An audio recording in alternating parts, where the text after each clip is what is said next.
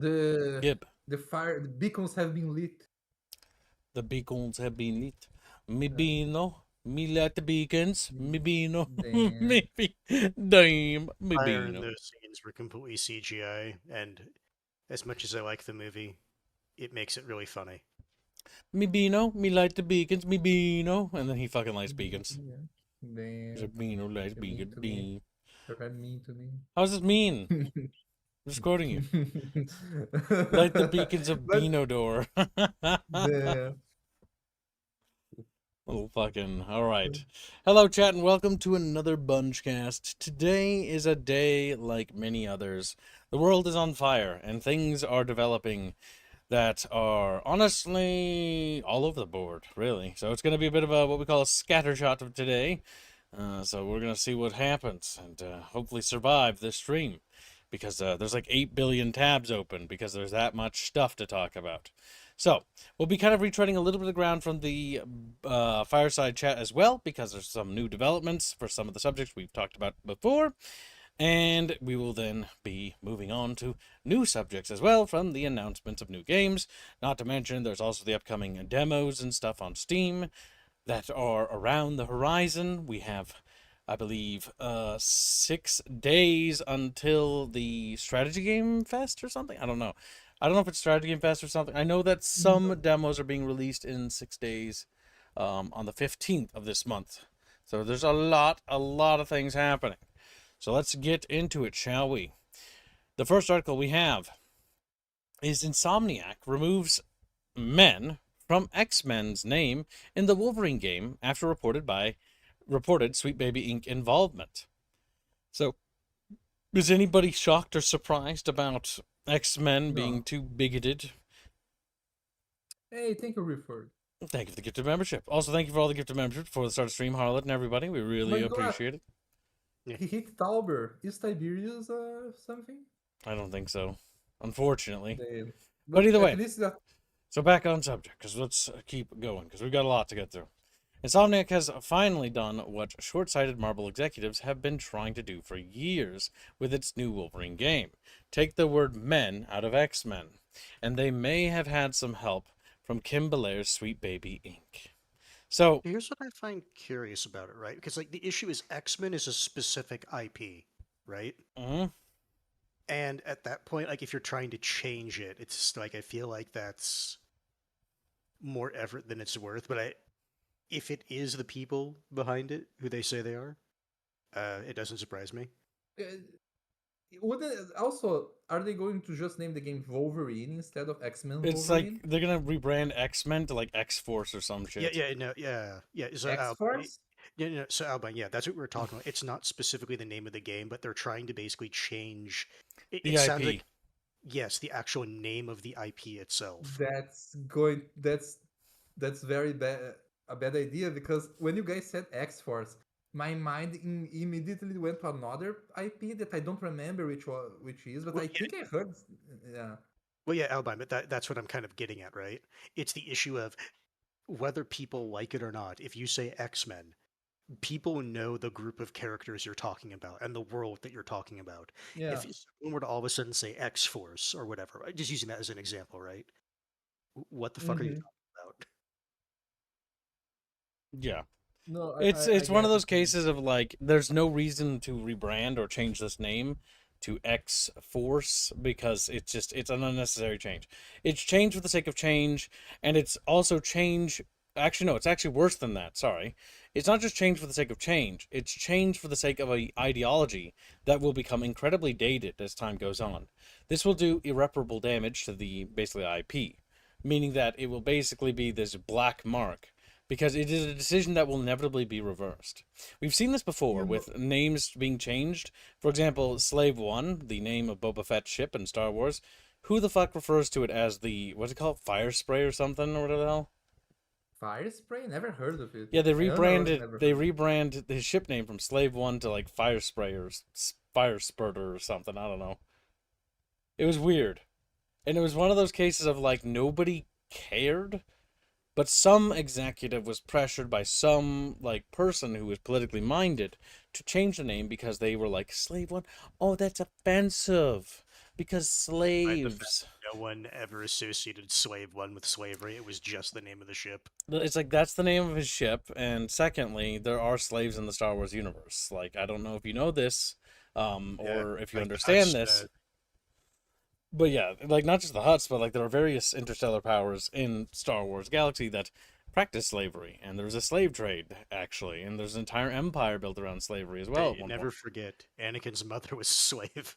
Yeah, so like it's one of those cases like this is a subject that's in Star Wars, and if you don't like that or you find that offensive, here's the reality: don't fucking watch it. If you don't like something, don't watch it. I know it's gonna sound absolutely wild and crazy as a concept, but for instance, if you look at what was it? That one show that Netflix did or whatever.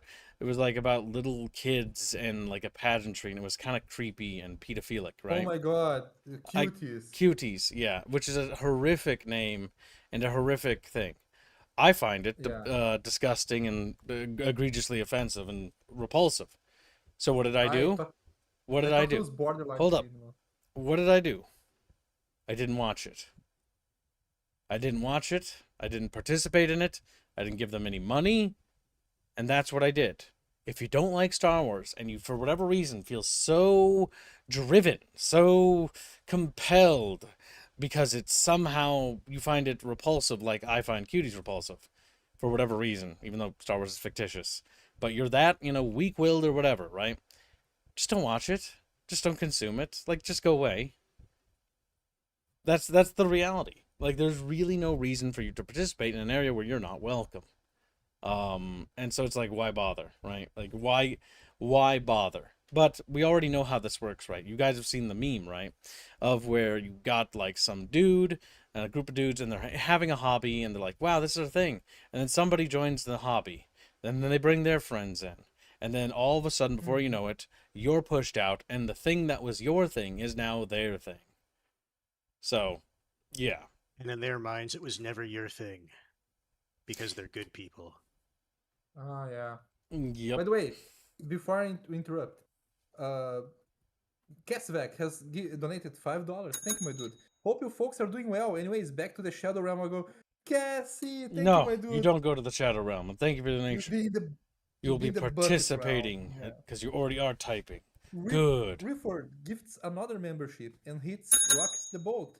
And he says, hashtag hands shite cookie.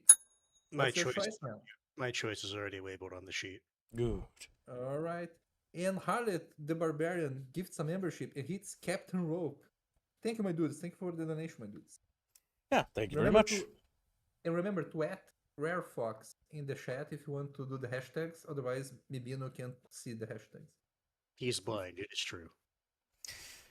But yeah, so it's one of those cases of like it's nonsensical. It's one of those, again, it's people coming into the setting that are trying to effectively push people out. And honestly, I'm surprised it's taken them this long for that to occur. Cassie says, Kib, that's the model of ship. Oh, he's referring to the ship stuff. As only two were made. Legends lore as Boba stole technical specs. Yes, because there's also a video game about that. And it blew up Yep. the factory that could build it. It is somewhat fair to say that the ship is the fire spray. It is at the same time, but it isn't called that. It's called Slave One. And Yep, because in the that's its video actual game, name. That's yeah, in actually the not video only its name, but it's been that name before. for years. For many, many years, yes. They've been trying to change the name because they find it offensive, and that's the real crux of the issue. Again, change. This opens up the philosophical question of, is a retcon bad? Now, I know the counter argument to my stance is always going to be, if a change is evoked and made to a setting and it's retconned, and the end result is good, then that was a good retcon, is the argumentation. I argue against that because I think that changing something like that is just a principle, like bending. Like if you bend that principle, once you cross that Rubicon, so to speak, you've already initiated change. And then so what will happen is that that idea can be, not that it will be, but it can be continually changed so that it's indistinguishable from what it was originally or unrecognizable. And so when you do that, you have to ask yourself, and this is what I ask myself, it's like, if you really must retcon the story because you need the story to go to a different direction, perhaps, and listen carefully here, but perhaps maybe you should write a different story. Perhaps Maybe a different setting. perhaps Yeah. the story you're writing is maybe it's time for it to end. You know, it's one of those cases of like, you just gotta let it go. So it's just one of those, you gotta move on. So when you make a change and the change is for no reason, it's like, why do it? And this isn't even a conversation about X-Men anymore. We're talking about Star Wars. And we're not even talking about Star Wars, we're just talking about stories in general, actually, philosophy about retcons. A retcon, in my opinion, is ultimately not a good thing. It's a failing in writing. If you have to do a retcon, it's because you didn't plan your story accordingly or properly, and you failed as a writer. A retcon is a sign of failure. It is not a good thing. It is a failing. And that's honestly how I think it should be viewed. Does that mean that all retcons are bad? Not necessarily, but I'd argue that most retcons are a sign that there is something bad. Bad, incompetent writing, lack of direction, lack of coherency, the inability to stick to the beats, the changing of writers or the changing of guard. You can see this happen in stories like with Mass Effect when one writer leaves and another writer comes in and the writer wants to take the story in a different direction. And then all of a sudden things start to change fundamentally, and it creates a wobbly effect where the end result isn't lined up. Or you'll notice sections of the story from previous iterations under a different writer are now outright false, where they talk about things like in the case of Ilos with like the revelation that you have there. No, almost everything that you learn there is actually not true, and so it's one of those cases of like, okay, well then why? What was the purpose of that, and why would that thing lie? If you're retconning it, then you have to also retcon with the understanding that the previous work is going to be affected. So you're insinuating that was all a lie. Well, why did it lie? What was the purpose? What was the goal? And that's the ultimate thing. Because we're not talking about XCOM anymore, Blake, or XCOM, sorry, X-Men. The subject's now drifted. We're talking about retcons in general. In general, yeah. X-Men is irrelevant at this point. I mean, we've already kind of graced the subject before, and a change for the sake of change is one of those cases of like, it's not a good look. But now that we know that Sweet Baby Inc. is involved, to wrap up the conversation on this, it's done for woke and political reasons. Sweet Baby Inc. is a poisonous company, and being involved is bad. Moving on. Go ahead. No, if you have one more thing, go for it. No, it's very quick. I still think that something is not even political. I do agree with you. Like one time you said that like, oh yeah, like China is doing what some political things do. That like, I'm going to pay for an organization to go and sabotage my opponents. And like because I think it is really funny that like Marvel Rivals is a Chinese game. The game I think is meh, but like it has the bare minimum as entities in there that every game used to have. But because the games nowadays they all have these like Sweet Baby Inc. types, they don't have it over here. So people are like praising China for no reason. So like I do think there's a little bit of like sabotage, quote unquote, at play here. Well, there's always an external factor. All Plague is saying is that the article title is misleading. It's not renaming the X-Men, it's Team X, which is a different thing. That's all he's wanting to mention. Yep, but we moved on. So now we'll review the X-Men gameplay again. Now this is, I think, the same sort of deep dive we looked at last time, so not a whole lot's going to be particularly different, but we need to talk about it because we'll be going through all the games of interest I've already selected. Now bear in mind that this is based on a thing of my own choosing, what I know you guys like and stuff like that, so there's some biased nature into the selection here. Let's see if we can find the one that got away. He looks so goobery. It's great. Scary lead.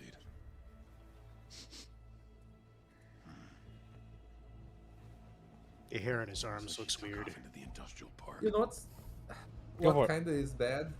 Wolverine is so OP that like I think it's going to create like a little bit of this cognitive dissonance when you die in the game because like I'm Wolverine. There's just a box of blue stuff there, which indicates either it's looty bits or explosives. Now, when we watched this Probably before, you'll also gonna notice something relatively interesting here. The designs of these guys are incredibly cyberpunk-esque. Now, I believe this is a PlayStation exclusive, if I recall correctly, because I believe Sony has gone back on it, but I don't remember 100%. So correct me if I'm wrong. They went back. Yeah, the new exclusives are not coming to PC because they realized everyone was just waiting for them on PC instead of buying the PlayStation 5. I don't think it's going to help them in the long run because I'm not going to be polite. This game looks very generic. The gameplay and combat, it looks like Arkham style, right? It's your standard block parry dodge system. I mean, it doesn't do anything particularly new here. It looks like it's got your like parkour system. Granted, this is a hyper scripted thing. We also got white bird shit paint to denote locations of interest where you can jump, which seems to be a common trend in the industry as well. Not today, Bob. Now, this is a hyper linear section, I will say. And again, they're doing it because they want to give the theatrical thing. There you can see the one race swapped character. That they use that random black one with the huge cow eyes in this as well. And I have to point out the fact she's huge cow eyes because like everything. Because her eyes are incredibly distracting. Yeah, but it's because she's a mutant. Yeah, but she looks like that in real life, though. I know, no, I was making a little joke. Oh my god, tag. Do you also like how Wolverine, like the male character, is very attractive, but the woman is incredibly like lame looking and also kind of has a bit of a man face? She looks like transitioning. That's what I'm going to say. It's again because I think it's all because Sweet Baby Inc.'s involvement here. You're not going anywhere. Because from what I know from X-Men, and I don't really care for the overall setting, but I've got a lot of friends who love this shit. The women are fucking gorgeous, like heart-stop fucking like beauties. Like it's not a joke, and the men are attractive too. Not all of them, not characters like Toad, but you know what I'm saying. Somebody kill Toad, please kill Toad. Toad. I posted a comparison between the Jean Grey in this and the Jean Grey in the Marvel Rivals on the chat of the stream.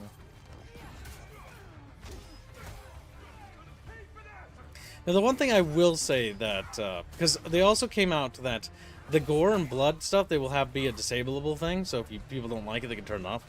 That I don't think is inherently bad because that's a quality of life thing. Some people just don't want to see it.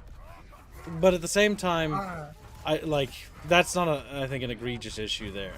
Options and choices aren't bad. I know because as a kid, if you've got parents that are not very big on like violent games, I mean this game's gonna be violent.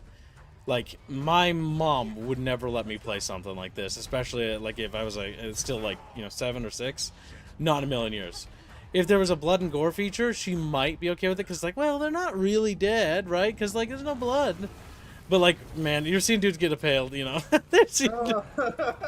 just sleeping. They're just sleeping. Stabbed one of his claws into a dude's head. I know. You could see it protruding in his skull, top of his skull. Maybe it's it's an unpopular opinion, but I never liked Wolverine because I don't like characters that have no stakes and don't make sense. He does. A lot of it comes down to how does the writer use it, and the issue is Wolverine is kind of like dwarf in the setting. No, there's also the issue that I always had is that he doesn't have super strength, but he has like a very, very, very heavy skeleton inside of him, and he does great super mega jumps that the other people can do. And it's like, yeah, but he doesn't have super strength. How does he do? I think Wolverine has super strength, doesn't he? He's got enhanced strength. No, he has regeneration. No, he's got enhanced strength as well. He has to have advanced strength. Almost all characters have some form of advanced strength. That's not super strength, but like his big thing is his healing factor, yes, but he does have. Yeah, because you can see his flesh regrow. I do like how his clothes regrow. I think Well, if you that's also- kind of Oh weird. yeah, that's supposed to grow too. Yeah. I think it would have been a much cooler touch if when you do a mission, your clothes actually have persistent damage. Now, Yeah. when he would grow, he'd be like very naked. Now, I will point out that the hypocrisy here that, would they do that to women characters? I would. Would they? That's what matters. Because ultimately, Yeah. not to be mean, Bino, but you don't matter. When it comes to the decision making, just like I don't matter either. I'm not in charge of this company. I don't make any decisions. But it is a biased thing that these guys do. When I mega reach, my female character will have her clothes to rip off even if you don't take damage. Damn.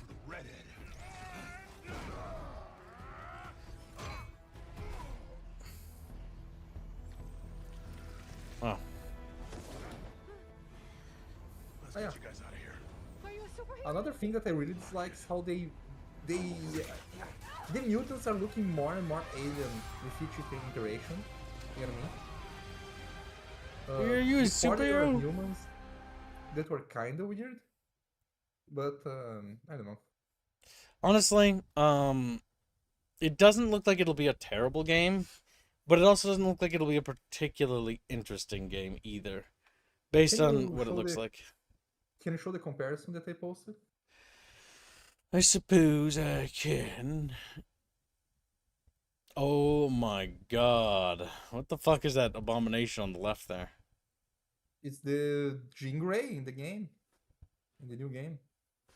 It's from one of the trailers apparently. Fucking A. She looks like an old, washed up, 50-year-old woman who's, I mean, smoked too if many this was, cigarettes. if that was the age of the actual character, yeah, she would start to look like that because she's old. Now that's funny. I may not like come- Marvel Rivals, but the Marvel Rivals at Yeah. least seems to get the characters' visual aesthetics correctly. Like the men look attractive, the women look attractive. That's kind of how it's supposed to be. I think Marvel Rivals was the first time that the Squirrel Girl was actually popular, even though they have been trying to make her popular for years now.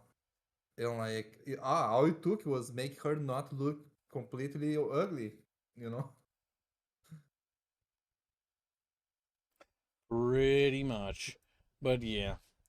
Gotta hate unskippable as English good. They're good for you. So yeah. Moving on to the next thingamajigger. As we've now finished the X-Men stuff up. There was a bit of a silly willy done by Good Old Games. Good Old Games did a little bit of a whoopsie poopsie. They've announced a statement here that says, "We are sorry for today's newsletter. We made a series of mistakes. We created an unfortunate visual association by placing runes incorrectly. We used the wrong logo for the end of the sun. We did not check the display of the newsletter on mobile devices, which came out worse. And we didn't port the feedback from our German QA to other languages. While half our email base received this email, we stopped the send out as soon as we noticed the error.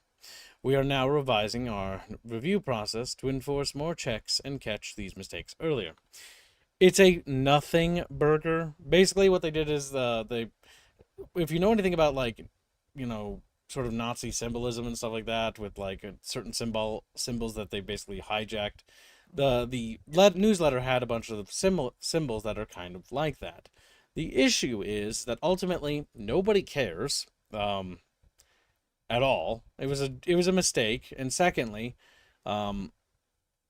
these symbols were hijacked by a Yeah, organization. they predate the funny man. Yes, I mean Yeah, they predate the funny man. Nazis are almost like the thing of it is almost 100 years old.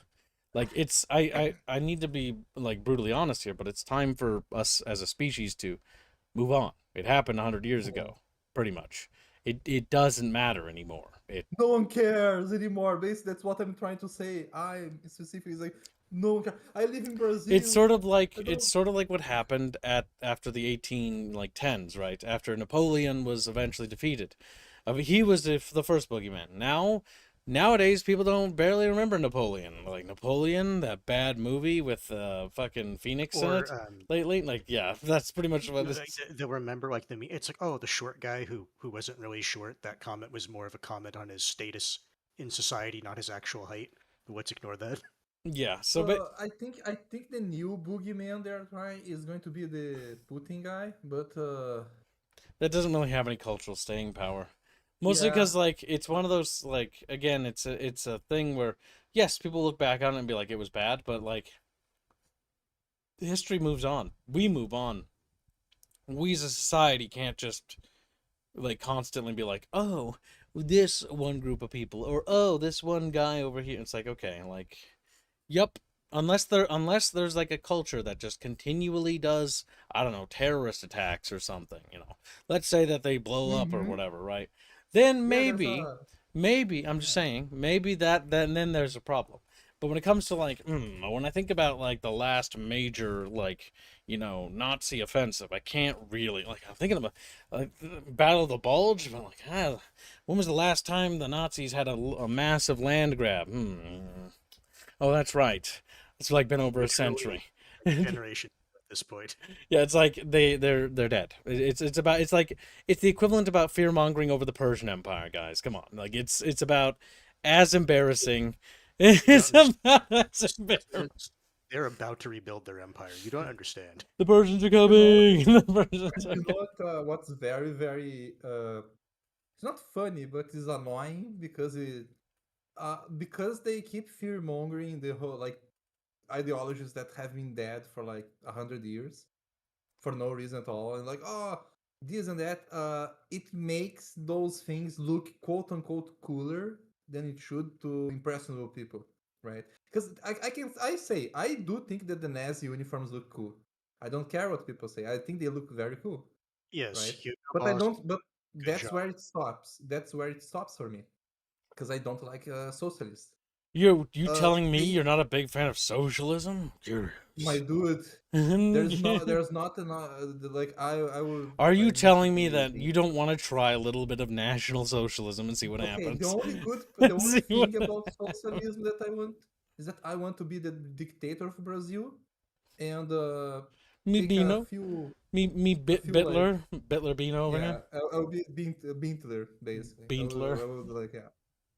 But like jokes aside, but I see a lot of like I would say the word tarded people, right? They go like, oh my god, Nazis were cool and this and that, and like my dude, they were just commies with another extra steps. You get what I mean? Extra And they're steps. like, we had like also, did you guys know that the reincarnation of the mustache guy got arrested in Brazil? There Damn. was a crazy guy that claimed he was the incarnation of the mustache guy. And no, he wasn't white at all, you know? So, like, this is the kind of shit that I say. Like, people keep mystifying the Nazi, and, like, targeted people go, like, oh my god, maybe I'm Nazi. It's like, oh my god, my dude. Maybe real socialism's never been tried. Like, Maybe. curious. And then, like, we try socialism, and then the bucket is like a dead fish.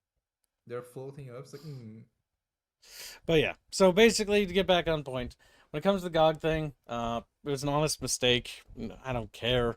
I know you guys don't care. Good Old Games is a platform. They got a lot of work to do, but of all the things to criticize GOG for, this is obviously not something that is. I don't even consider it a honest mistake because it's not a mistake at all. It's just a goddamn. I mean, they're just Slavic symbols. Like, who cares? Like It's just Buddhist. because It's they were Buddhist. hijacked by some ideology. I think we can nip this in the bud by saying a symbol carries the weight that you ascribe to it, right? And it's like if a symbol is, like this is a Slavic symbol, you can try to hijack it, but ultimately it is, a Slavic Right? symbol. Yeah. There's the Buddhist swastika is the one that I saw the most because I do like reading Eastern cartoons and comics, right? And there was a guy that like was the reincarnation of Buddha in one of the comics that I was reading, and whenever he punched, there would be a Buddhist swastika in there. You know what I mean? So like, That's I don't funny. think it's weird. Cisco Hey, Star's been a Cisco member for Star, 30 be a months and member. says, yes, the schnazzies looked cool, but let's not spleep on the style that everyone was rocking. The Reds were a bit plain, but the US, Brits, and Japans had it. Yeah, I'd say that the Allied powers had some cool stuff. Like, everybody looked kind of cool back then. They had some cool visual aesthetics. I mean, fashion was a very different mindset back then. But that's neither here nor there, and it's time to move on. So, next up we have is another ugly picture. Woohoo! So, this is basically the Spider-Man game. And, yeah. This is apparently one of the developers of the Spider-Man game. Basically self-insert themselves into the game, and let's just say the uncanny resemblance is real, isn't it? Yeah. Yeah. You know, it's funny. Funnier, Like, even down to the smile, where from our perspective, the right side of her mouth is a bit higher than the left. you know, it's funny.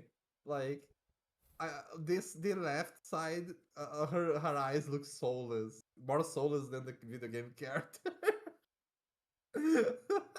Also, like the little LGBTQ like logo on the fucking Insomniac shirt she's wearing.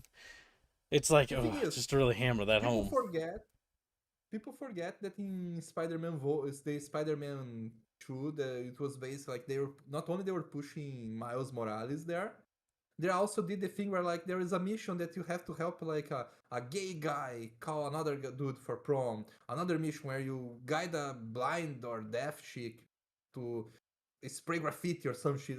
Like they have a bunch of like retarded gay missions in the game, right? I wonder if Wolverine is going to, I don't know, help I don't know, like Well, they're going to obviously the have that kind of bigots stuff. are going to be hurting the poor gay trans mutants, and so you gotta kill them. Yeah. Oh my god, and Mhm. Cyclops is the evil white man. That's the evil mutant, and he like tears a hole to one of the gay people to with the eye laser. Like, goddamn. Either way, like it's one of those cases of like it doesn't really matter. All that really matters is pointing out the symptom. And the symptom is quite simply you notice things and there's patterns. Patterns exist for a reason. Once those patterns reveal themselves, you can pretty much ascertain what their true motives are. In the case of Spider-Man, in the case of Insomniac, we know that they work with Sweet Baby Incorporated, and we know that Sweet Baby Incorporated is politically motivated. And so from that, we can safely deduce that it is already hijacked, and ergo, it is a lost cause. Simply put. Mm-hmm. But yes, carrying on. Speaking of lost causes, we've got a beautiful picture here. So, we have talked about this before, and we're going to be broaching the subject again because it is relevant. So we're going to go hit the nail again on the God of War thing. I know it's quite buried in the wood by now, but got to really drill that sucker home. So here, this is the actress that they basically hired to model the character after for Faye, right? Here's the issue, right? What in God's good name did they do to her? Is this Migo? They basically hyper-uglified her. And it's It like looks they made her eyes bulge. Like, yeah, they made her eyes bulge. They've given her this like massive landing strip on her forehead so you can land planes there. They've done like they've ruined her cheekbones. They've destroyed her jaw structure. They fucked up with her nose. They've destroyed her mouth. they have been doing that kind of shit for quite some while. I think the first time I actually noticed like something like this was actually in a movie from Disney where like let's make every non-diverse women be very ugly, and let's make the one black girl that's the main character. Let's give her like this super mega Disney face, right? So she looks prettier than everyone else. It's like, I see. Yep. I mean, Forspoken did that too. If anybody Yeah, remembers that game, it was very yeah, but forgettable. she was also first. She was so insufferable that like, Yep, I oh know. my god, I know. But yeah, yeah. so the thing here again is that you can see the disease, we can see the symptoms. The symptoms are present. They hire the actress and they do go through the steps, but somewhere along the development process, somebody intervenes. Somebody gets involved and stops this from being made manifest into this. And this is basically where Sweet Baby Inc. or basically a third party comes in, and they come in and go like, ooh, like, we need to change her. You got to make her look like this, you know. And we learned this as well from Star Wars Outlaws, where Ubisoft developers were working on the game, and they had this attractive looking female model that they had based their character off of. I think her name was Kay or some shit. I can't remember. The game was very forgettable. And then they were like, okay, we have to change the model because we've been mandated to by upper management, but we can in-house work with her as this. And then they turned her into that weird, like, crack-riddled, like, almost, like, emaciated person that she kind of became, where she's got, like, sunken cheeks and beady fucking eyes that look like, you know, she's from the pits of Mordor or some shit, you know? Okay. You know, another thing that you mentioned, Star Wars. Remember that Star Wars game that had this Jedi thing, the Jedi Survivor or whatever, Jedi, the Souls like, right? People complained about how, like, wait, how do you guys have like a face mocap and shit like that, where you can see like the exact face of the male character, and the black Jedi girl, she looked like, exactly like her actor in real life, her actress in real life, right? Because when the actress in real life is mega ugly, the game character in game is perfect, right? Or when it's a male actor that looks good, the model in game is 1-to-1. Whenever it's a pretty girl, it looks like she was run over by a train and then like burned a little bit for good measure. You know what I mean? So, Mm-hmm. yeah. Yeah, no, I get you. But it's one of those Yeah. cases of, again, obviously somebody is getting involved in this process, because it's very clear that they are going out of their way, the studios are, finding attractive women to get a model for, and then this happens, right? This is wrong, is what this is. In a perfect world, this woman here, if anything, they can actually make her, like, change her to be even more cute, or like younger slightly, or whatever, or give her bigger tits or some shit like that. But instead it's going in the inverse direction, where it's like aging her up even further, and adding wrinkles, and basically accentuating flaws, and honestly removing any beautiful qualities that she does have, in lieu of, like, you know, having any sort of substance. So it's one of the cases of, again, somebody is getting involved here. It's obviously a third party or somebody in the studio, and it's obviously, we already know it, it's for a political reason. Yet again. So, let's go to it. Little Spider Pig's been a member for 34 months. It says, Carthago delenda est. Bino delenda est. For Ratvia, Grub. Thank you for the donation. Very generous. But yeah, Carthage is, long gone. I don't care. Like, they're much like back on that other subject. Like, who cares? They're gone. Like Romans, they're also gone. They're not around. There's ruins of them, like, and evidence of their existence, and even of Carthage, technically, especially the old port. But it's very hard to see nowadays. But yeah, either way, it's one of those cases, back on subject, where you've got third parties getting involved. Now that's going to lead us to the next video. Now, we aren't going to watch the entirety of this because I don't care, but we'll watch a portion of it. Because we already know that this isn't a God of War game. And to be frank, it hasn't been a God of War game since God of War 2018, right? Since they made it Dad of War, which is literally, again, it's a fundamental misunderstanding of the character. They don't want to tell a story about Kratos, and instead of writing a different character, well, they can't do that. They have to make another God of War thing, writing the IP. They're going to hijack it and change it to make it something it's not. Also, Kratos was a guy that didn't deserve like redemption. Like, I don't care. Like, he didn't. He killed innocent people. He killed everyone. He killed God. He killed gods that basically brought about the end of the world. Yeah. Yeah. And then they sort of just pretend it didn't happen. I was only in Greece, so it's fine. Yeah. Only the Greeks are gone. And I'll be real, I don't give a shit about, like, the Norse stuff. I think the Norse stuff is super westernized in a bad way, or what do you call Hollywoodified. It looks like a Marvel You can just say telenovela. you can just say flanderized. Yeah, Flanderized. I think Norse mythology is kind of cool, but Norse mythology is often Flanderized by Hollywood to be this thing that it isn't. Because Norse mythology and Norse, like, the old paganistic ways were fucking horrific. They were brutal. They were, there's a reason why, like, the Christianization of Scandinavia was a net good for them as a whole, as a people.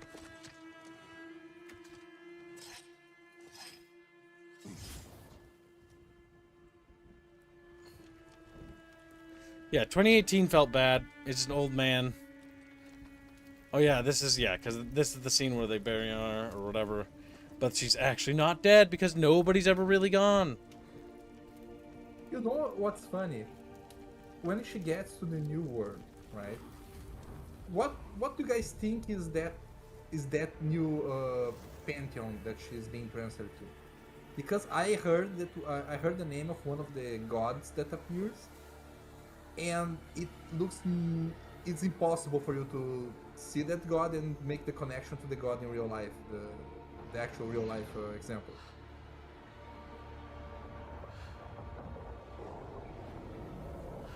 Again, it's one of those cases of like the story should have ended with God of War 3, really. Yes. Like continuing it was clearly a mistake. Oh god, she's so ugly, holy fuck. It's because The Last of Us was a success, even though the game is garbage, you know what I mean? And then every game after it became The Last of Us for Sony. Even though the first one was already bad.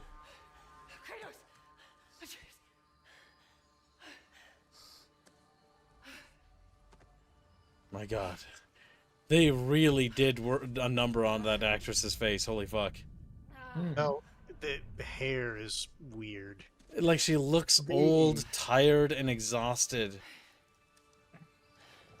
Photorealism has been a net bad for the industry. This is not even realism, this is like... It's uglification is what it is. Or enchitification, yeah. Yeah.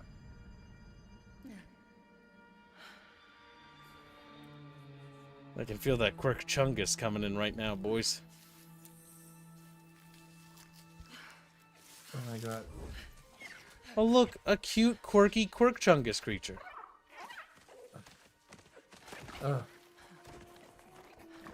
Isn't it cute, derpy, and dumb? They are trampling over my childhood, and I don't want to... Yeah. Unironically, like, I met people that are God of War that tell me they were God of War fans since the beginning, and I almost beat myself over it because, like, oh my god, how can you play the PlayStation 2 and 3 game and then see this and be like, oh my god, this looks amazing. Like, in the first God of War, Kratos starts the game by jumping off a cliff to his death because the gods of Olympus abandoned him. And then, like, he goes to fighting hydras and monsters and shit like that in the 1 minute. This definitely isn't the life. Okay, yeah. Look, random geometry. Upside down quirk chungus water. Random fox. Yeah, there's a random fox over there. Oh. Yes, this really reeks of Norse mythology right here. Curious. Apparently, she's going to encounter Sekhmet soon. And Sekhmet is a Egyptian goddess, but I thought she was Hindu. I think this was made by AI. I'm going to be very honest. I think they are using AI to make games to help make like the art styles and the directions, because the enemies all looked Hindu, you know. So that's why I thought, oh, she's going to kill the Indian pantheon. At least that would be a kind of funny thing, but no. That would be funny. Yeah. You kill the last Pokemonster or whatever now, it is. This begs the question, right? If this was made a decade and a half ago, 15 years ago, back in God of War's like zenith, its height, right? She would be beautiful. She'd be a gorgeous woman. She'd also be a divine like goddess, and she'd be like super powerful and badass. She'd be like fighting cool monsters and ripping them to shreds, right? There wouldn't be this weird quirk chungus like creature here. You know, there's like so much different. Like it reeks of Disneyfication when you have like animals like that. It reeks of AI. Like what even was that plant? It's No. See, we can't even I know AI is bad, but we can't even ascribe this to AI. This was done by human hands. Like, we have sinned. We have committed a grievous They error. are not We human. can't. There's I'm sorry, Bino, but we gotta accept reality. It's painful, I know. no. They are not human like you and I, Kibbs. They lack the spark of divinity that God That infused transition into was us. pretty bad for the armor that she put on. It was really pretty bad. But like, It was very obvious. It's like no armor, now armor on her. How about a way out? when in the first God of War, you see like the Hydra in the beginning. You see the Minotaur. Over here, you see a flower monster. Okay, is she got an MMO like? Because that sound looks MMO-ish, you know what I mean? It also doesn't feel like God of War anymore, does it? Oh my god, it's a cube. It's a Quirk Chungus cube. From here. Haven't you seen the Reddits, my dude? Did you? We gotta did you get our guys see Quirk that one Chungus game going. that had a? There was a game that came out that had a cube on it. That was the main enemy, and like it was a live service. It died so fast, no one heard of it. My god. Like, what is this? And why does it have the name God of War on it? The more I look at it, the less it has in common. Safe. Now, granted, if you look at God of War 2018 and God of War Ragnarok, you'll get the same feeling there. Now, remember, when they made God of War 2018, notice how I have to call it 2018. That's called erasure. They are trying to erase the identity of the previous titles by erasing the foundation, by basically making it so that when you type in God of War should pop up the new one, not the old, problematic one. That's disgusting. It has, misogynistic views and offensive things. You know what's the worst part?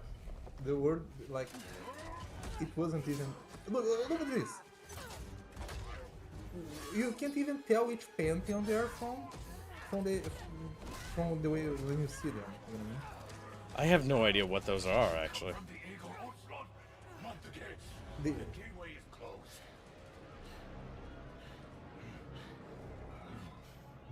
Is that Aztec? no, I think that is that's Sekhmet. That's the girl one is Sekhmet, and Sekhmet is an Egyptian goddess. Does this look Egyptian to you? This looks Indian to me. I'm Also, sorry. This looks Indian. we don't know a whole lot about the Egyptian mythos, like, truly. All we know is, like, Yes, the Greek because- accounts. And because remember, the Egyptians. Oh my did not god. write down their worst aspects. Is this They did- Shrek? Like, they're rounding up the magical things? Oh my god. Hey, he threw the. Did you see? He threw the quirk some chungus on the fire. Look, We lost a Quirk Chungus. he nice.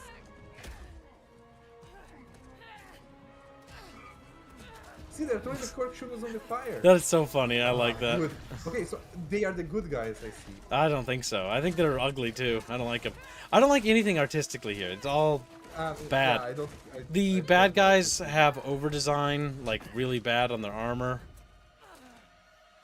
The floating heads is just not a good visual look. Really, that's Egyptian? Well, the statue was Egyptian, definitely.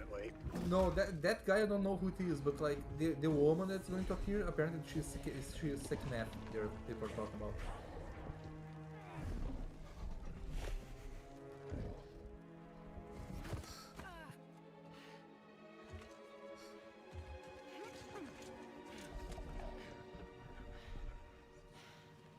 I'll make my own God of War game.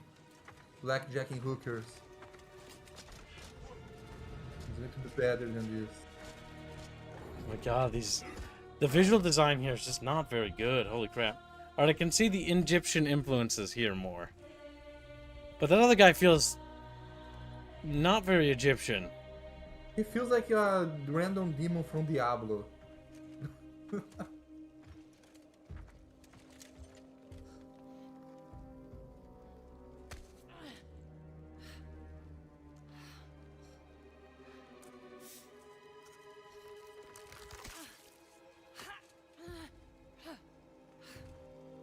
Another mask.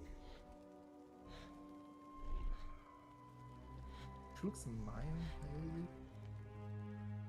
maybe. The headdress is kind of Egyptian.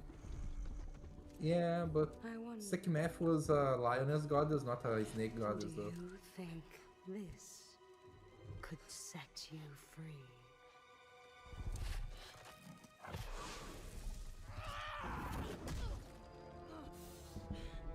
My God. Like, I'm watching this, my dudes, and I'm Wait, like, wait, what look. is this?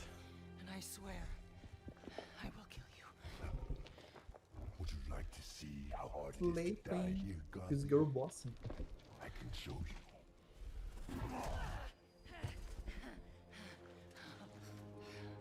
You can't keep me here.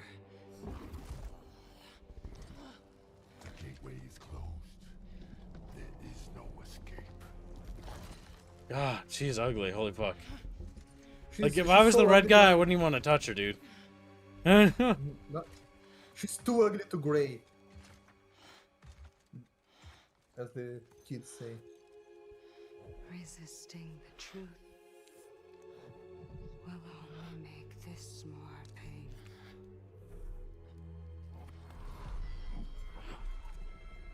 MacGuffin? This is pain, chat. Giant fucking telescope. No, Betsy. I will handle that problem. You deal with our new pet.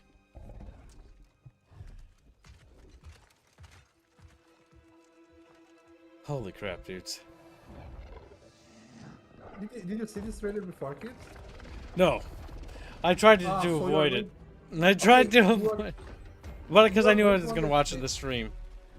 You are going to understand why I say this looks like an MMO made by AI, like AI shit, in a little bit. Well, the thing is, like, the art direction of this game is bad. Like, No. It's well, going to be worse. it might be worse, but it doesn't matter. Like, right now, it doesn't look good either. So, like, the point still stands.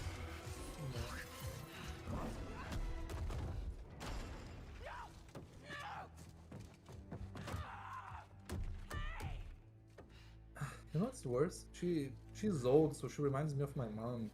Fuck. And then like I don't want to see my mom like fighting and shit like that. Okay. I think they're gone. Just be careful. Oh my god, that's terrible. It's a gelatinous cube, kids. Fresh air. Oh, It's a you're wholesome gelatinous different. cube. You're a cube. Talking. A talking cube? I can't believe you just talked. Oh my god. Did he just say that? Did he just talk at me? With his mind? With his talking sword? Oh my god, they just said that. That just happened. Ribbons, obviously. And my name is This dialogue reeks of that. Yep. The cube is Frank. That's a very Faye. non-Norse name. Okay. A way out, but you're not even all here. Of course I'm not here. I'm dead. You have to be dead to come through the gateway. It's like you're holding something back. This isn't working.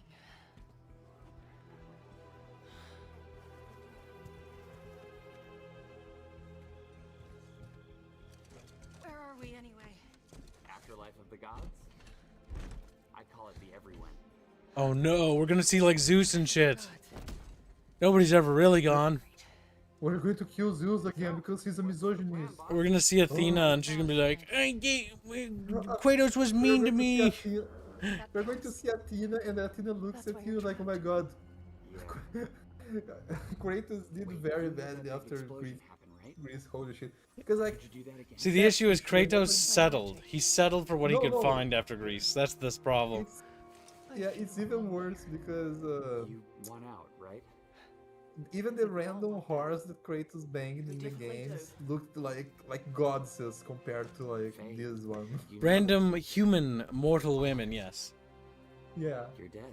and it's funny that people are saying that there's a rumor that Focus. it might come out that like, oh yeah, like she cooked Kratos or something because some dialogue from the other God of War. What the fuck? She cheated on top of that? That'd be terrible. Somewhere else. No, like because there is a dialogue like what your mother did before me, it's her business, right? And so people are saying like, oh, imagine if she cucked Kratos and Atreus is not his son. It's like that would be kind of funny because the new God of War guy is a cuck in real life. So that. What are you talking about, Bino? What the fuck? What were you thinking of? I think he's just rambling. Yes. Promise. Okay, we'll take it.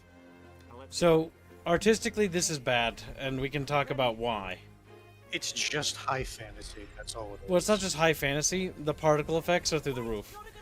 That's why people are ascribing this to AI. It's just sparkly shit. It has no vision. It has no artistic direction. It looks like Forspoken magic. Do you remember the Forspoken magic that was just sparkles? It kind of looks the same to me. And then he's gonna poof away.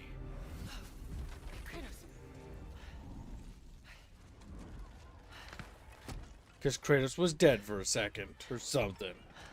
He was.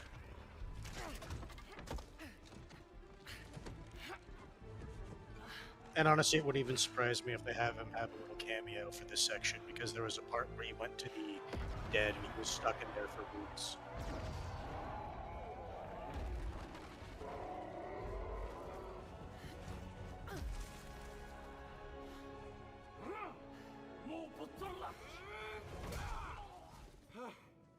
Quirk Chungus Cube! I Reddit! think you should give her the sword. Oh my god, it's the Reddit cube. How do I know I can trust her? I'll give it back. I promise. They are so out of ideas. Take it. Oh my god.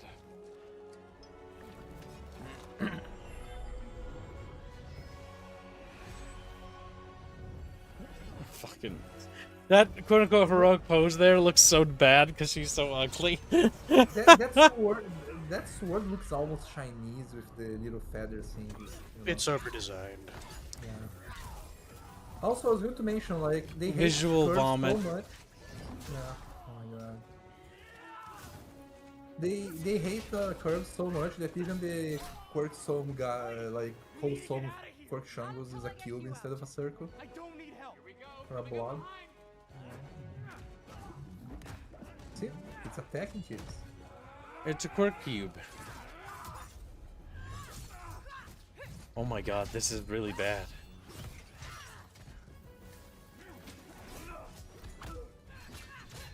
It's genuinely impressive.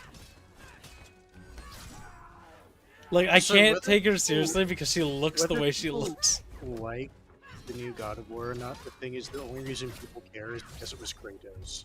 You have no connection to this character, and even the last game, she wasn't in it. Well, the last game wasn't received well. Got an idea on opening It was. No, the thing is, unfortunately, the last game apparently was received kind of well. by Bino, the non- most of the people tapped out ages ago. I got a promise to keep. Fine, but lady, that sword, it's more than you think it is. This gives a great argumentation as why stories need to end after a certain amount of time.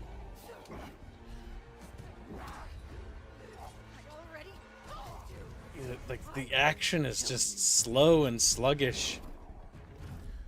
Don't make promises you can't keep, Gotham.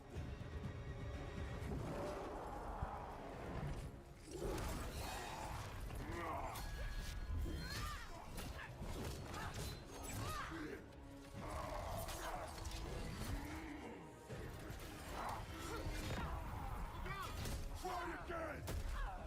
Faye, focus! Traitor! I will wrench you sweat by sweat! I can't take the cube seriously at all. I can't. It just bounces in the fucking scene, slides around. It's so visually distracting and jarring that, like, I can't even look at the fight besides just watching a cube, like, sludge away and then ribble-robble back into the battle. Oh my god, that's so bad.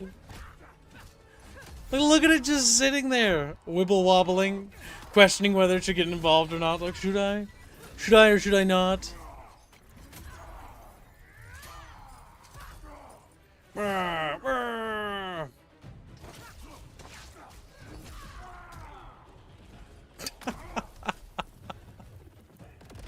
it's terrible.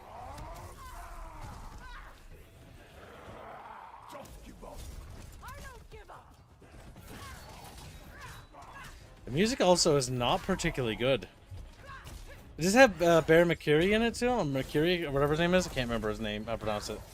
He actually is a pretty good composer, and they had him in the previous God of War. I didn't listen to any Ragnarok's tracks, but the 2018 has some good songs in it. And that's because, again, the composer actually knows his stuff. If you're not familiar with his work, he also worked on Battlestar Galactica, which, again, also had a really phenomenal soundtrack.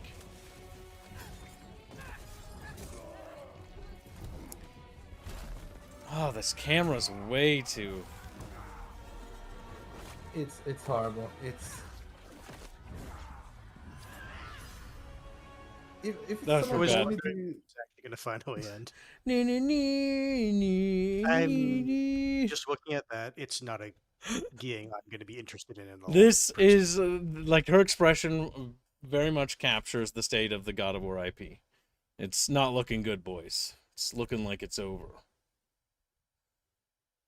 This looks really bad. So, chat, what did you think of this? Do you think that God of War is going down a direction that seems like it's improving? Or do you think that it's more or less suffering from the problems it was already suffering from? Kind of like it's overstayed its welcome. Because that was, when I tried to play God of War 2018, I went in and tried to give it a fair chance. And I did. I gave it a pretty fair chance. But I tuned out because I couldn't keep playing it. Because it just wasn't good. God of War 2018 sucks. It fundamentally sucks. It's got Quirk Chungus Reddit tier writing. The writing was abysmal. It's got this just like lack of anything. Like any substance. It kind of like insists upon itself.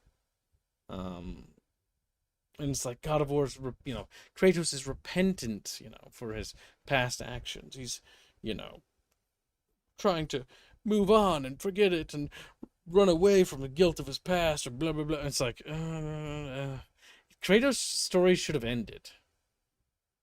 Kratos should be died. burning in hell. He died on Mount Olympus. Like, he brought the Greek, like, what made God of War, I think, the original trilogy, and the PSP games and the other spin-offs okay in my mind, was that even the prequel is okay, right? Like, the God of War story is like, it's a Greek tragedy. It doesn't have a happy Disney ending.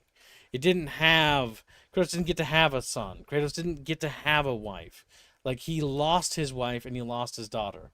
And so when Kratos gets Atreus and this is his new wife and, like, she looks like this, like, it's one of those cases of, like, nah, man. Like, his story ended. Like, the scene where there's a fucking QTE, and I think the PSP game or whatever, to push your daughter away because you get to Elysium. And Kratos, like, has to push away his daughter because he has to keep fighting and stuff like that. That had more impact than any of Atreus' story. Honestly, what's weird is that the story feels like Kratos' wife and his... Oh my god. I didn't realize how bad the visuals are, but her arm is actually clipping through the monster's arm entirely. I didn't even realize that till just now. Do you see that? Her forearm on her right arm is completely severed. Mm-hmm. Wow, okay. This is pretty lazy. Holy crap. Also, her wrist is I broken can on its tell head. you what they're probably doing is they're hoping people are more paying attention to the right side of the screen. Perhaps. But I would also point out her wrist is broken on the right-hand side of the screen. No, it's not. The issue is it's just clipping. It's not clipping. That twisted angle there where it's bent No, out. it's Your also wrist clipping. can't do that. It is clipping. It is clipping through his arm over there. I can see that. No, I already talked about that. Her wrist on the other side is broken. No, yeah, like It's the arm dislocated. it doesn't bend like that. It's Shouldn't bend. Like, I'm The trying to issue do is, that like- with my hand, and my wrist, I'd have to break my wrist to do that. I'd No, have the to thing is, break. kids, Either way. just saying, like, So, I want to see the. If you press see X to kick daughter, says Blake. Yeah, pretty much. Spartan kick new wife. Yeah, pretty much. It was pretty long. We watched the whole thing. Gibbs noped out when he learned there was 30 more hours. Yeah, because I thought 2018, like when I first started 2018, it started off kind of okay. It started off with that fight with that Balder guy or whatever. And that was okay. It wasn't great, but it was serviceable. And it's like, okay, I guess the slow wind up start isn't bad, but it never got better after that. God of War 2018 just got progressively worse as time went on. To be honest, like 2018 was. It was basically like the first time that they actually took a franchise I liked and they spat on it and they made me pay money for that and I couldn't get my money back. And I was like, oh my god. And then, Look at like, your face. it was a personal attack against me, me. And I'll never forgive anyone for that. Yeah. It just, I'm sorry. Like, this is not the new face of God of War. I know that's what they want. They want to get rid of Kratos, but like, my guy, like, this ain't To it, be honest, Chief. I think God of War as a whole should have ended like the It should end. like if yeah. The story's over. It ended a long time ago. They were trying to make they were unironically trying to do the Marvel thing where they have the Black Norse character that's going to be like the new face of the franchise together with his son and shit like that. But like a lot of people are like, wait, what? Why do you have a this? And like, oh my god, it was so bad. It was so bad. Man. If only you knew how bad things are. Jaffa got a boy new is new and mature. I do like how, so you know the first telltale sign was when they talked about in God of War 2018, or was it Ragnarok? I can't remember.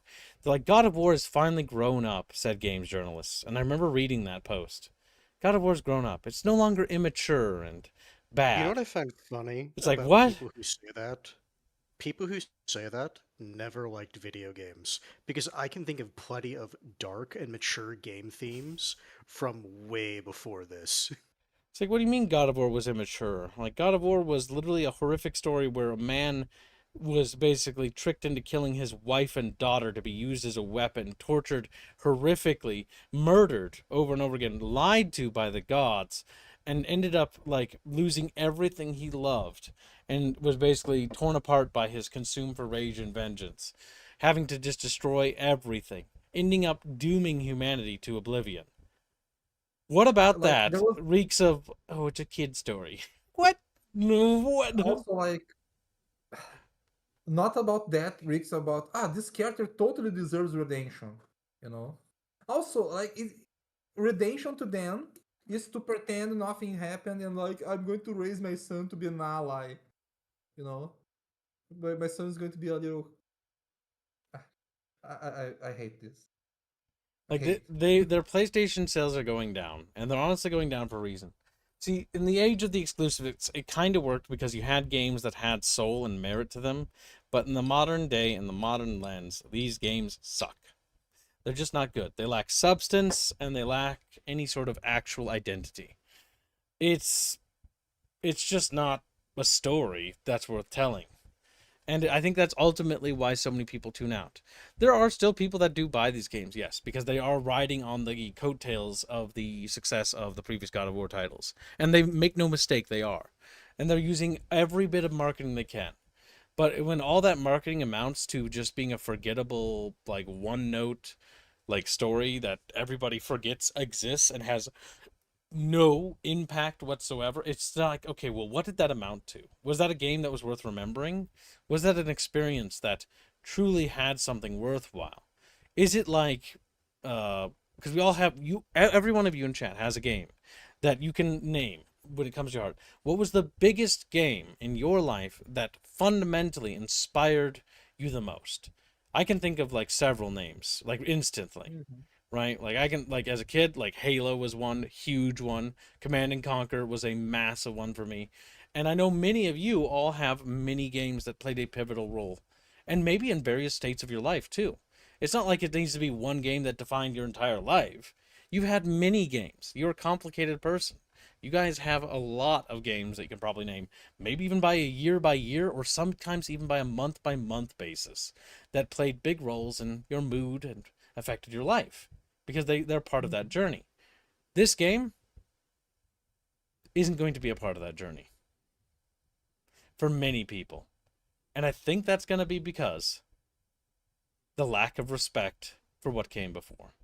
Because when you say stuff like, oh, God of War's grown up, like, it really just like, okay, well, so what we're doing now is we're insulting what made God of War get to the point it is at now by spitting on it and going, puh, fuck the past, kill it if you have to. And it's like, okay, that's a weird, very awkward thing to do. The past is what made you, your legacy.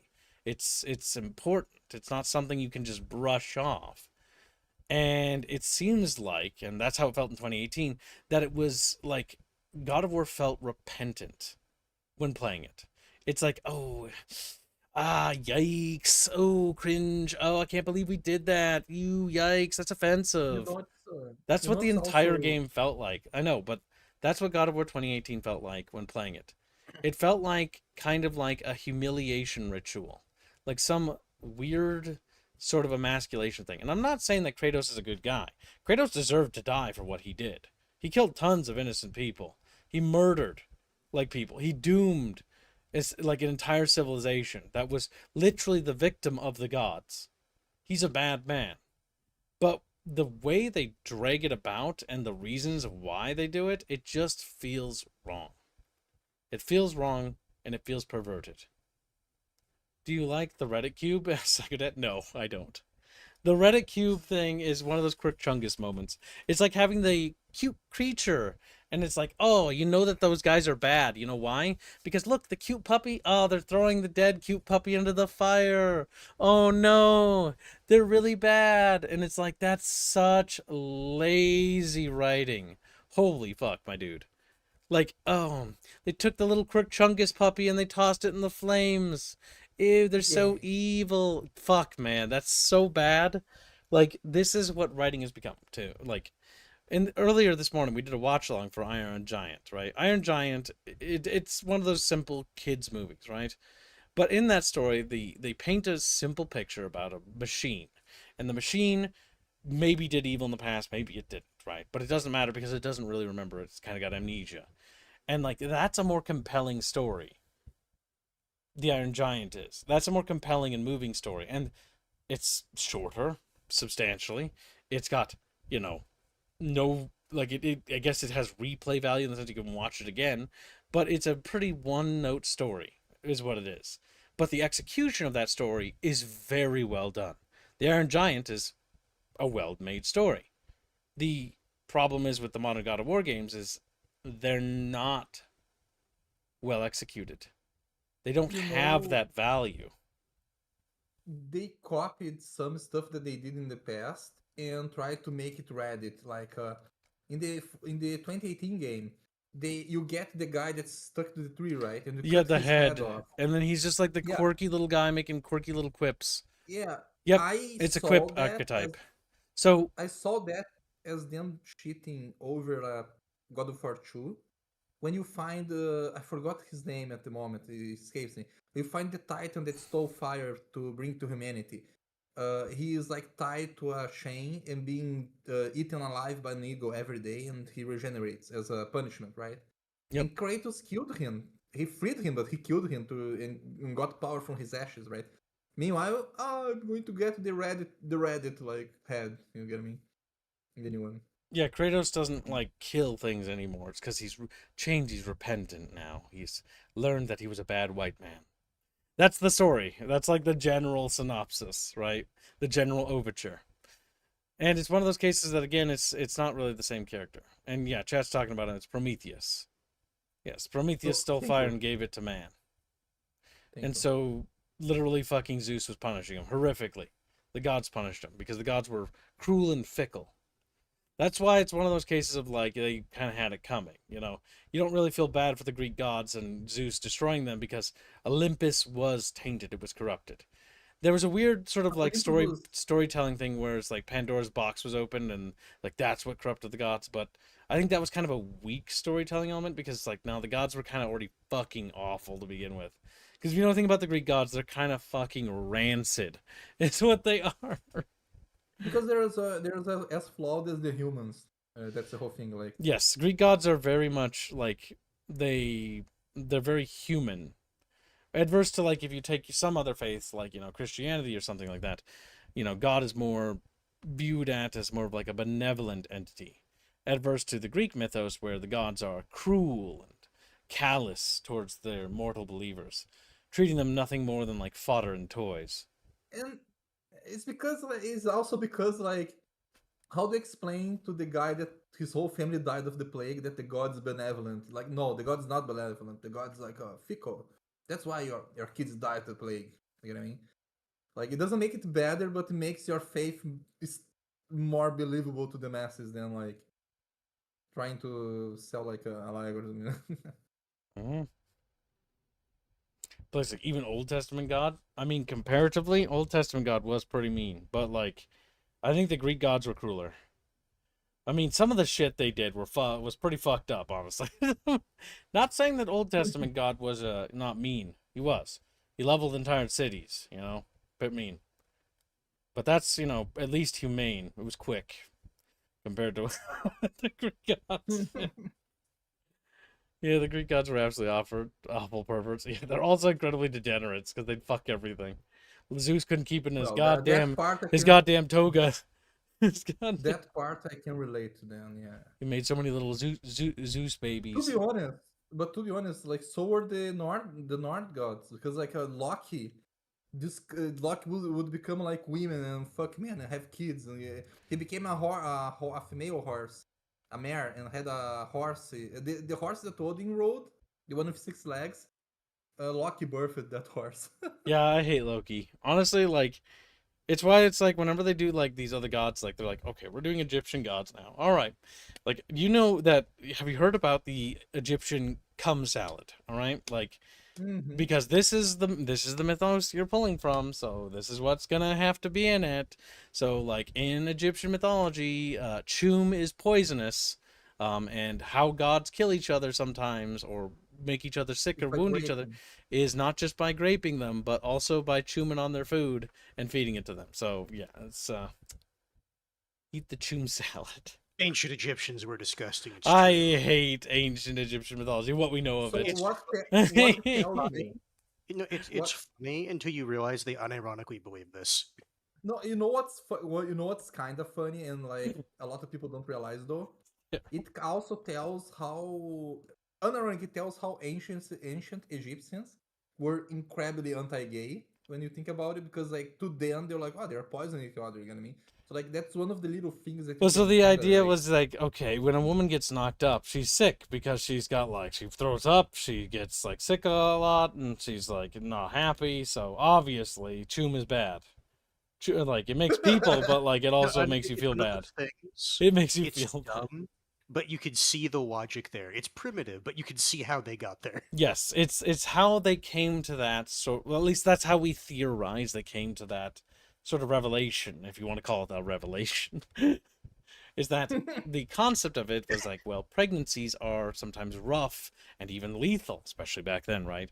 And so obviously that must be that sort of thing. It must also be bad. Yeah. The Romans forced the Egyptians to turn on the rituals. Well, yeah, when they were part of the empire. And then they basically Romified to a degree. Because Alexandria would become Romified, and then later would fall during the Arabic uprisings, during when the Eastern Roman Empire started to collapse. And then it got Islamified. And so what remains of Egyptian culture doesn't. As modern-day Egyptians are not real Egyptians. I mean, Egypt ceased to exist ages ago. Are to the ancient Egyptians what modern-day Italians are to Romans, which is not related. Yeah, because technically the Lombards settled on top of Italy, meaning that the actual Italic peoples are gone. There's like some genetic heritage there, but they're not like Roman. They're Italian now. They're not even human. There's some legacy parts, but yeah, it's one of those things that's what people don't understand, because the migratory period was very, very pivotal in basically shifting up the landscape. The modern day Europe we see today is very much a result of that. The reason why the Balkans are such a shit show is because so many people migrated over there for the fertile land and settled on top of each other, and so you got all these cultures that don't really feel compatible. So that's why it's very volatile. Have you ever had to explain to a Latino that Mexican is not a real genetic thing and it's just a mix of like the natives and the whites, and they're like, "So you mean I'm part white?" It's like, Well, yeah, my yeah. dude, that's what being Mexican is. So No, yeah. no, or you could pull the thing is, no, that's not what I said. No, Um. no. So like when it comes to like yeah, because that's what happens. So this is gonna sound crazy, chat, but the reality over time there are different groups of people and different groups of I guess we can call them uh, races between humans, right? We're slightly I would different just say from each other. tribes for simplicity. Tribes would be I think a better way to phrase it. There are different like tribes. There's like a tribe that's more Scandinavian, more blondes and blue-eyed, but then there's maybe another tribe still light skin but maybe more brown hairs and stuff like that. Blah blah blah. Right? Some differences between these two groups of people. Then there's another tribe of even more pale people and they're kind of got gingery hair. And so these little tribes will move around the world, and as they move around, they will settle, and then they settle next to another tribe. Whether they fight, whether one tribe wins, it doesn't matter. What happens is that their genetics will mix because they will mix into each other over time. And as that happens, they become a new tribe and a new group. And that gives birth to a new thing. The previous group that either of those groups were a part of are gone. Like the ancient day Phoenicians don't exist anymore. Just like the ancient day Latin peoples are also gone. These people got basically merged with new tribes and created a new tribe on top of that previous tribe. And this happens all the time. Now, it doesn't really happen anymore, not in the same way, though it is happening in certain places in the world by, other things, but I can't get into that. That's Rule 6. But basically, what I'm trying to say is that your heritage of, like, where it goes back to, if you look at it in certain things, is like, nobody has heritage or lineage to Rome. You might, like, have some, like, ancestry that connects you. Like, but it's yeah, so like far removed that you're not Roman. You're Italian now, or you're Cisalpinian. The Alps, sorry. or Swiss, or something like that. Like you're more in common with that tribe because that tribe from yesteryear is so far removed from you. It's not you, and so it's like for example Americans have this thing too, and there's some dumb Americans among us. Yeah, it's unfortunate, but we're American now. We live here. We've intermixed with the other groups of tribes that have come over here to create a new tribe, and it's called the American tribe. It's a little bit more, it has more variety than other tribes, this is true, but that's what makes it unique. It's a unique tribe because of the way it is. And over time, our tribe will differentiate more between the European tribes that remain over there. That's just going to happen through drift. Just like when humanity reaches the stars, the tribes of humans that coalesce in different continents on Mars will not be related to the tribe here on Earth because we will diverge. It's natural. It's part of nature. It's evolution. We will naturally diverge differently. People born on high gravity worlds will become different to people born on low gravity worlds or voidborns. And, unless we can standardize our climate, we will diverge naturally. And we won't necessarily be the same type of human, but we'll still be part of a family, is how it'll probably end up working over time. Depends on technology and stuff like that, but the point still stands. Tribes diverge, they split, they move, they grow. Some tribes mix with other tribes to create new tribes, and that's kind of how it goes. But, like, when it comes to, like, certain old tribes, they're gone. They're no longer around no more. Like, you can't be like, oh, Kib, what about the Lango beards? It's like, oh, well, they're gone. Like, the Lango beards are gone, Chad. You're gonna have to let them go. What about the boy tribe? Yep, they're gone too. They're not around anymore. There's no boy, there's no Averni, there's no fucking Lusitania, what are the fuck, Lusitini? I can't remember the fucking pronounce their stupid name. Like, they're gone. The Iceni, they're not around. The Caledonians, nope, don't exist anymore. There are no Caledonians, Chatfish. You're gonna have to let them go. And many of you are like, what the fuck are these names? And exactly, right? Like, who? These tribes don't exist anymore. They might be part of our legacy, but they're gone. That's why it's like, it's always weird when you view things in a certain lens, like, oh, yes, of course. You see, or if you go down the German path, like the 1940s, like, of course, you see, for we are the German people. The German people have always existed for thousands of years. No. They have existed for a long time, but not like bajillions of years. Your tribe is new. Now your tribe is getting older, though. Go ahead.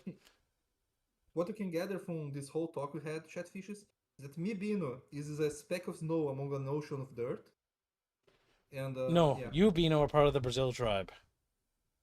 no. There is things that are related. Like, for example, like there are some groups of people that don't necessarily merge. Some tribes that stay separate. This happens, over time. For example, like Indio would be an example of this. Indio, unlike Mexicans or like Latinos, I guess you'd call them, never merged. So he's native. He is, well, I mean, is the definition native doesn't really apply anymore. But he is of the tribe that was originally presiding over Brazil before the new tribe was born. Just like, whoa, curious. How does that make you feel? India's like, India wishes to mix. It's like, nope. If India was a girl, maybe. But, Damn. India, run. He would be a bitch woman, though. Like, he would be a very bitch woman. I already know it. So you're telling me he's a woman? Curious. Yeah. What did Bino mean by I want to see that motherfucker as a cat girl because I think he's funny and I know he will hate it. Oh my god, we got a farmer's late here. Hey, him. How do you do? Bino, there's a bucket I want to introduce you to. You should come over here There's a and look bucket? into it. Like Yeah, look. Bucket of shut the fuck up. Throws Bino in it like, No. I'm just gonna stick his head in it. It's fine. I It's just want to talk fine. to him. I just want to kill him. I just want to talk to him. Bino tribe removed the Indio tribe. Question mark? We bought his tribe. We bought little Indios with like mirrors and shit like that. Mirrors and shit? Damn. Yeah. I know that one of my I think it's my great uncle, great uncle, or great parent. He really liked the little Indios. You see what I mean? Like, He bought one apparently. So I might have a little bit of Indio in my family. I don't know. That happens. Tribes that settle on top of each other or next to each other will eventually, I know it's crazy, but they'll snuggle in bed together sometimes. Check, what the fuck? Snugglefish? Sometimes willingly, No. oftentimes not. I mean, the end result is the same. The end result. Mm-hmm. New tribe. New tribe. Check, new tribe. But yeah, I can't wait when we mix with the Martian tribe we make later. Just like, whoa, curious. Got to get some Martian waifus. If anime has taught me anything, Earth and Mars will be at war before we know it. Well, yeah, it depends on distance, communication, and representation, and a bunch of other things. Because like, the distance from your capital, and how valued do you feel? Do you feel like Martian issues are taking as much precedence as a Martian? Because that's true. It's important. It's important to be heard, right? And if you don't have any say in the governing body, you have no allegiance to that body. Their king means nothing to you if their king won't fight for you, so to I wonder speak. what the Martian Boston Tea Party will be like. They throw some fucking Monster Energy drinks into a ditch somewhere. Like rocket grade fuel. Rocket. They just explode. No, they're just dumping into space. Damn. Richard, Jeff's having a hard time today, it seems. But what if Ghost gains total weak ho? Martian lives matter, says Chatfish. MLM. No, you don't want multi-level marketing, guys. Trust me. Whoa, curious. But yeah, what do you think of the new God of War before we move on from the subject? I'll grab a drink. It's not God of War. God of War hasn't been God of War in a very long time. When would you say it was last? When was the last PSP game? Oh. Like, it was a long time ago.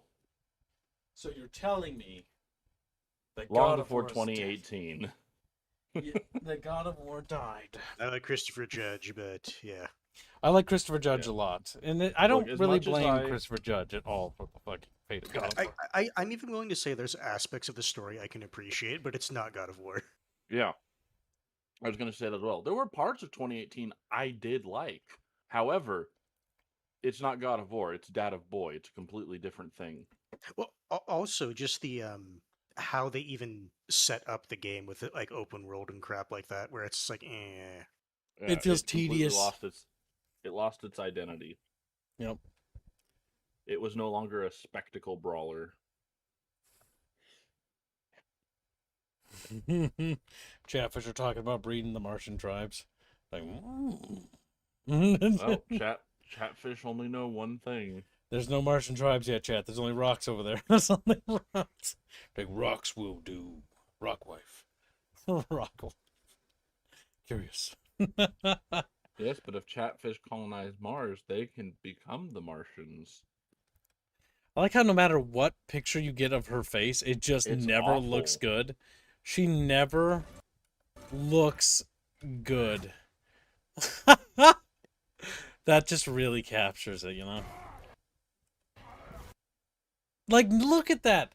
I dare you, chat. Find me a shot where she doesn't look terrible. Oh my god, her face looks so terrible. Is there any time where there's a bag over her head? That might be the only time she doesn't look terrible. She just looks bad at every shot. Mm-hmm.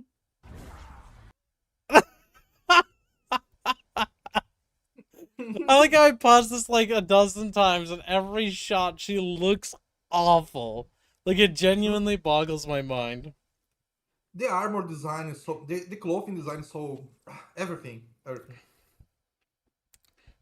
But it's just the art direction. Whoever's the art director just did terrible here. Like, also, before I hear those Sony fucking simpos go crazy, oh, the graphics are so good. Okay, she looks really bad here, right? Now, let's talk about the scene, the set, and the environment, right?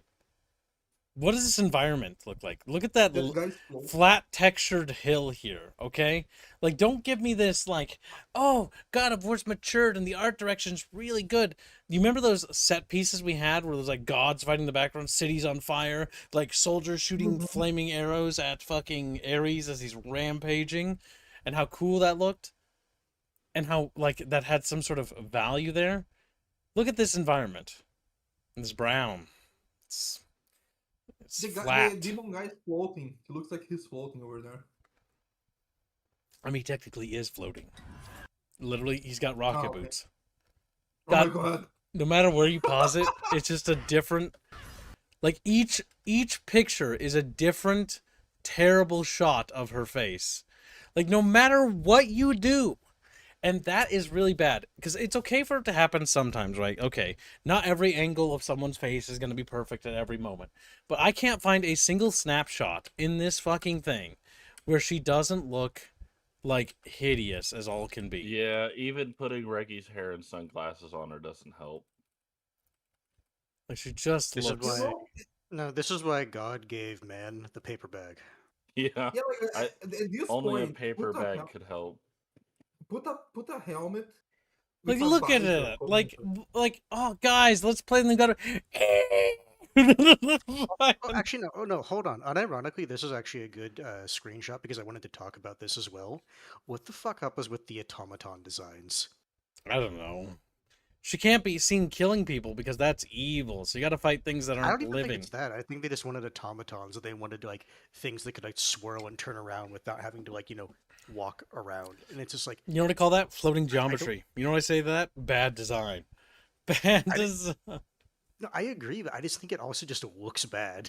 Yeah, it does. Like it's hollow. It's stupid looking. It's like the enemies look dumb. And you really can't defend it. That's the problem. God. Let's see. Also, that sword, I do maintain that's just high fantasy looking sword. Like I said, chat, I can't find a single shot where she looks acceptable. Also, the pink of the sword clashes horribly with the character being gray as fuck. The rest of the clothes. Like, it's just... what I'm going to assume is they're going to do the same thing they did in the latest God of War, where you can get armor upgrades, which will visually... Yeah, but like, the Blades of Chaos... Okay. The Blades of Chaos in the original right? Yes, In the original God palette of War, wise, they are meant to they were work. red. They had the red glow, and it went together with his tattoos. It went together with Yes, his clothes that were red. it was a These, part of his entire color theory as a character. yeah, unironically, Ghost. That's the only way to fix that goddamn face is to cover it for shit. Yeah. Like that's the only thing I could come up with to make it better. It's just like no matter what you do, like, see what I mean? God, Like no it's matter awful. what I do, chat. Like, and this is just to illustrate my point. Like, no matter what, how far we rewind, like she always looks terrible. My God. This is when Gibbs dies and like someone buys Terrestrium and makes a 3D game like this, Gibbs raised from the grave and like, like, what did you do to my setting? this is so what I'm to wrap up finally, because I want to move on because I'm done with this. But like, if you have a character and the goal is like, okay, it's a God of War game, it's about gods, power, action, fun, cool, sexy, like everything looks good, and that's the goal. I can't find a single shot where this character looks good at all. It just looks You know bad. something else I've just noticed? If you look at her hairline, it just looks like the hair is just like they moved the hair on top of her head model is what it looks like. It does not look like it's naturally integrated into the head. Yeah, I just noticed that too. Good. That's because it's a wig. That checks out considering She's actually know, bald. that's not a real woman. Oh, damn. All right, That's next. a facsimile. So, we're going to retread a little bit of ground from I think this is the last time we retread old ground from a previous stream, because this is the last time, these are all the developments and all that crap. So, Michael Shanks, which I believe I opened here. Oh no, there? Or did not? There. Okay, Michael Shanks. So, I'm sorry. That just happens to be the way I feel about it. So Michael Shanks is the guy who plays Daniel Jackson. Here, I'll make the picture bigger so you can tell. Very obvious, right? He's Daniel Jackson from Stargate. Okay. He's one of the big actors, and pretty good actor. But I don't really know of anything else he is in. But basically, he's been making a lot of posts about the cancellation of Stargate. I'm simply going to say this. If you are at all interested in a Stargate show with any of the original creators, performers involved, now is the time to say something. Otherwise, it really will be the end of that chapter forever. Let them know you are there. So yeah, he is absolutely right about being vocal. But here's the problem with the Stargate cancellation. The Stargate show that sounded like it was in the works didn't sound like Stargate to begin with. So the issue is, again, it's kind of like a Hail Mary approach to be vocal, to try to like signal boost and speak about it and hope to God that something interesting can happen, that something can change here. Because he makes another video here, watch this for the best take yet of what happened. And this is, Jenny, Stuyven, and Nails, and they got like coverage of it, talking about, the state of Stargate and the cancellation of it. So again, a lot of conversations being brought up to talk about it. Don't purchase from Amazon, boycotting it. And again, Michael Shanks seems to be rallying around that principle and very much like signal boosting it as much as he can. He's got a decent amount of pull with 108K followers, so it's not like he's screaming into an empty room. He's also got the prestige of having,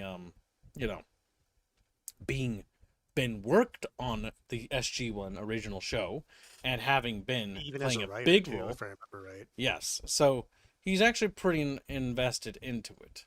So, yeah, people are making noise and doing what they can. And so if you want to be involved in that conversation, I'd urge you to poke over there and make some noise, bang on some pans and stuff.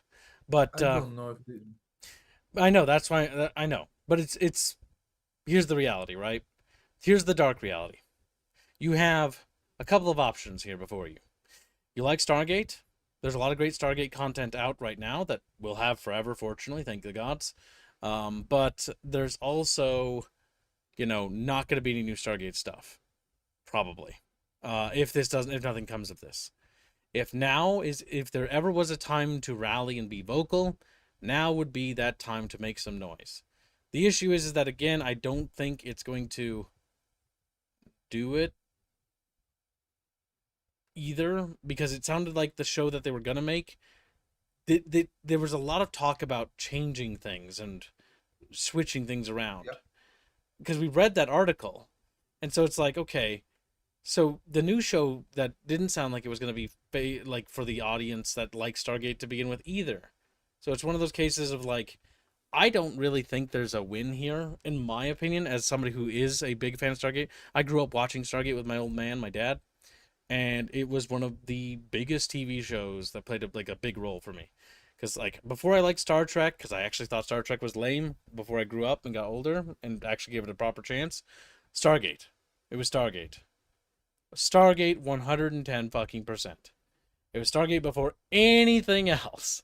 And I remember watching that from beginning to end. And I remember watching new episodes come out because we had like a DVR that would like record episodes. We'd skip over commercials as they aired. And I remember Atlantis. I remember being excited for the MMO with my dad and looking forward to like this Stargate like IP taking off. And then it sort of just all collapsed inwards because of Universe, And Stargate Universe was a telling sign of how bad things had gotten. But it's one of those cases, again, where I think Michael Shanks is pretty right here. Like, once this deal closes, like, a lot of these actors are getting old. Like, the guy who played Jack O'Neill, I can never remember his name. Yeah, he's really old now. He's a pretty big actor, but he's, like, super old. Like, I think the General is dead now. I don't remember. Like, Christopher Judge. A while ago. Christopher Judge is ancient. And like a lot of these actors they're going. The end of an era is coming. And I really want, how do I put it? You know remember when the new Star Wars came out and we all hoped for a moment where we could see our favorite characters together while they were still alive. We could see Leia, we could see Luke, we could see Han Solo be together. One last story, one last adventure. Because they are getting old and they were going to die. And then they did die and then we never got that. I kind of think it would be very romantic in such a way that it would be a good send-off to let things end in a way like that. Like a goodbye, a farewell, I'm just afraid that they're going to fuck it. I'm going to be very honest. I'm 100% confident they'll fuck it up. That's the issue. It's like I said, not in this stream we were talking earlier, that it's just like, I don't trust anything with like modern writing, period. Yeah. Or just writers, period. I just don't trust it. Modern writers have seemingly lost touch of the big picture. They've become obsessed with telling stories about like themselves, basically. It's not even themselves. Like it's a lot of it. It's like partially themselves, but it's like their philosophy, in the sense that their philosophy in like politics, right? And they try to bleed that in like with the boys and stuff like that. Like you're partially right, Bino, but I think there's like it's like more problems even than just setting that. aside like the obsession with like politics, it's just structurally how they make stories now. I just don't like it. It's just like they don't care, and honestly, I don't believe they care at all. Like when I read the idea from the interview about the Stargate show that just got canceled, it was obsessed about talking about a spaceship, talking about how they had to have gates and make them spin, and it kind of felt like they were annoyed about having to follow the legacy of what came before, and that was what rubbed me the wrong way, because I'm like, that doesn't feel right. You know what I mean? Like, why spaceships are important in Stargate, but they're not actually the focus point. You know what the centerpiece of Stargate is? The Stargate? The SG team. It's the SG team, but like the central device of like transportation is the Stargate. It's not the spaceship. The titular Stargate. And the minute they went away from the Stargate, the titular Stargate, as Hans put it, what happened? And not only that, if you look in the show, what happened anytime humanity built their new super ship? What happened? Usually it exploded or sacrificed itself or got fucked up to oblivion. There were some ships that made it through, but like it usually the ships were a part of the story, but they weren't the central point. The TV show that covers a specific ship and is about a specific ship and does that well is a TV show called Star Trek. Star Trek Voyager, Star Trek The Next Generation, the original series. Then there's the Deep Space Nine, which is more about a space station. Those shows covered a ship, and that was their core theme. Because that was the focus. It was about a ship. It's basically a maritime adventure in space. The ships are treated like submarines based on how they operate. Because that's what they based a lot of... that's what Gene Roddenberry based around. Yeah. Just make a submarine story, but in space. That's basically what they were. And so, if you wanted a story about spaceships and stuff like that, Star Trek, right? Stargate even had many references and homages that were actually pretty respectful and like basically love letters to Star Trek in it. Because Stargate was inspired by Star Trek in some degrees. Yep, if I remember it, there was a line, why can't we call it Enterprise? And then everyone just looks at them. That was good. But I sent you a little gift. Where? The stream room. The stream room? You mean the Beano room? Oh no. That's terrible. That's why I gotta make sure she never lives past being a child. As soon as she's legal, Rhea grabs out the shotgun and takes her behind the shed and like, I'm sorry. We're doing it to protect you. We're doing it to protect. You peaked. It's all downhill from here. That's why we're taking you out at the top. It's terrible. But I have my whole life to blame. All characters need to You die. had your whole life ahead of you. Also, I'm going to point out one bit of lore problem here, Bino. It's actually physically impossible for Celeste to look like that. Got him! You see, you're going to say the butterfly physically couldn't be that large. Terrible, Bino. Terrible. This hurts me. I'm feeling my setting being degraded and ritualistically bedraggled all over this cringe slop. To be honest, like this At is least not the kind of tried to degradation- make it look better. This is not the kind of degradation I want to do with her, but like it's the Bino, only allowed kind. Jail now. What? Like how you just added a little fat chatfish eating Look, pancakes. it's the only thing I could think of to make it look better. He's just a happy little guy. He's just a happy. Because not even Reggie's hair and sunglasses could save that. So I had to completely cover it. He's a happy little guy. All right. I think we can move back in to lose that. And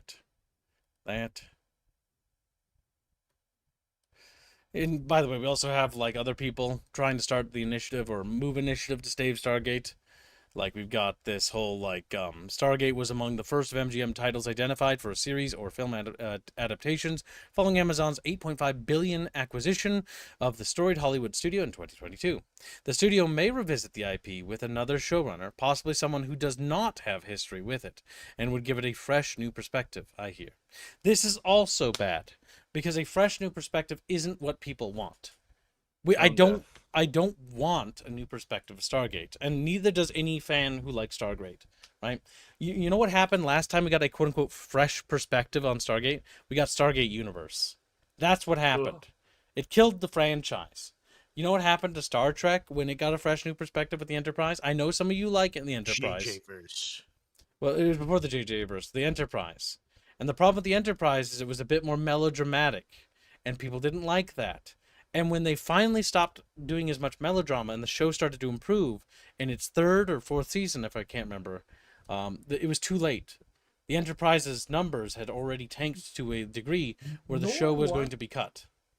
No one wants to watch like seasons of garbage for like a year. It was a miracle that The Next Generation made it as long as it did, by the way. Because in The Next Generation, the first two seasons of The Next Generation are bad. Oh my god. They're not good. There's good episodes in them. There's good moments in them. But the first two seasons of The Next Generation, like I want to watch through it again, but like oh god, getting through the first 2 seasons is like trying to swim through sewage. It's like I don't want to. Like I know that there's gold and the other side, but like I gotta get through the poo water, man. Ironically, it's one of those things. It's like even if it does get good, okay, I still don't want to spend 40 hours through trash to get to good stuff. The issue with me is that I'm a bit of a completionist when it comes to shows. I like to watch every episode, even the bad ones. The problem with some series is that they start rough. Like Babylon 5 has a very rough first season where it's not particularly good. It's awkward. The characters don't really know their roles. Next Generation suffers from this as well, where the characters aren't quite in their position. And the minute Riker gets rid of his baby face and gets his goatee, is the minute the show starts to swing hard. And it's like, yes, now we're in it. Now it's good. There's some shows like that are just that way. And that comes from myriad things. The writers got to get in the flow of it. They're having a hard time. The actors aren't getting into their characters' roles. They're not fitting in right. Or maybe they got a bad casting. That happened with Babylon 5, where the captain that they had wasn't particularly charismatic and good. What I would say is a particularly good actor. And they had to find somebody who was a bit better. And then that helped actually make the show complete. But yeah. Riker became a badass womanizer. Yes, when he goes basically on that arc, and then they basically, like, he becomes who he does, and then, like, I do like how in Geordi in The Next Generation is forever just the little simp guy who can never get any. Oh my god, so sad. Geordi, the little simp. He's so bad. Or Bartley, or was it Bartley or Barkley or whatever? Fucking. Oh my god. I think it was Bartley because they had this thing, and I'm not gonna lie, I remember this episode. This was dumb, where his nickname was Broccoli. That's terrible. And it's like that's not even a good nickname. No. It's a nickname I could see somebody calling somebody, but it's a weak nickname because it's just too many vowels. When you gotta come up with a nickname, it's gotta be snippy, nippy, right? Like Beano. Beano is punchy. It's punchable too. Good. You know, Very damn. punchable. Beano's like, Come to Brazil, Ghost. Come here. Why would I leave my perfectly superior country? Yeah, we can just fly drones to punch you with little mittens on that'll fly into you. I don't think. Just fly a drone with a punching glove with a brick. Yeah, in it. punching That'll glove do its and job. just like smack him with it. Just drop it on him. Thunk.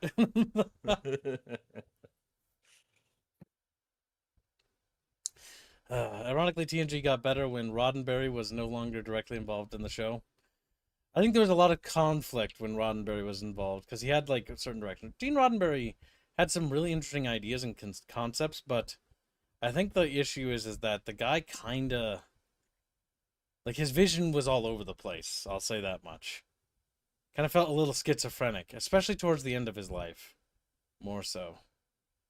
Because I believe Andromeda is also based on Gene Roddenberry's stuff too, isn't it? Yeah, pretty sure. Probably. Don't remember. Creativity is not an unlimited resource. No, you're absolutely right. You actually pointed out. Creativity is a resource that you expend. For example, when writing stuff, when I world build or write or make a story or whatever, as a creator, as a writer, usually I need to build up basically the idea in my head. This requires time. I need to just have time to think. Everybody's got a different method. But for me, I need to have time, space, and an ability where I'm in a good mental place to just think without being influenced by other things. Because I hate to admit this, but like if I'm feeling bad, it affects my creativity pretty badly. Like I'll flatline. If I'm stressed, I will flatline creatively. Like I can't write. I just can't write. I get like, it's like this thing where it's like I'm stressed out and I'm like I can't make anything because I can't stop thinking about all the little voices. And so it's like you gotta like just clear your mind and then build up that resource and think about that thing. Spin the thread, so to speak, is what I call it, spinning. And then once the thread starts going, then you just sort of start weaving the story, and you just weave and you weave and you weave and you weave, and then you pause and you think, and then you weave again, and it just comes like a waterfall. Like it's like just of an unending tide of ideas and concepts, all reaching both materialization and realization. And that's when I'm in my element. That's when I'm writing the best work, usually. And if I can't get that thread going, it's just like type, type, type, type. And it's like, this sucks. And then it's close document and think for another hour. And that time is a resource. Not everybody has that time. And every writer works differently, right? Everyone's got their own little shtick they do when you're writing. Some people are heavily inspired by other things. I'm not one to not have inspiration to things, but I try to be like make my own roads kind of writer. We're all different. But yeah, once you expend that resource, then you're cooked. And then you need to take a break, and you need to rejuvenate ideas. You need to be like, okay, this is why I believe in the idea as a writer, you need to roadmap the story. Because the roadmap is what we call like the chunking, right? It's like, all right, Celeste is born. Celeste does a thing. Celeste develops a trauma. That trauma is now there. Now that's going to be affecting her story going forward. That trauma is dealt with, but it's still going to be like a referential thing as time passes, because things leave scars, and scars define who we are, right? And so it's that like different principle. We all have different philosophies, right? But either way, the concept there is that trauma creates a scar. A scar helps shape a person. And through scarring, you basically develop differently. And so the idea is that you develop these characters through chunks, and then you weave them together. It's like, okay, how did Celeste fall down the steps? Well, I pushed her, right? So it's like, okay, now we got to make that happen. You pushed her down the steps. She fell down. What did she say when she got to the bottom of the steps? Did she say anything? Did she say any word? Any words everywhere? It's basically like that concept. You get what I'm saying, though. Developing a character, doing something, and then having consequences for those actions, and then having those consequences echo and shape that character through experience. The general idea is that you want to show, not so much tell. But that can be difficult. Like, for example, I'm writing a video that chat had paid me, or not necessarily paid, but voted for, because I let people in my Chamber Squeakers vote for different videos for a short story. I'm writing a short story for Ria and Nezra, where they're having like an experience as in their earlier days in their childhood, and it's a very important experience, and I'm not going to go into too many details about it, but I got to have something happening. And I wrote it, and I made a mistake. And I can tell you exactly what my mistake is, because I know exactly. I was naive, and I'm like, I'm going to try to stick to 3 pages, because I don't want it to be more than 3 pages. Foolish. Bad kid. Just let the story go naturally. I had let myself be too worried about how long it would take to edit it and how long it would take to produce it without writing what it needed to be. And so because I did that, I ended up cutting ideas out of the story that were pivotal to developing it. And it sort of feels like you're missing something. It's like, well, how do you put that back in? And I look at it and it's like, well, I can add exposition to it. That's not fun. Nobody wants to see that. People want to see it shown to them. They don't want to be told something. You want to see it happen, right? That's more exciting, more interesting. And so I have to do something I don't want to do. And I just got to rewrite it. And that's just how it is. Sometimes you gotta take the paper. It's a good reference, and I'm saying it out loud, because by saying it out loud, I'm now holding myself accountable by my audience, so that now I've trapped myself that I now have to rewrite it. And I've been actively putting it off all last night and all this morning. And now I've said that I'm going to do it, and so now I have no choice.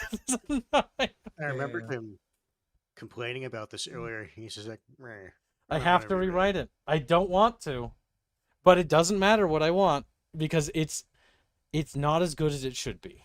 And sometimes when you write something and it's like, oh, there's a lot of good kernels in there, and I like a lot of certain things, but it's like it's not up to standard. And if it's not up to standard, gotta do it again. There's a famous writer, I forget her name, but basically she says, if you make a mistake, don't keep writing, go back to where the mistake was made, and then rewrite from there.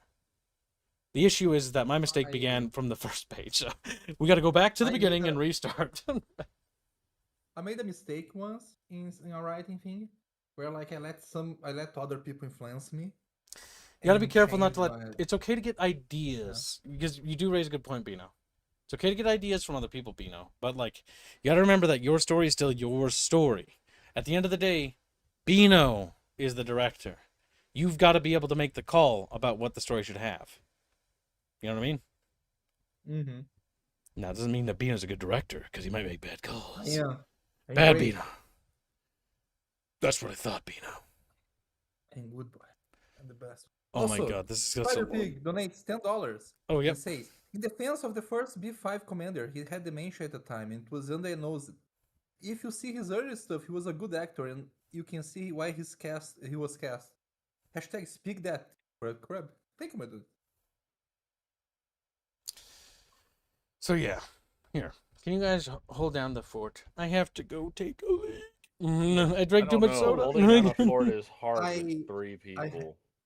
Oh, 4 I people. remember Because putting I the looked initial- at how long. Don't worry about me. I looked at how long the bunch cast is, and I'm Yeah, sitting here Gibbs, like, I'm not gonna lie. I wasn't gonna say anything, but now that you said it, I'm gonna point out you did spend a lot of time on the God of War game. It's like, looking at yeah, I that said I list, wasn't gonna it's pretty cover it long. all, but it's one of those things Yeah, like, I know. I know if you're you putting want to people- do it right, you gotta cover the whole thing. All right, we're back. Gonna go to the bathroom. Hold down the fort, boys, because we got a shit Alright, ton of subjects. now that he disappeared, I can tell my dream. I had a dream that was fighting the brother moons.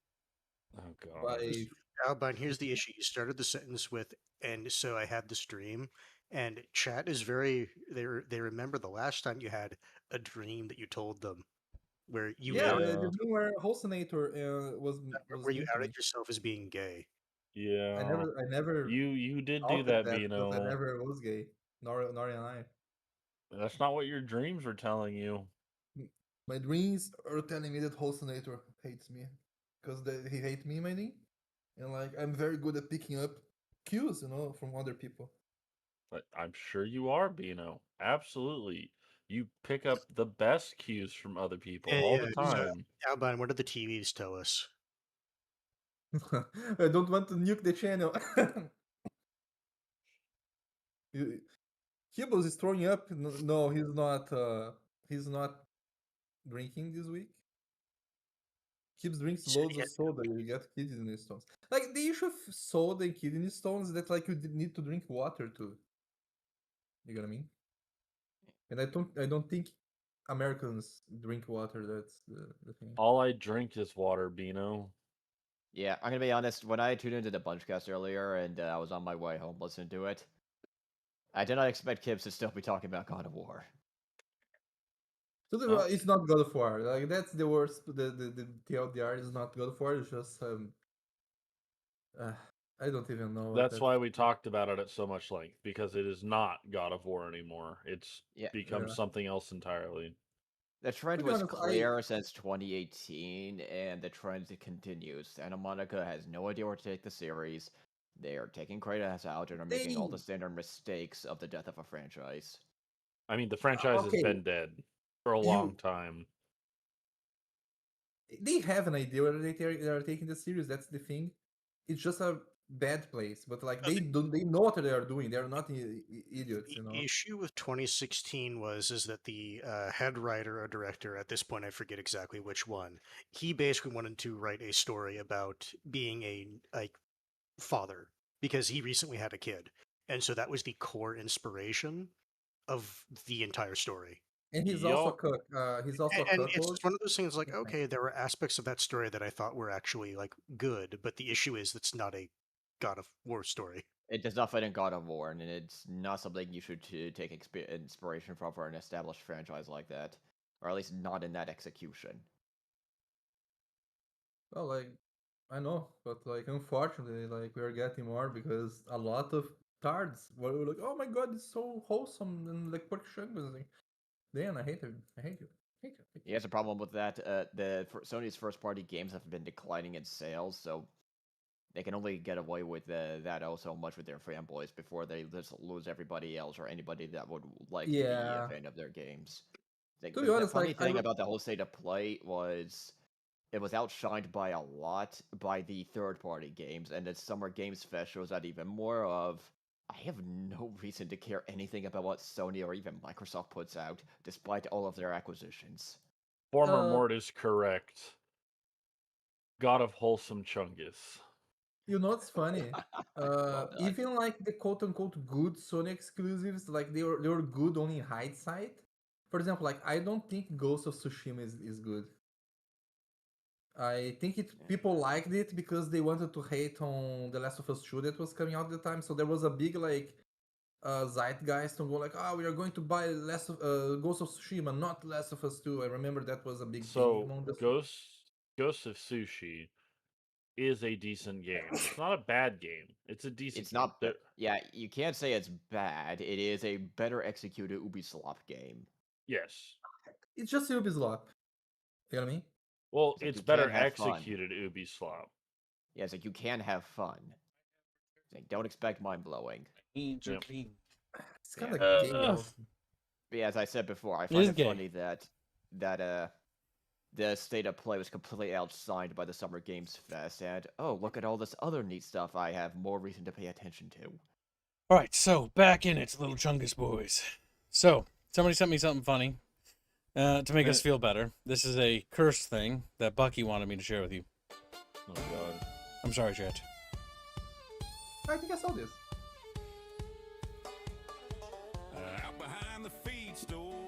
Proper use of AI. Memes.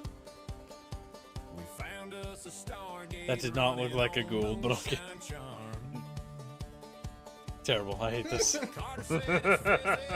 Damn. Sam's got big tits. But Jack just shrugged and muttered, "Hey, magnets, y'all." Tilt's got a corn dog dripping mustard down. Says indeed, real slow gets a laugh all around. Daniel Jackson's winking, aliens blush and swoon. Whole galaxy knows him like the jukebox tune. Raise your beers to the sky, we're redneck SG1. Nice.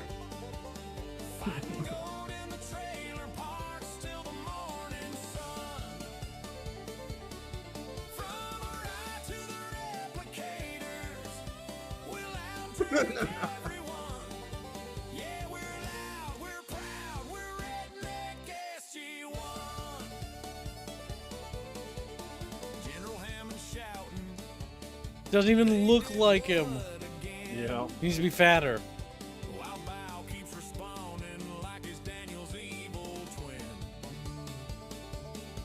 Oh god, I remember that episode.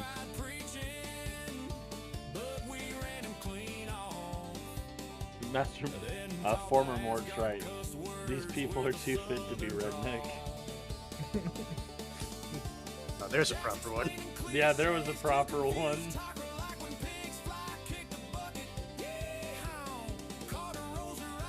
She's not missing teeth. Yeah, not enough math problems.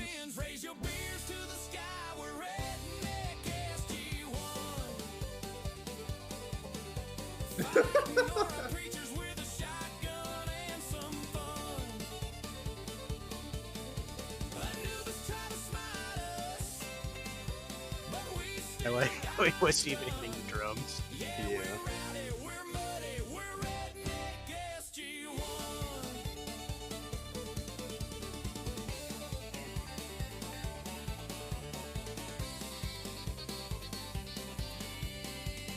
It's just random That's drinking also scenes. funny. This is all like the early season characters. I'm not seeing any of the late season SG1 cast. No, there was one right there. What's her nuts? That's another one right there. Wheel. The Ori bitch.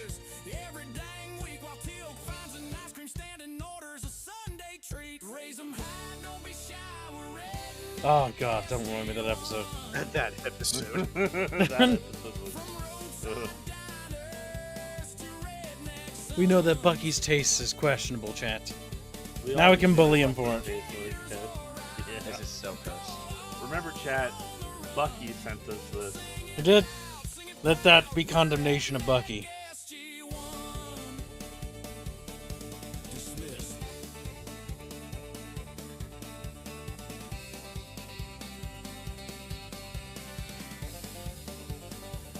Is this how Stargate dies, chat? Yeah. AI slop. AI slop. When the To be AI honest, stuff I'd is rather more have interesting. these than Amazon Stargate. I'm sorry, kids. I think I'll just pretend Stargate's dead. I think I'll just. Fear. Or what? There's not a little. There's little no pretending. It's just reality. Just put it away in your memories box. Now, because Blake is a Blake sent you loyal this. bucket slave, it's time to wish Chatfish, to wish happy birthday to Mary Rose, a fictitious character that Blake is obsessed with. Your ritualistic public humiliation will not stop. And then he's just like happy about it. Just waiting for Blake to, just waiting for Blake to respond in chat. Yes. As soon as I saw this, I'm like, this is the Plake section of the Bunch cast. Yes. Finally, important news, says Blake. I think Bucky's reached a point right now he's bored and miserable, so him sending me that isn't a surprise. No, he did mention He's not a happy squirrel man right now. No, he did mention it's like, at night where he is, he's like super fucking hot. So it's like, sure, I get it. Fuck. He's a sweaty, stanky squirrel boy. It's like, Is Rose finally breedable? Asks Mamu. It's former Mort. Former Schmort. He's dead. Breedable? Question mark. Always was. All right. That meme aside, and that aside, please tell me this is something interesting. Oh my god. Chat, this is actually interesting. I, for the first time... show What? the mocap of the cube? No, I don't care. God. I don't. We don't. We've seen enough. I don't want to talk about God of War anymore. I think I'm done. All right. So, more importantly, also, I'm sorry. I see Atari's logo. That's not Atari, whatever this entity is. It's something else. But either way, this is actually something that's actually good news. I'm excited because these are from my childhood.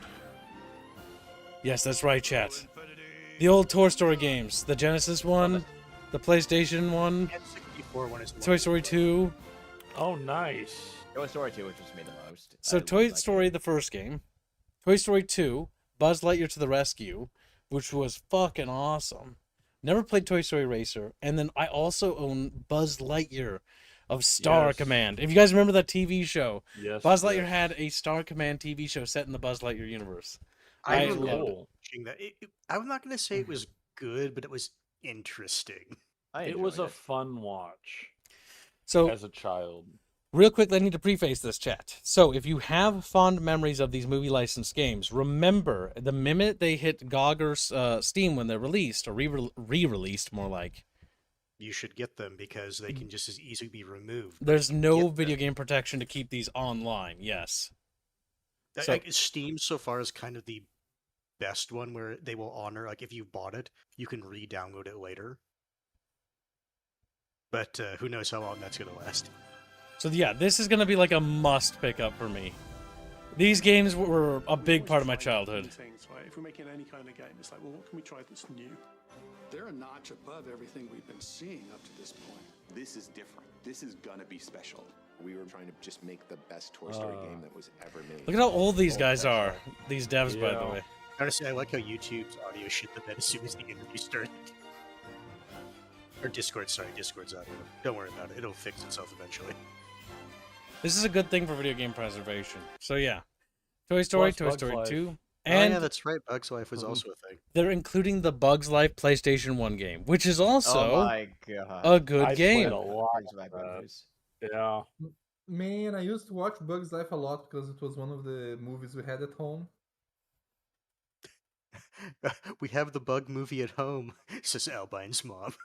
Yeah, this is going to be something I'm looking forward to picking up. And I think if you guys like old school, like, kids games like this stuff, oh, fuck, they were so much fun. Like, for me, what really got me in Toy Story was Toy Story 2. I think Buzz Lightyear. I think that was my favorite one. I can't remember what that one was. But yeah, because he's like... Toy Story 2 is so good. Probably the one that I played because it did look like the right art style and gameplay for it. Because the game, what I loved about these games is I was super big into the Army Men games of this era too, and the toy playing game on the PC. And so games where you were a toy in a real world environment, and so you were just this tiny little guy, was really cool conceptually because it felt like, oh wow, I'm like a little dude, and like always played with my imagination because I'd see my house in that way, but like, or not my house, my parents' house, but like, be like, wow, that's like that room's so huge, and like the ceiling's so big, and like getting up to the dresser is so tall because it's so far up is wild. I know, childhood shit, but still. Now that said, I will say there's a cynical part of me. The only reason they're doing this is to keep the license. Yeah. True. Never played this. This might be a squilly one. But apparently Toy Story 3 was considered a good game, I think, if I remember right. I never played it. So they're bringing that back as well. For modern consoles. The only time modern anything is relevant. Only time, really, pretty much.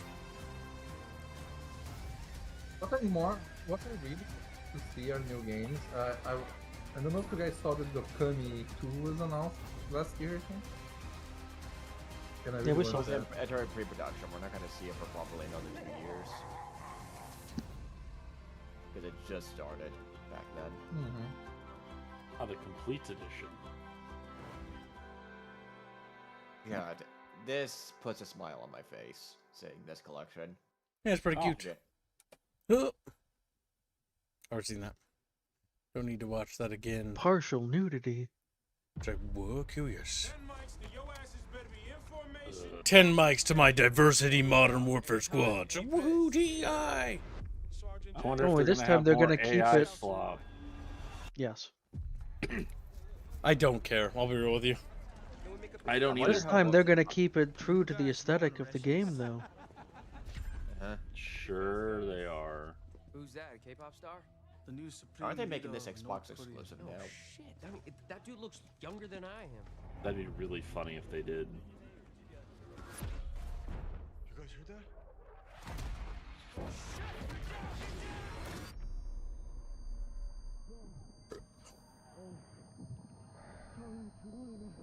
Korea will rise again. The perspective of his hand when he was laying there looked weird. So are we doing North Korea as a major superpower again? Are we doing that story? Oh, I hope we are. North Korea's massive army is coming. It's like, dude, you realize North Korea doesn't have an army. It's like, okay, congratulations, your first strike went well. What about the follow-up? Oh, you have nothing. We don't even need to use guns against North Korea's army. Just throw food at them. They'll surrender. Food and porn mags. Did you guys see that when the North Korean soldiers got the internet, they all got addicted to porn? That's like just throw like that's what we're referring to. What did you do? What I had to. I always like how Call of Duty games are now like, here's like a battle. Also, here's just a bunch of like random like melodrama and no army stuff. Yeah. Call of Duty is about special badass operators, dude. And women. I'm not gonna lie, I actually kind of hate that they've done that. Because it's like, I don't just kinda. I loathe this shit. I hate this. Yeah, why do you think I was saying that, Gibbs? Strong, powerful Korean woman.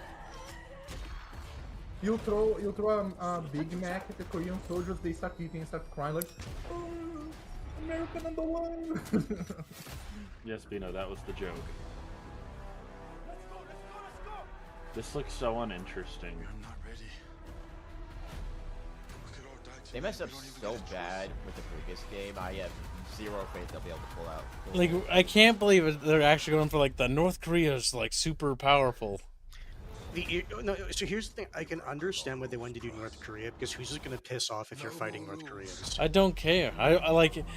I'm not gonna give that excuse. All your favorite characters from the old Call of Modern Warfare's, Gibbs. Call of Duty, Modern Warfare, like, dude, motherfucker, Call of Duty story ended. Like, you rebooted it because you can't make any new games. You're so fucking pathetic.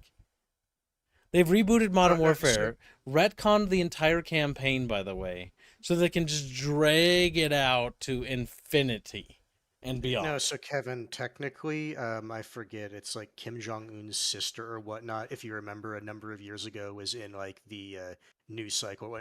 Technically, she would be a part of the North Korean military. Technically. I don't care.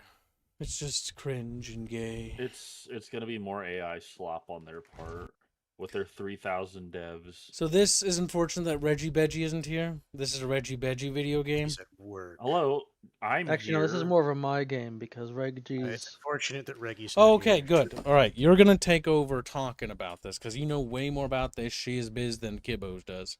So let's just play I the actually track. like this. Like Lords of the Yes, Fallen. it's time Yeah, for Lords of the Kibs Fallen to let was you great. nerds enjoy your game.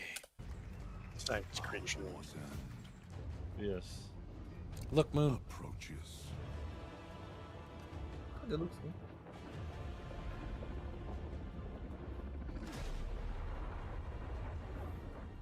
Humanity's They actually are maintaining that, it seems. Yep, the player's first thing, yeah. Every time there's been any kind of feedback, Jesus. they act on it immediately. All right, maybe this game's good. I may not This was gonna like these games. This But, was like, going to be an Epic exclusive until players complained, and now they pulled out of Epic entirely. They've listened to the players, and this is why vocality is important, chat. Hey, look, it's the character from that other God of War game. Except in a fitting art style. Yeah, look, it's the Guts Sword. I would just say, the Berserk Sword. It literally just is the Berserk Sword. Fucking kill myself. No, you can Yes, they know what their audience wants. Every single one of these games has a Berserk Sword. It's required. So yeah. So this doesn't actually tell us anything. No, it besides doesn't that say they are anything. maintaining their same Of actual players aesthetic, first. more or less, which is good. Yes. So And my their only players hopes first for the game mentality. is they build on the two worlds aspect in the other game. It was Oh, like right. a There world was- layered on top of another. You had to use I like a also or whatnot, right? Yeah, you had to use Yeah, a you could lamp. get pulled into the other one also. I know this is a quote unquote unpopular opinion, but I hope they also make the game more optimized because I like How is it new unpopular? games, but I don't It's like not how unpopular. like I need I will to point buy out they were slowly optimizing the other one because they've had issues. So long as they just polish what Lords of the Fallen the first one was at when they finally have finished working on it, obviously. So now they've worked on it too. Once they just polish on that and just build on top of it a bit, I think Lords of the Fallen 2 will actually be really good because Lords of the Okay, Fallen the because- first game, the main issues with it is the two worlds thing was really cool but kind of felt a little gimmicky. It wasn't so much like exploiting it's okay, now you have to go to the other world and now you have to come back kind of thing. Yeah. It felt gimmicky at times. Other times it was really well integrated into how you explored the level. Yeah, so just they build on that a bit more. They fix up optimization a bit more, which it ran pretty well, but it did have issues, memory It leaks. did have some, yeah. It had a lot of co-op issues where the map would just, because of how it handled the two worlds, sometimes the world would disappear for you or the co-op player, and you would fall into the void. You just went to a different world, not the other world. So if they just polish up what they have and just build on top of what they have, I think it will be a success. That's good. Richard Phillips, they're maintaining their players' first statement because they did a complete 180 on the Lords of the Fallen. They used to not have male female; it was body type. The players did not like that. They fixed it, and they have been maintaining that energy since then. I believe the director's very vocal too, and has been basically giving people more or less what they want, and honestly they've responding in a actively positive way. Been consistently talking to the community, engaging with the community, actually following through on what community wants with the first game. And they've already shown that they're doing that with the second game because the game was originally going to be an Epic exclusive, and they completely pulled out of that deal with Epic. Yep. I'm so they bad. threw Which is away good. an exclusive deal of money with Epic to bring it to Steam because that's what the fans wanted. Strange how, actually listening to the people who actually buy and play your games pays off. Weird. Also, there is a Bucket Lord in the first game, My God. Yes, there is a bucket lord. and there is bucket weapons. And bucket Chatfish armor. immediately eyes snap open. Chatfish, stop it. But yeah, it's pretty good. The first game had bad pacing and slow combat. Yeah, I heard that. I heard that It the first game did. had a lot of problems mechanically. But the big thing here that I think is very important is that the studio has demonstrated a couple of things that I think are of really big worthwhile in listening to. The first thing is that receptive. they handle feedback seemingly well and try to add things that people want. Requested features like implementation of co-op and things like that, and patching and not abandoning their game. That and the fact that they're not being greedy about the Epic thing and actually going back on that to actually put the game. Now, it was questionable to do that in the first place, to do that deal, I will say. It's valid to criticize that. That's a bit like, what the fuck are you doing there, bucko? But they did do the right thing in the end, and in the end, that's what matters most. That's what you'll be remembered for. So, now, go ahead. To clarify, Lords of the Fallen originally came out, and it was shit. Disaster. I know, because it was a really complained about bad Souls-like game that like kind of felt like Gears of War at times. I think with like how clunky some of the movement and stuff was. We called it Clunky Souls. So they completely redesigned the game. Effectively did a Lords of the Fallen 2.0. And that's specifically what we're talking about. With like that's what they've been actively working the community. They completely redesigned the game. The point where it's actually really good. It's just got a couple minor things in it, really, in my opinion. Mm-hmm.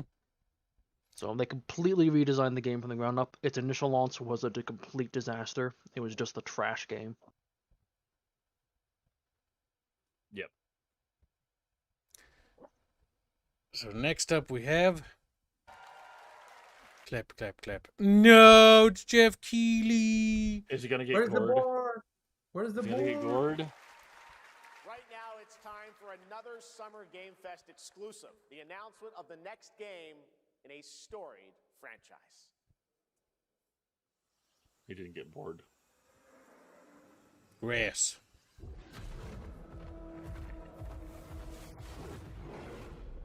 This could be anything so far. It could be. We all have our own reasons for coming to this vast frontier. But for our guild, we who protect this land, one reason stands above all others. Our wonder. Looks a bit generic with that animal. Looks like High Guard too. We see it in your Fuck. wonder at the astonishing power that shapes Oh, I this guess. land. Keep guessing. It's even one of those things. I know what it is already. I'm waiting for the game to say. I saw the... Yeah. I'm just not interrupting. I'm sure. This doesn't evoke anything. It's fabric, actually. We cannot guarantee It's a your wood. comfort or even your safety. But if you yearn for I will say that the male protagonist they've chosen's haircut is terrible. That zoomer haircut. Oh. I hate those. I won't say what I think about. Bino. Hey, Bino, look, it's a bear, your favorite. Guild fuck Wars is that, tree. That's a 3. Is that it? I hear clapping already. Yeah. Okay, nothing else. So Guild Wars 3 is in development. Which Guild tells Wars, us nothing. I mean, well, it tells us something actually. But it's one of those things that it's been rumored to be in a thing for a while. Guild Wars is kind of all right. It's not like an amazing game, but it's an all right experience with friends. But I will say that it's not gonna be. If it's anything based on what I played Guild Wars 2, because I played Guild Wars 2, I never played the first one. Guild Wars is an MMO, but it's not the kind of MMO that I wish would come back, if that makes sense. So we'll have to wait and see about it, but yeah, we'll give it a shot. Yeah. If it's like Guild Wars 2, Guild Wars 2 was fun, but the big problem I think Guild Wars always has for me is that it's not your traditional MMO, and that's not necessarily a bad thing. But it's also not something that's amazing easy either. My biggest hope, just from I played a bit of Guild Wars 2 before I became part of the Big Ring Bunch, but also with the Big Ring Bunch. They really need to polish up on the MMO gameplay. Most MMO gameplay is not very good. It's like they put a I just remember we were doing one of the expansions, and then at the end of the expansion, they just give you these like super awesome weapon, and it's like, so you couldn't even be bothered to balance your big boss fight. So you just give us this weapon that you know people are going to use because it's just super overpowered. Yeah. We'll have to see. Really have the one thing that was fun in Guild Wars, I think, was like the world boss system. Like it's kind of cute, but I will say that gets very repetitive after a while. It just comes off as grindy at some point if you need stuff. It's like, guys, we gotta wait for the world boss to spawn in like 30 years. Like, fuck. Alright. I don't remember ever dying to one, which begs the question, why spectacle, pure spectacle at that point? I saw tons of people die. It was, but it's usually one of those I think cases. the better point is you can't really lose. To be honest, like it's probably very hard to die in that because I went there with no level. Well, usually there are into a other world boss. players, so it's Yeah. going to be entirely dependent on the people that you have there. So if the healers there are doing what they're supposed to be doing, you should be okay. Should be. Emphasis on should be. Should be. Next up, we have is another video game. Man, must we include all this other stuff? I don't care about these people. Yeah. That's normally also. Get that skank out of I here. recognize that shape. Amogus. We made some text for me to read. I'm not reading that.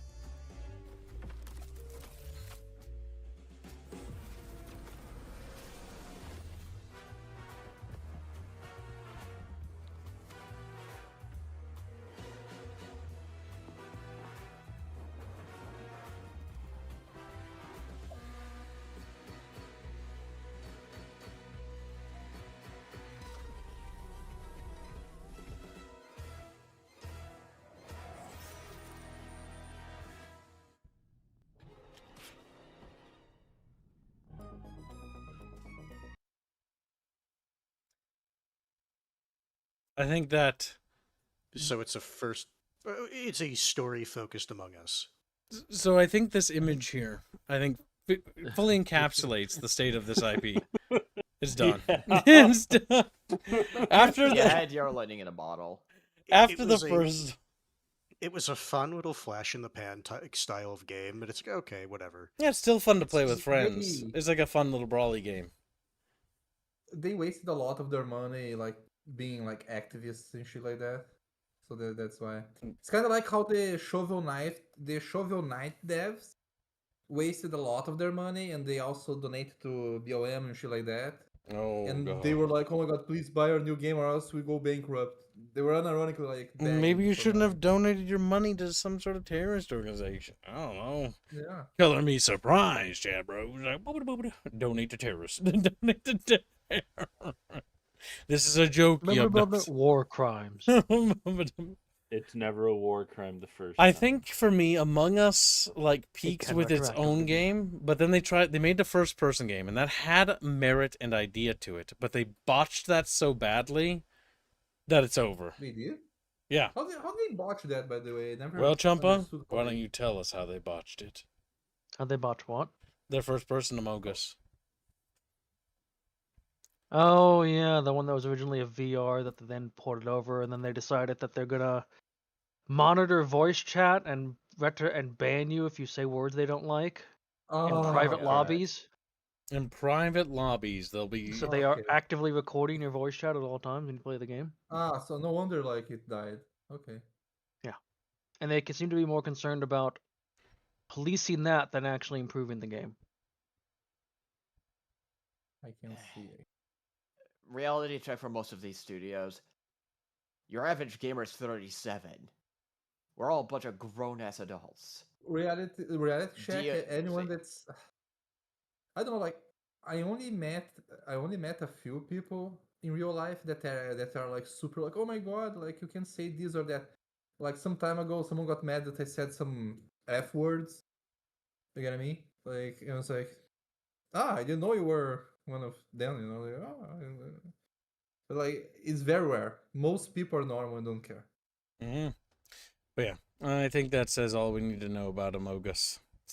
I think that it's image kind of sums up the AAA industry in general. just kind of like there's a And dude. Jeff Keighley. There's a dude in a cheap suit. They're here. It's not a lot of soul left They're trying anymore. to do all these crazy stunts with a bunch of adults that are, quite frankly, exhausted from it. Do you have phones? Skip the Jeff Keighley garbage because he's just kind of a waste of fucking space. Okay, is that the game? That's the game. That's the game. All right, I next really up, wish they'd get away from the photorealistic bullshit. The Blood of Dawnwalker world premiere trailer. This is a vampire game coming out from former devs of CD Projekt Red.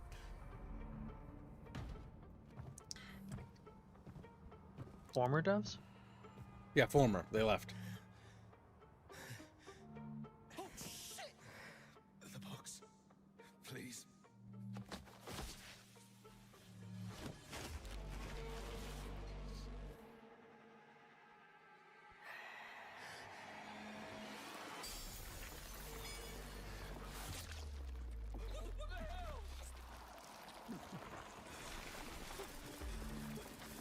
Brother, run. I would have left already. Yeah, I would have been long gone. Also, I'm not gonna lie, that kind of looks like Vampire Geralt. It kind of does, yeah. Yeah, a little. Geralt. Vampire magic. You certainly have reasons to hate me. My son. Okay, so he sired him. We crave the same thing. Evil? Am I evil? They adore me. You're a pawn in Prentice's hands, nothing more. This won't end well for you. I've done the unthinkable for my own family.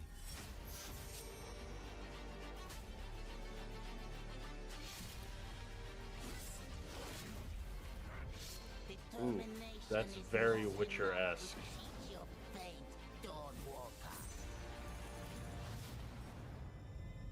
So he can go in the sun. Did you drain dry? At day you're human, at night you're vampire. Maybe we aren't so different after all. So it's like a Elder Scrolls vampire, basically. It could be cool. That's not Elder Scrolls Vampire. And from plus, a at few that point, you're talking Witch Clan. From a couple of those short in-game fight scenes they showed, it was very Witcher-esque. Whisker-esque. I have 7 minutes to be a vampire. That's how long night takes in this game.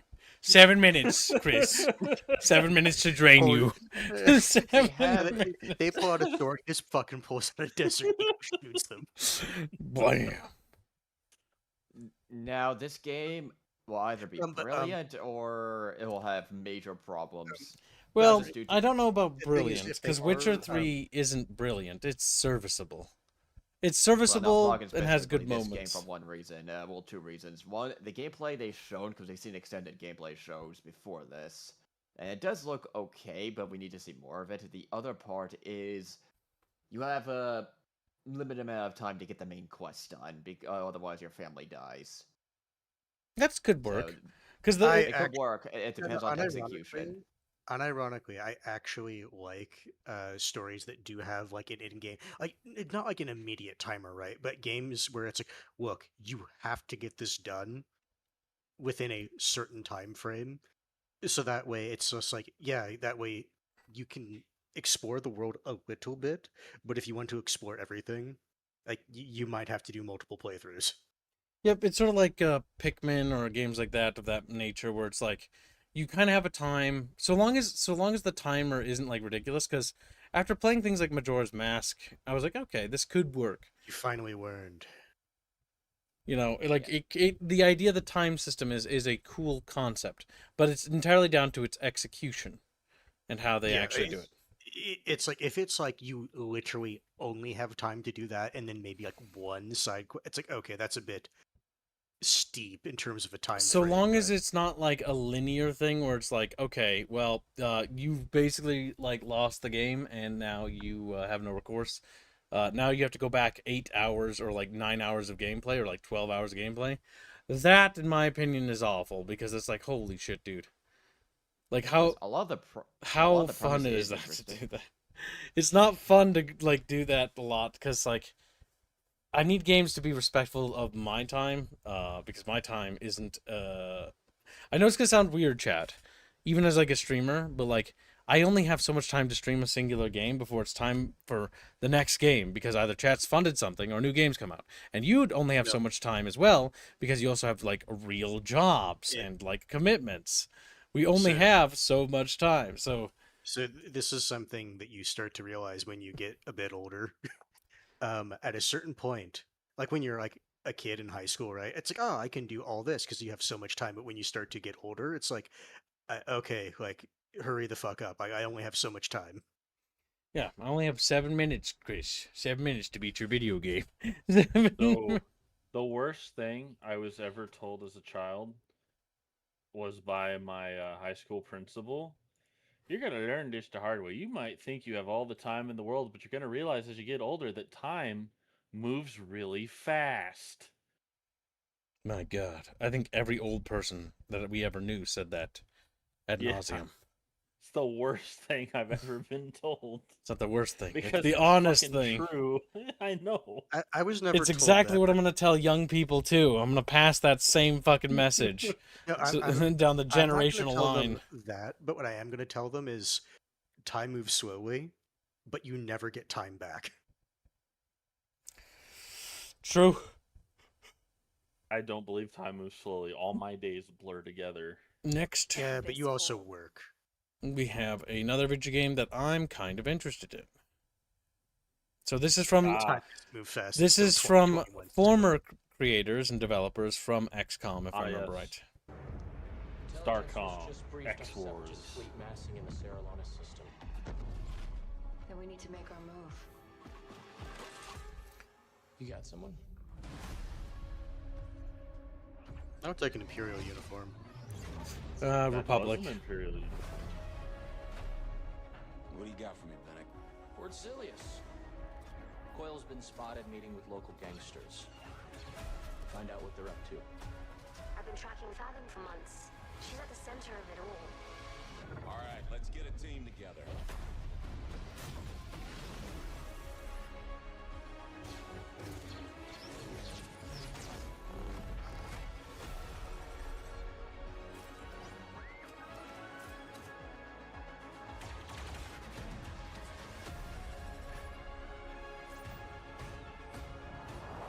You could have Astromech Squad. That'd be awful. Astromech. Irby cans, move out. I like how they have an Hold on, that wasn't in Umbaran. Barn. Yes, that was. We're almost there. You charge them and they have nothing but tasers. We just gotta finish this job.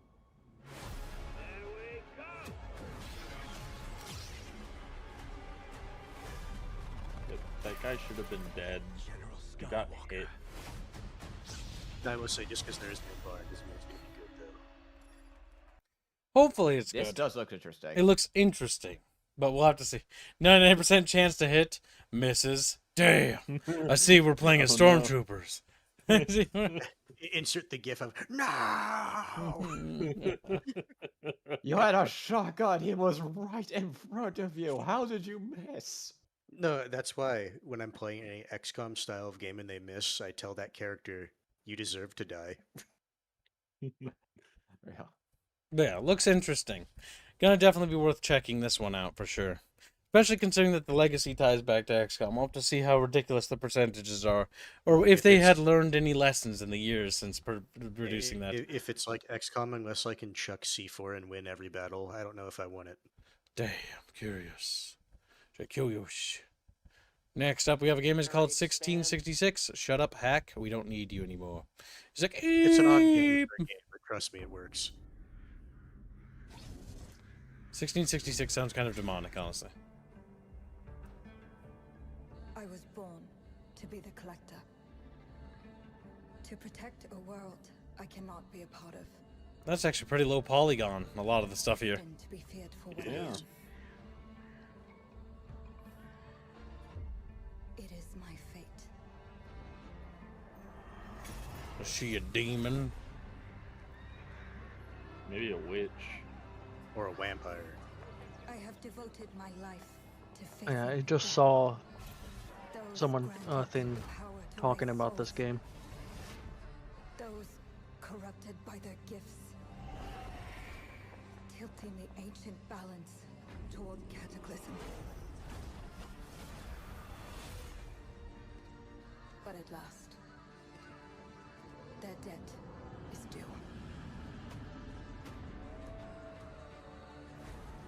Witchy.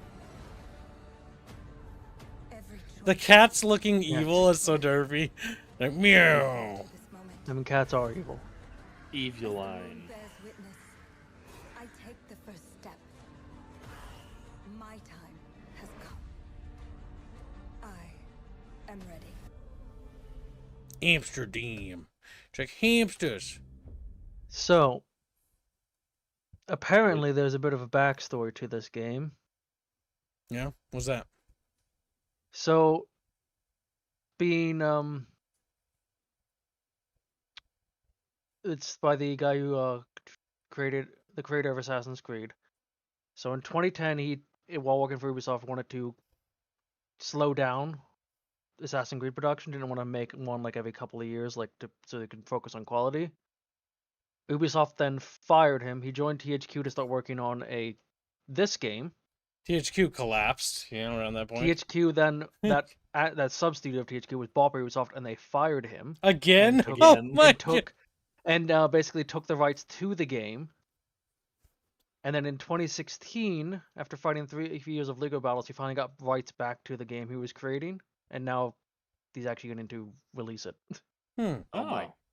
So Ubisoft has been actively fucking him over because he wanted to slow down production of Assassin's Creed. Well, now that I know he's actually one of the Assassin's Creed guys, the good ones, I'm actually interested in checking out 1666. I was going to say this. I can also at least respect him enough where it's like, no, I actually am passionate enough about this to continually fight for the game. Yeah, the damn guy didn't give up. That's actually a really tough story, dude. Tough was break. Against the downgrade of the Assassin's Creed games. Ubisoft fired him for going against them. Joins THQ and gets a sub studio to work on this new project.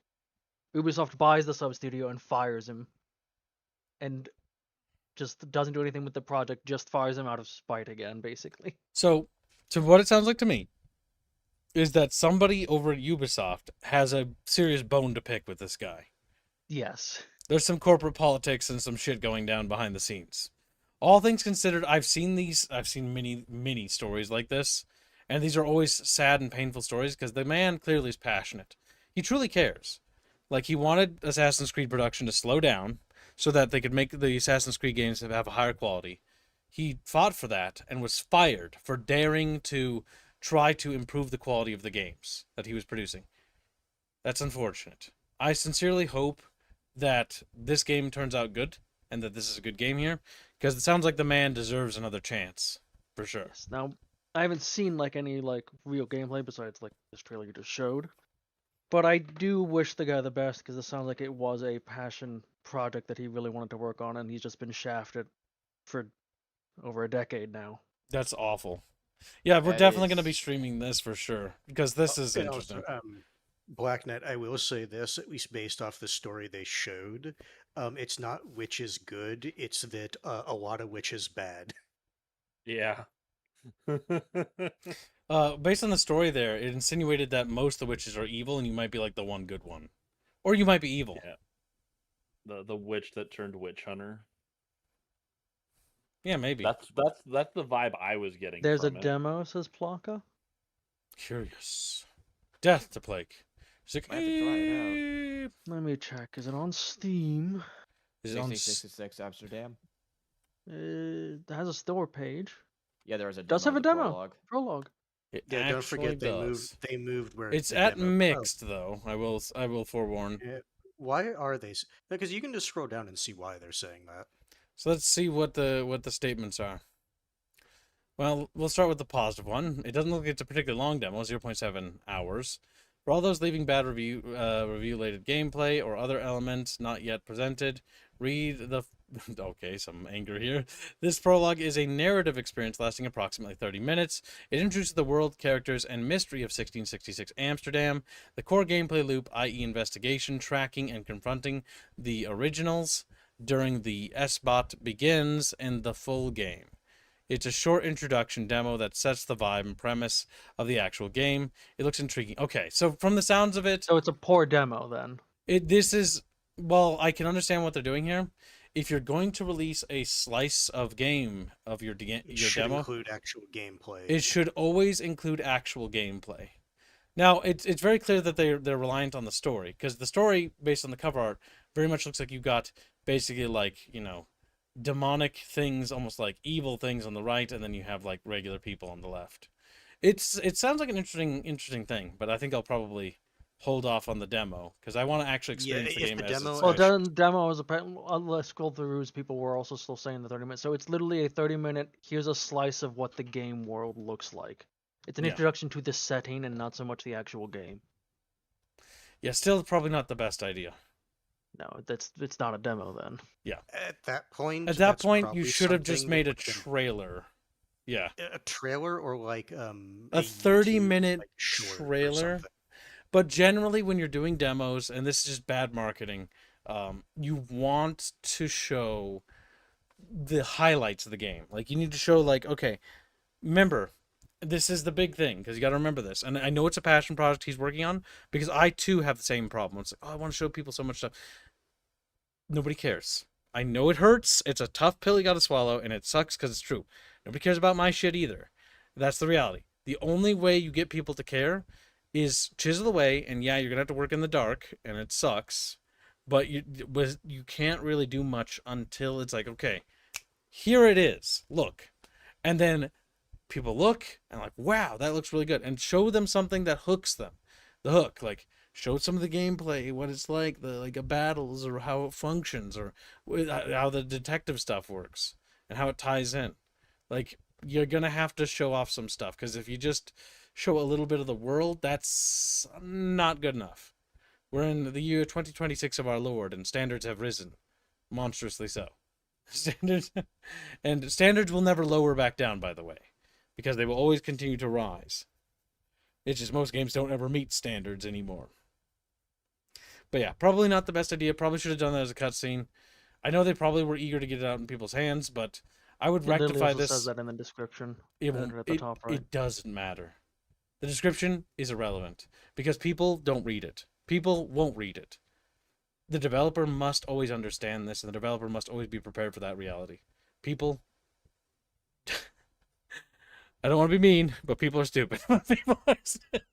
People won't read. Most people think a third is smaller than a fourth. Yeah, people won't read. People will immediately, they're going to download the demo because they see the word demo. They're not going to read the description. They're not going to read the thing up here that basically establishes exactly what this is. And that's apparent because 40% of people didn't read that. Approximately. So just remember that. And that's pulled out of 1,000+ people. So just remember, your demo should just be like, what's the first thing that comes to your mind when you think of demo? A taste of the game. All right, like an appetizer. That's what it's got to be then. It's got to be a taste of an appetizer. It doesn't matter that you wrote that this is what your demo is or what you think it should be, because the world doesn't bend to your will like that. You kind of have to bend to the ebb and flow of reality. You know, it's like people perceive demos as interactive experiences that give you an appetizing taste. It's like, you know, the appetizer before the main course, right? Some pretzel bites or some shit. Give them the pretzel bites. There you go. But yeah, I'd say that this isn't any condemnation of the game, though. It also looks like they're actually going fully independent, which is actually also a good sign. Oh no. These are the developers that made Ancestors? Alright, that's a mark against them. Ancestors was not a very good game. It was incredibly ambitious and a really cool idea, but I fucking hate this They did have a game. publisher then. They did. They were Private division. That's Take-Two's indie quote-unquote publishing arm that Okay. So collapsed. Clean slate. Pretend that didn't happen. Now they have a chance to shine because they're independent. That's a good thing. Means they'll have actual freedom and creativity. They'll be able to be creatively free there. Which in this case is a fair argument for one reason. Again, Take-Two's private division was horribly run. True. Which might have constrained them to have issues because of rush development time. Because Ancestors, if you know anything about the game, was supposed to be like going through the state of evolution in the game, and it's supposed to have like this discovery system. And on paper, it sounds cool, but it's fucking awful. It's genuinely terrible. It's so constrictive and not really open development. Like, I know some people like it, some people swear up and down by it, but I genuinely hated Ancestors. Ugh. I don't ever want to I play it never again. wanted to try it because I only heard bad things. It's like so I refused to touch like it. the idea of it's cool because like, oh, you're like developing as a species, you're learning new things, you learn how to manipulate certain objects and what to eat and what's poisonous, and then if you die, that one dies, but then the next one goes on and then learns something else, and the species advances. It's a really cool concept, but it needed a lot more time in the oven and needed a lot more resources and better focus as well, because it felt like it was too wide. But yeah, we shall find out, little fishies. We shall find out. Chat fishies. So here we have a beautiful post by a person that I thought was interesting, and I wanted to capture this because it says, "Why can we tolerate male protagonists with human and unattractive features, but not female characters?" So, is this man ugly? Everyone knows bald is beautiful, Kibbs. No, he's badass. Is this He's man rugged. ugly? No, Yes. he's rugged. He looks like he's been through some shit. Women actually find these archetypes actually attractive, by the way. Not every woman, but they are not But they are not statistically, ugly. on average, yeah. They're not considered ugly men, if that makes sense. Yeah, he's an older guy, and so he's going to be an older appeal. And yeah, he's a bit more, buff and strong. But they are by no means ugly. And so the entire principle of these characters being ugly is nonsensical. Because the argumentation that's being provided here is that, well, these are ugly men and we tolerate and like them, so ergo, why don't we like Laufey? Or whatever the fuck her name is, Laufey or whatever the fuck. Laffy Taffy, right? Why don't we like Laffy Taffy?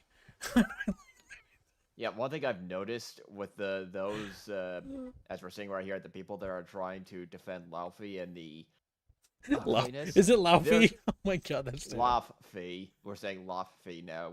Laffy Taffy. Laffy Taffy. Laffy Taffy, yes. Laffy Taffy, thank you, Ghost. Coin that. But yeah, they're just flat out lying. They're just outright lying now. They used to at least try to mask their nonsense, but no, they're just outright lying and making stuff up like what we're seeing seeing right here. It's the woke argument for, let's be blunt, woke argument is just deteriorating in IQ to such a degree that you truly question, are you literally understanding what we're trying to communicate to you? It's literally gotten to that point where we can't communicate with these people anymore. They're just so, I can't even say malicious, or just they've deluded themselves. Yeah, that's the issue. They've deluded themselves, and so they're not even seeing clearly. Because Joel, as a man, is not unattractive. He's an older man, yes. He's not, viewed maybe by women as necessarily like, very young and virile as a young male would be, but he is still an attractive man, right? There's lots of cases where you have older women in video games and they're beautiful too. But the issue is that that's like different games from like yesteryear, right? The issue is that it's okay to have attractive men. It's okay to have sexy men. It's okay to have naked men. But it's not okay to have sexy women. And that's the issue. Like, that's why my biggest issue with Ghosts of whatever the fuck it's called, Tsushima, is that they had bathing scenes where he would get like butt naked and stuff like that. And then Ghost of Yotai is like, yeah, but she's ugly and she's also like hideous. And it's like, okay. So like we have a bias here. It's okay for one group to goon. It's okay to sexualize men. It's not okay to sexualize women. And that is nonsensical. It's the same argumentation I've seen from deluded people who genuinely are deluded. Who are like, ugh, I can't believe it. There's a statue of a woman and men like touch her boobs. And I can't believe that men do that. That's so gross. Meanwhile, there's like a grave of some dude and there's like parts of his like face that have clearly been grinded against, so to speak, and his crotch has been grinded against. Yes. And it's actually polished. It's been grinded so much. Here's one thing I want to talk about with the women and the men. Women and men, we're both part of the same species. We're both humans. Both sexes are good. We are both. Yes, exactly. We both get off to each other. I know that's going to be like a wild concept, We both like goon to each other. It's kind of nature that we do that because, nature's trying to get us like, make more little retards, make more. That's what it's trying to do, right? That's biology. Reproduce so that our species continues. That's as simple as it gets. Men aren't the only ones doing it. Women do it too. We both do. And you know what? That's okay. Normal. It's okay. It's okay. It's all right for that to be the way it is. That's normal. It's all right. We should be accepting of that. Accept who you are. Like, the minute you repress that is the minute you start creating problems, where you start building up these things and then it gets weird and creepy because you're repressing things. We all have urges, we all have desires, we all have needs and wants. We know this, right? So don't fucking pretend that you're something that you're not. You're human. So am I. We goon to each other. It's just what we do. It's just Gibbs, what we are you do. saying you're only human after all? I'm only human No, I'm after leaving. all. You're not the god savior of the I'm only human. Mass Effect Andromeda trailer just keeps coming back to my mind. No matter how far we go from it, it just keeps coming back. It was clearly the most influential thing in your entire life. It's the best goddamn trailer song for a bad game I've ever seen. It's perfect. Regan Bones, or whatever the fuck his name is, or Regman or whatever, like, singing "We're Only Human" because the game is so bad. So that's like, it's like, we're only human, we make mistakes. It was a shitty game. Please forgive us. Yeah, God, it's like, all you could do is just point at these people and going, you're just flat out lying at this point. That's honestly the best you could do. You're flat out lying. You cannot see the writing on the wall. It's literally boiled down to that bad with these people, and it's like, and we've been making this, and what bothers me the most is that first part. We can tolerate protagonists with human. It's like, we cannot tolerate unattractive males. It's like, who's saying this stuff? Well, it's these people that have basically deluded themselves. The whole point of me bringing this up is that it's okay to have attractive men in video games. But in the modern lens, the issue is that this person here has deluded himself into thinking that Joel is ugly. Joel is not ugly. He's just a, 40s, maybe early 50s kind of man. Like, he's actually well built, well put together. He's got a relatively well taken care of hair, like, all things considered. Facial hair and everything. His clothing is Got the the only jawline sign and that's like everything. dirty. Yeah, he's got a strong masculine jaw, broad shoulders. He looks strong, a strong neck supporting himself. Like, he looks like a tough man, a protective man. He evokes feelings of masculinity, and that is okay. But it's not okay to evoke feelings of femininity. It's not okay for women to be feminine, to be soft, because that's somehow a weakness. Despite the fact that we are a gender dimorphic species, we have two different roles in our society. Men do something, women do something. Doesn't mean that women can't do something that the men can't do. It just doesn't mean it's the vice versa for men. But generally there's inclinations, because guess what? Societies were built around the idea that man and woman do different roles. Man is a caretaker. He provides and protects. Woman is the home guard. She builds and creates the nest, so to speak, and maintains its order and structure. She's the master of the home. I forget the phrase, but it's like, a woman is a master of the home and a man is a master of, like, the other thing. Both need each other. Both must exist in parallel, in union. The term everyone misconstrued was women were the homemaker. They literally made the home that the man would come back to. Yes. Gave the man a reason to come back. Gave the man a reason to fight hard for his homestead. Yep. Because she's the master of home. And he is the master of, like, bringing in the bread, bringing in the supplies, bringing in the food, protecting the home. There's nothing wrong with that. But yet for some reason, it's bad that the woman does that now. It's not okay that she's able to, excel at what she's, what is more comes more natural. We have to repress that. We have to suppress that. We have to attack that. And that's the issue here. It's because of agenda. It's because of modern feminism. It's because of ideologies, and it's because of perversions. We have deluded ourselves into becoming something that we're not. We have... men are hardwired to do one thing, and women are hardwired to think another way. That's fine. It's meant to be like that. It's okay for sometimes men and women to do some things differently. It's okay for sometimes a guy to be a stay-at-home dad. Like, that happens sometimes. Like, it's not to say that everything has to be a certain way. Sometimes certain lives and certain families work a little bit differently than others. But so long as they're functioning and providing and creating healthy families, that's what matters at the end of the day, right? I'm not here to lecture people on how to live their lives.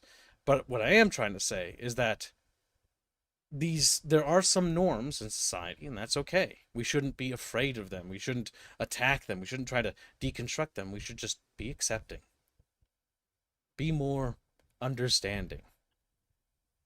I know it sounds incredibly progressive to say that, doesn't it? Like, it's like, be more understanding that men and women do different things. It's like, it's the most conservative thing ever, but like... This used to be well-known knowledge your parents taught you, and it's become alien these days. It's become something that's not... Like, everybody knows this is how the world works. We all know it. I talked to, literally hundreds, not thousands, but hundreds and hundreds of families and people. Like, I interact with throughout my families that I'm associated with, and connections with people, and we all know that the world works this way. We can try to make content media that pretends it doesn't, but that's just a fantasy. Like, the reality is different, and if you try to change things or force things or upset things in that way, well, ultimately you can't, because you can't control someone else's life. You can merely make propaganda. And it might delude younger couples and younger generations into making mistakes, and which will lead to failed marriages and stuff like that. But in the end, they'll course correct at some point, at least I hope for their sake, and, figure out what to do right. Just because you're brought up wrong doesn't mean you have to be an idiot your whole life, but sometimes, the upbringing can play a big role in making it difficult to lay down the proper foundation that you need. Whoa, curious. Trevor's just having philosophical explosions right now. God help us.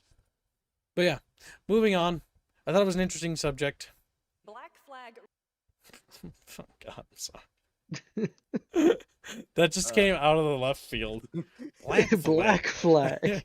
It's a video game she's talking about. The first group, it's like, whoa, hold on, where's this going? Where are you going with this woman? Yes, Black Flag is up and coming, but we're not looking at this. As a reminder, Chapich, you can get on the thumbnail still.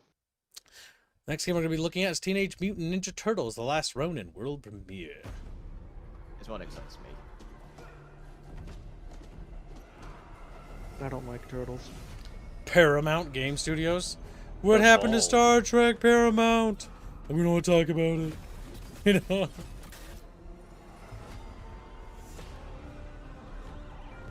From the studio that brought you Bayonetta and Nier Automata. Alright, so that studio has some pretty good experience. Platinum Games, I think their name. Here's the question. Yes, it's Platinum, I'm pretty sure. Yeah. How many people are still in the studio that made those games? Hasn't been that long. There is probably different people in the studio, but I haven't looked into it.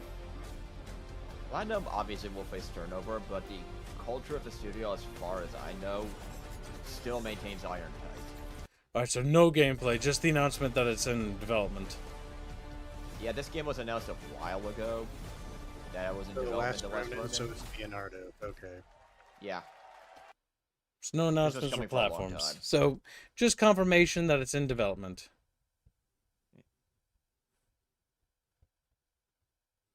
Interesting. Yeah, I was aware of this game being in development for a while, years ago, in fact, and it looks like they're at least getting closer to ready to being able to show us stuff. Obviously, because they were balancing Ninja Gaiden 4 and all these other projects, they couldn't entirely get this in full development, so it was probably pre-production during that time. Either way, hopefully it turns out good. Platinum Games has a good reputation, so we'll have to obviously play it by ear and see what happens. Hopefully, they manage to do another good game. Honestly, if it's a TMNT game, usually these games are co-op because of the whole theme of 4 players. I get the feeling this is going to be a solo thing, considering the name of it. Might try to be, yeah. The Last Ronin, potentially. Potentially. Plank says this is an actual comic, so I'm assuming he means like a comic storyline. Yes. The premise is obviously hinted to the last Ronin. All the other the other turtles died. They got killed. Damn, it's a dark story. Okay. Yeah, it's very dark, and Leonardo went into a very dark period, and he's the whole premise of the comic is he's out to get revenge on the criminal mastermind. Yeah, the Shredder. I think the Shredder's son, I believe, that killed the entire. So the thing is, you see his leg and his sai. I forget what the actual name, which is the weapon that Shredder would use. Yeah, I don't think it's a Shredder from the old comics. I think it's a different person, probably the son. I can't remember the name because it's been so long. But yeah, it is a very much more darker story, and Leonardo is obviously, due to the serious amount of trauma, not exactly the happy-go-lucky person he used to be. You play as Mikey? I don't believe that, considering he had katana. No, you play as I think the nunchuck guy. That would be Mikey. Or Michelangelo. All right. Next video. Cut out these annoying fucking sections. And get to the video game without these. Oh my god, it looks so derpy. Oh, Jeff Keighley's in a dress now? He's transitioned. No, that's why. He's completed his first transition. Another Star Wars game chat. From EA, no less. To Durban Acos, where champions are born and losers annihilated. Oh my god. Being on a bike would just ask to get killed. They have the same camera shots from Burnout. They have this when they talk stuff out. Don't go head to head against Bulba. Legends do. So I want to point out something real quick here. This is the second Star Wars game announced from EA, I believe, and both have titular main characters that are older white guys. Curious. Here's another thing that I actually want to comment on. I want to pose one question. Has the pendulum finally swung back, chat? Are we finally coming back, chat? No, now it is just the age of the old white man. Because it's Bridge still exists. They're lurking in the background, biding their time. This will only be very temporarily short-lived. It'll be a bait and switch. Oh, and also here's something I want to comment on. Humans actually running in the in the pod races and all that is actually incredibly rare. Okay, moving on. Legends do. Jaboba. They are not your friends. I've seen you at Kestar's side. Stay out of my way. Oh, this is the dream shape. I hate that character. Oh my god. Kill people as Bulba. He just kills them. Like, they're dead, by the way. And gone. Based. I'm actually kind of looking forward to this game, actually, by the way. Because it is from the creators of Burnout. Also, I have a feeling I know that map. Because it's it's the first map you play on Pod Racer.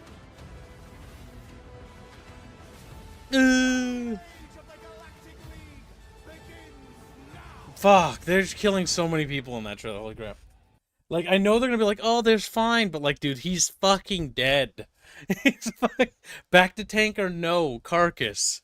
Little My broken favorite bones. thing with the pod race section of the Star Wars movie is apparently there was a cut scene where it's showing like, oh look, what's his name's family's here to wish him well, and then he dies. He's the first one to die.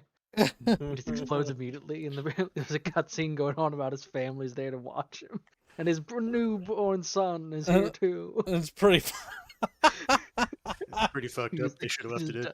And George cut it out. What oh my god. Coward. Coward. But yeah, so Basically, we've got a new pod racer video game, but it's not called pod racer because it's not just pods. By the way, there are pods in it, which you did see, but it's got speeders and it's also got the hover bike thingies. So it's going to be a little bit of like a mixed racer. So it's going to have like more of the other types of speeder craft. Yeah, and you also saw it in the gameplay where there were races with mixed vehicles. So In it's fact, not you can only see just like pod racers. 3 different types of vehicles right there at the bottom right. Yes, and that's actually highlighted there. So they don't want to just do pod racing, which is okay because pod racers are, well, there's only so many of them. Like they're They're just a little derpy. they're derpy. You But shut your whore mouth. but it will be including pod racers as well. So it's gonna have like you're gonna have spider bikes, you're gonna have all sorts of vehicles, and it will smash opponents out of the way. Bike. Yeah. So I do appreciate them showing Zabalba in the game, and it's just him killing everyone. yeah, because like I'm not gonna lie, this actually looks pretty good. And now that I know that the developers behind this are from Burnout and I think one other car game, but I don't remember. They got a lot of veterans from there. So basically we're getting Star Wars Burnout. And we haven't gotten a Burnout game in ages. Yeah, the camera shot of them smacking vehicles out of the way. It is the Burnout camera. That's gonna be my favorite thing. Just I actually hope they also make people Burnout. crash. Yeah, I think it could be. I think we got Little Miss Quirk Chungus Minus there. that character. Yeah, Little Quirk Chunk. So here's my question, because I've actually never really played the Burnout games. Is it going to be one of those ones that's like heavily story, or is it just like, okay, here you are going from Burnout games were more like circuit to circuit. This one's gonna have characters because you got characters right here.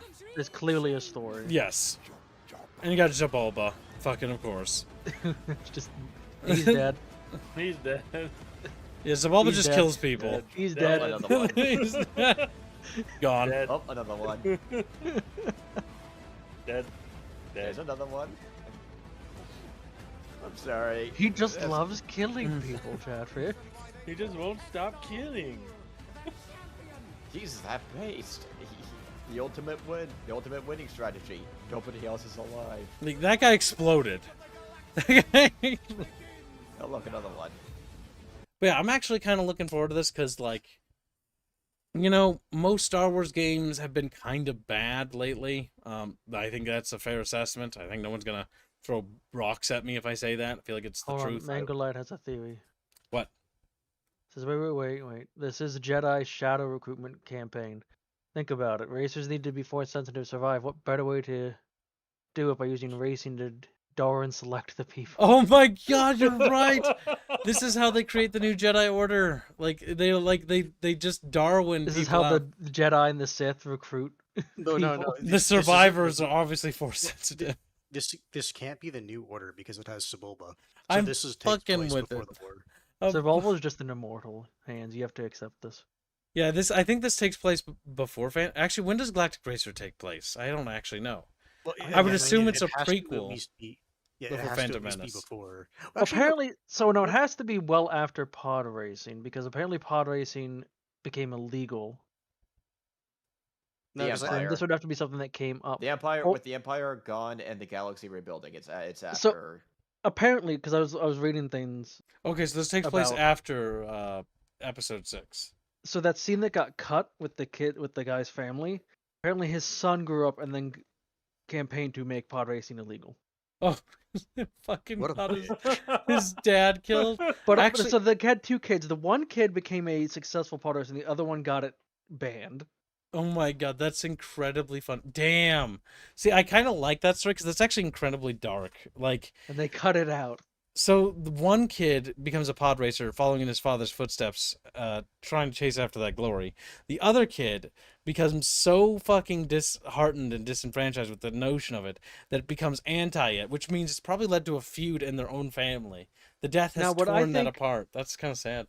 So this would basically be probably after pod racing became illegal, and it would be now it's a galactic racing circuit, and it's a more organized thing as opposed to, you know, Where people still probably die highly illegal. horrifically. We're getting shoved into the fucking walls of the fucking. Now it's legalized murdering.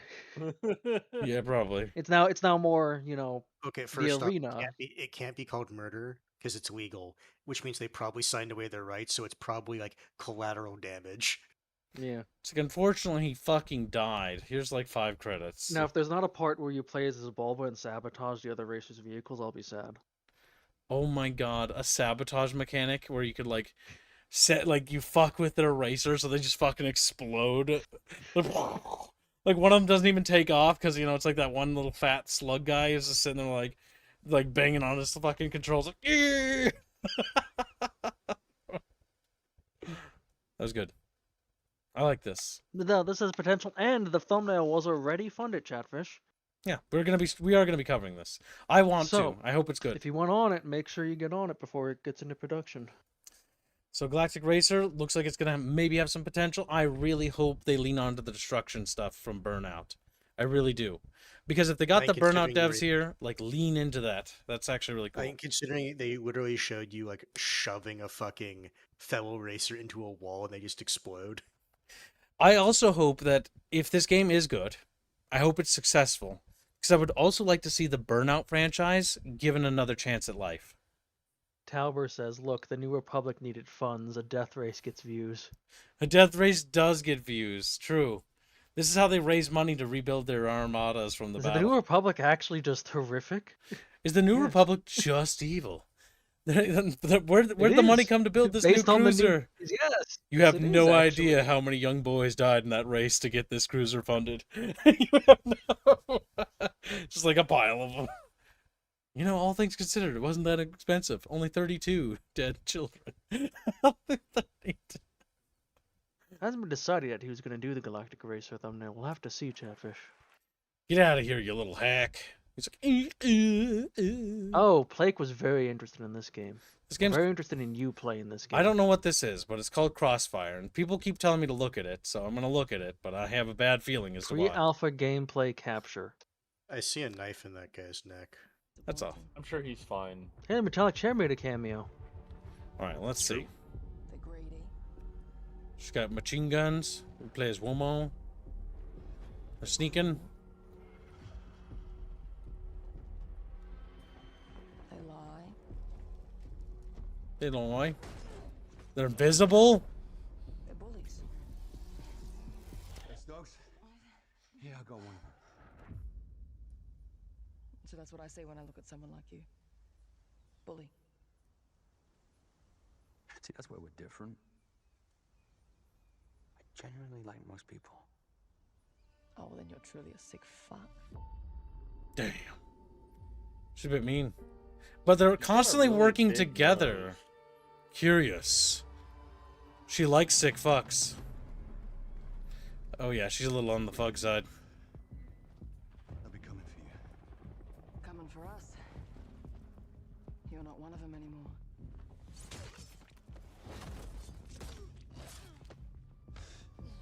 Yeah, well, that's temporary. His army of 2. Just like you and me. But not. But great. You guys don't understand the real threat. Army Not of like we cringe. do. They're showing a lot of like rough rock movement.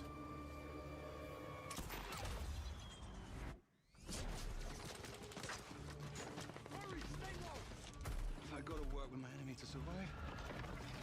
There's like some magical shit happening. The fuck? Either we fight those things together, or die alone. Somehow she's as strong as him. Being half his size. Oh, just straight up magical shit is happening. No. Do not touch him.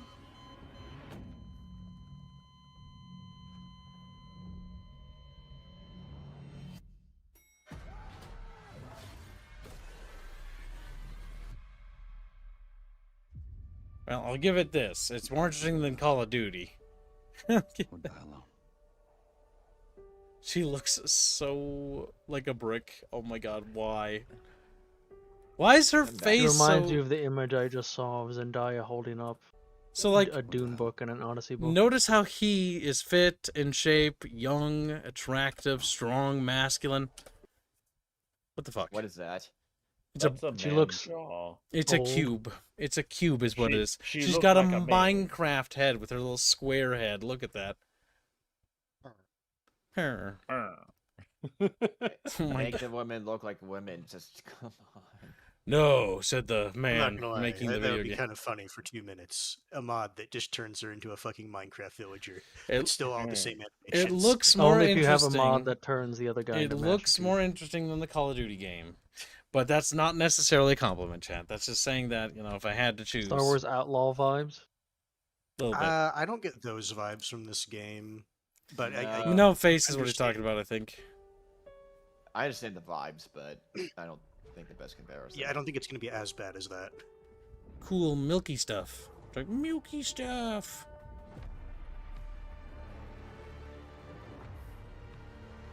Crossfire. I will say though that tells us basically nothing about the story. Yeah, so That mystical. looks like a Resident Evil cover. Also, she is kind of ugly. Smilegate? I've never heard of them. That is a name. K1. Guys, what should we call our K1? studio? I know. Oh, Smilegate. Smile. Smilegate? Gamergate? Curious. You know, it's really funny. It's all referencing Watergate, and Watergate was just the name of the Smilegate hotel. is a South Korean video game company. So they're definitely woke. South Koreans are all woke. I forgot about that. Yeah. South Koreans are like hyper woke. Hold on, they produced a game called Crossfire in 2007. What? Why are they making another one? Global Power free-to-play tactical first-person shooter, originally Probably developed in a South different Korea. genre. Or it's a remake of it. Ah. Because Crossfire was a couple games, and now it's just Crossfire's coming out again. Man, I don't fucking know. I don't know shit. Damn. Well, I would like another single-player shooter experience that's interesting, so I still hope the gameplay's good at least, but... Just looking at the Steam page also... I have zero expectations for this game. Yeah, I have none. It's all just heavily scripted. yeah, I don't really know why chat wanted me to look at this, other than like it looks like a video game. I believe in Plake DM'd me that. He said, look, it's a new woke game for kids to play. Oh my god! I mean, it's Korean, Oh, so it God. makes sense. It all adds up. Korean corporate structure is pretty bad. Very bad. Their businessmen are really bad. Mhm. Which is why usually when you look at Korean games, you get one of two things. You either get something like Stellar Blade, or you get something like this. You get something like it. Yep, pretty much. You'll see the same also in get China, crap by on. the way. Because people often go like Eastern versus Western, but it's actually like it's more like corporate versus indie or corporate versus AA is what it kind of feels like. Like as in big AAA corporation, because big AAA corporation tends to do what most big AAA corporations do, which is tout the party line because they're all fucking circle jerking because they know each other, which is the usual schlank, little schlip schlap. But I'll be real, I don't really want to play this. It looks kind of like garbage. It looks uninspired.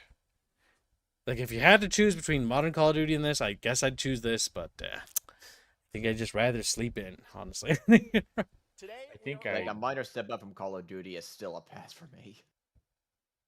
No, I would rather see Jeff Keighley get bored. All right. Because I can this. beat those artwork of Jeff Keighley.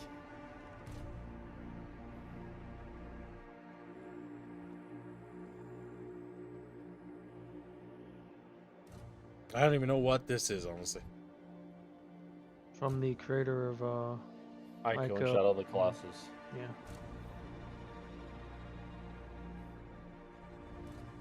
Sand. I hate sand.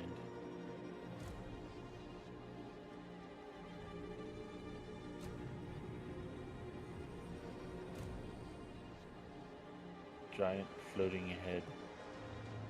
Yeah. Alright, so the game's trying to get ahead of itself. Gotcha. Big robot. It's gonna attach. Do we fight It other turns big into a robots? crit-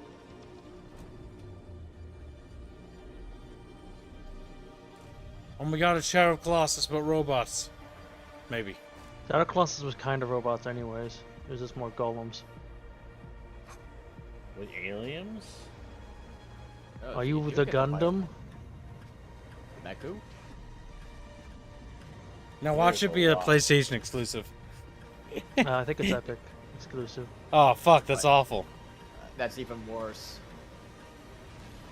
Giant robots punching each other. So it's guaranteed to flop, probably. Yes. Oh no. 9 times out of 10. No, 99% of the time. I mean, Atlas. It looked cute. Yeah, Ew. Epic Yep, exclusive. Epic exclusive. Epic exclusive. Ooh. Why? It's like, this is such a good trailer, and actually, you have me interested, and then you sabotage it with the marketing black hole of the Epic Game Store. Well, they had me in the first half, I'm not gonna lie. Yeah, I hate Epic Store. I hate it. Steam is a monopoly. Now let me lock this game behind the Epic Game Store. I'm not gonna lie. I do fucking hate that argument because I don't even think it's a monopoly. But here's the thing: if it is, it's an efficiency monopoly, if anything. It's like if your competition's like literally shooting themselves in the head, Like, and it's not that your you're fault that you're so happen to be a survivor. Is that really a monopoly? No, I think everybody else around you is just retarded. Everyone else is just that dumb. Yes, exactly. Yes, Steam does not violate any antitrust. They do not force out a competition. If anything, the max they do is making sure that other companies don't pull the Walmart trick of trying to undercut them in full on actual antitrust violation. Which is why they say if you have a sale on any other platform, you have to have it on Steam as well. It's agitating. It's like, I find it funny. You have all these people complain about Walmart's tactics, but when it comes to Steam, oh no, we must make an argument that's good against Steam because we want to be able to deny you good customer service and refunds, or Steam reviews, or forums. Oh wait. Yes, Rifford, and that what's funny is it's come out. Everyone knew this, but it was more officially came out that it's like, yeah. So what happens to games that go on Epic? And specifically Epic exclusive, people just wait for it to come off exclusive. Yep. Yeah. Very I few just games have don't survived. want to. I have the Epic launcher on my PC. I have it installed because I'm a streamer. But like I don't like it. I want to uninstall it, and I really want the exclusivity shit to go away. Cause like Epic's launcher is trash. It's garbage. Anytime I've ever had to get a game on there, I hate it. And I always regret it. There isn't a single thing I've done on Epic that makes me feel good about using it or feel good at all. I fucking regret every time I have to use it. Anytime I have to stream a game on Epic, I regret it. It's just a fact. There isn't a single time where I'm like, this is good. Not only that, half the time it feels like you're beta testing for them. It does. It feels like get on Epic to get the early access version. That's going to be shitty. You're going to have to run Epic, which is going to, be also shitty, and optimization is awful. It's just like, oh. I just fucking hate Epic, man. I just hate it. It's like being forced to use Origin, if you guys remember what that was. EA Play is like serviceable, but like Origin, oh my god. Oh. There is only one other storefront I'd use other than Steam, and that is GOG. And I am more hopeful than I was before, solely because GOG is now separate from CD Projekt Red, which has neglected it for a long time. And now that the original people that made GOG have it in control, but it's like if you want an actual competitor that actually will try, you look at GOG. What did they do? They actually try to look at the gamer, the paying customer, us grown adults, and going, okay, we're going to try and provide you a service, and the developers actually both companies do something. Steam offers all sorts of bonuses and advantages with their discussions, their forums, and the like access to dev tools, as well as like their network and like literally even their workshop support is fucking beautiful. They also have a great refund policy as well, very pro-consumer. GOG has, GOG's application, it does have problems. It runs like a potato, at least for me. But one thing I do appreciate of GOG is DRM fucking free. And the fact that there's always like the goodies is there. They also patch some of the older games. Like I remember I got to play Cold Fear, which was a game I always wanted to try. And it's basically like a Resident Evil sort of like clone kind of game. And it's actually a lot of fun. They patched it up, got it working. It runs very nice on modern operating systems now. GOG, when they do stuff and they do it right, like they do actually restore games. And honestly, I hope GOG grows the resources so that every game on their store can be that way, where it runs out of the box and it's got like optimization and functionality. Because they do have some engineers that go and like actually do that, but they're usually only for like a handful of titles. Still, they do also incorporate like fan patches and stuff like that, and they just rolled out like a mod workshop of their own. Granted, theirs is curated and it's overhauls. So like the Vampire the Bloodlines Masquerade, there's now a easy 1-2 click install to play Bloodlines now, thanks to GOG. And it's so nice. You just install the mod, the basically like fan patch, and it fixes Bloodlines up, and it works. And so that's one thing I'll give GOG there. Really nice. There's also some really other good overhauls. There's also one for Dungeon Keeper to play the old Dungeon Keeper game. But yeah, Epic, I've got nothing nice to say about them. Genuinely.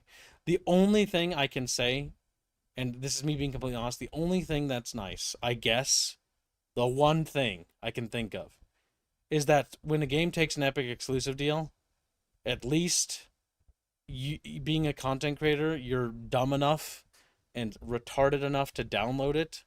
And so you get like a little bit of boost viewership-wise sometimes, depending on the game. But I'll be real with you, that's a hyper-specific thing, and that doesn't apply to hardly anybody on the planet. That's it. That's honest Abe, honest Kib. You know, you have it.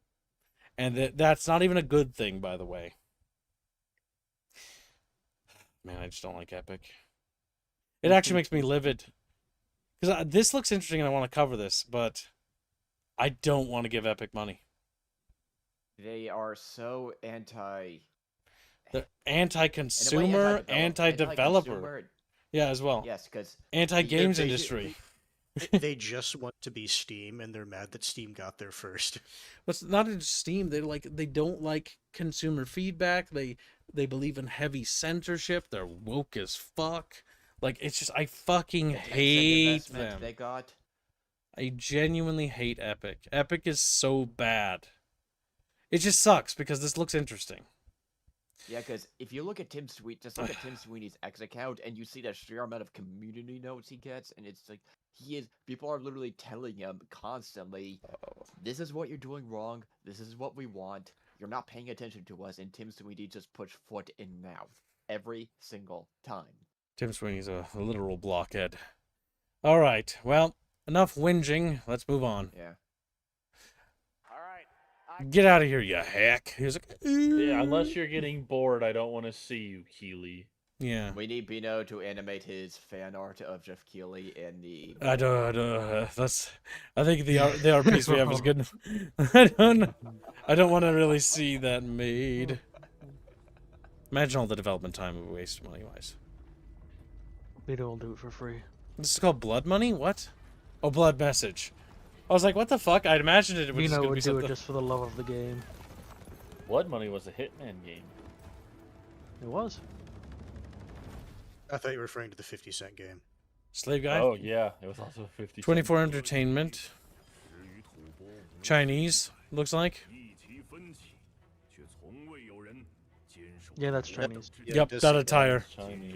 Is it a Dynasty Warriors thing? Mongolian, but yeah, Chinese. That kind of center is Captain Pepe. You mean PP? Okay, so it's 3 Kingdoms or around that time period. It can't be a Chinese studio. That's got blood in it. Oh my god, that woman. Like a more dark and serious tone. A dark sort of three. King Dynasty. Oh, is this Wushu nonsense? Is this a Wushu game? No. Are they courting death? About the great Murim. Courting death. It's not Wushu. It's No, definitely it not is Wushu. It is not Wushu. This is not 3 Kingdoms. No.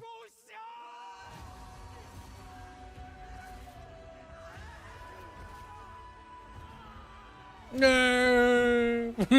Fucking killed him. I mean, I have a soft spot for the Three Kingdoms era of that aesthetic. It is nice.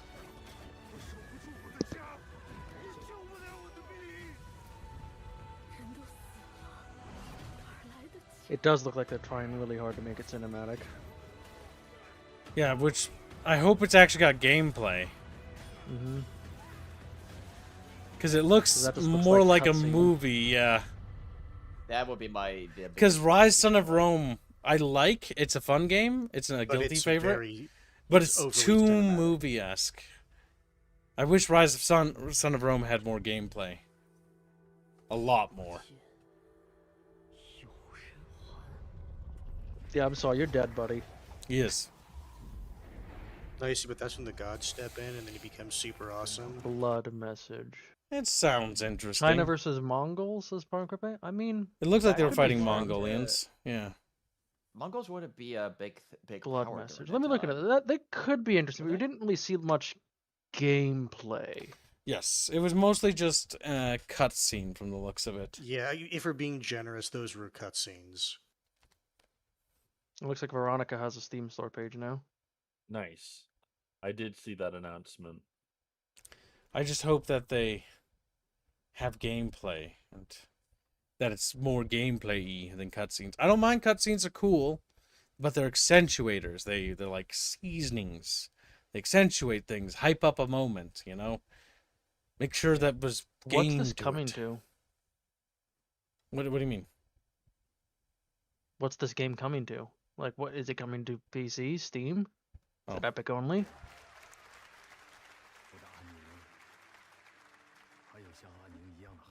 You are a tiny boy. Or tiny Chinese boy. Fuck. You're now adult. He's like, I've been lied to.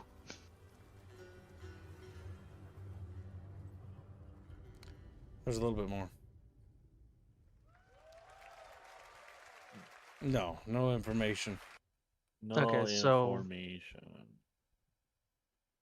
Blake does make a good point, I will give him. You are able to track the action sequence as well. That's good. That's one thing but I get frustrated in gameplay. a lot of other games. Gameplay. Need gameplay. Meat. We do need gameplay. I need the fucking sauce. I need the fucking... So, I'm seeing pictures, seeing lots of PlayStation. But according to this overview, it's an upcoming cinematic, narrative-driven action-adventure game developed by 24 Entertainment and published by NetEase Games, built on Unreal 5, designed for PC and consoles. I said NetEase. I know, but as soon as you said NetEase, it's just like, oh man, NetEase isn't really known for good. Who knows? This could be an outliner, but navigating the war-torn deserts and wilds of 848 AD, ancient China. Could be interesting. So supposedly coming to PC, but I'm seeing pictures with the PlayStation logo in the corner showing, so I don't know. We'll find out, but I will say that NetEase thing raises some suspicion. NetEase is a red flag. Raises a major red flag. Yes. It has an official Blake, now the Geoff getting good wife segment, says Blake, his favorite section of the video. His favorite section. It should be everyone's favorite section. The post scoring, of course. Like post going. Now we've got a game called Saw Genesis. I am not a big fan of Saw, but it's just gore porn. If the game is funny, it could be good. If the game is funny. No, they decided to take the bold stance. You are Saw, or whichever character he actually is, and then you try to... Even the official website's not saying what it's coming to. So this is the Saw video game. 100 years have passed since the Genesis. Wait, who? Had passed. Bloober. Since the genesis of your legacy. The genesis of your They call legacy. you a monster. But I call you a prophet.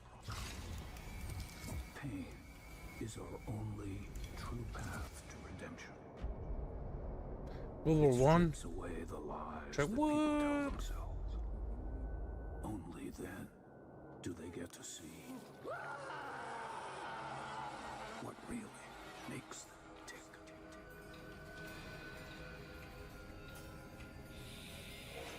A sacrifice must always be paid in blood. Live or die.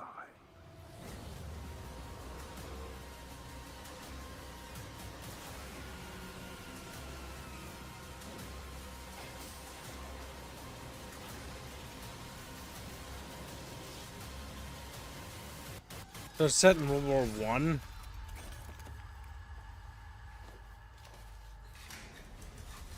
A little snack for later. Your book, bound in blood, Oh my god. It's not gonna stick on there, honestly. inspires those who are worthy.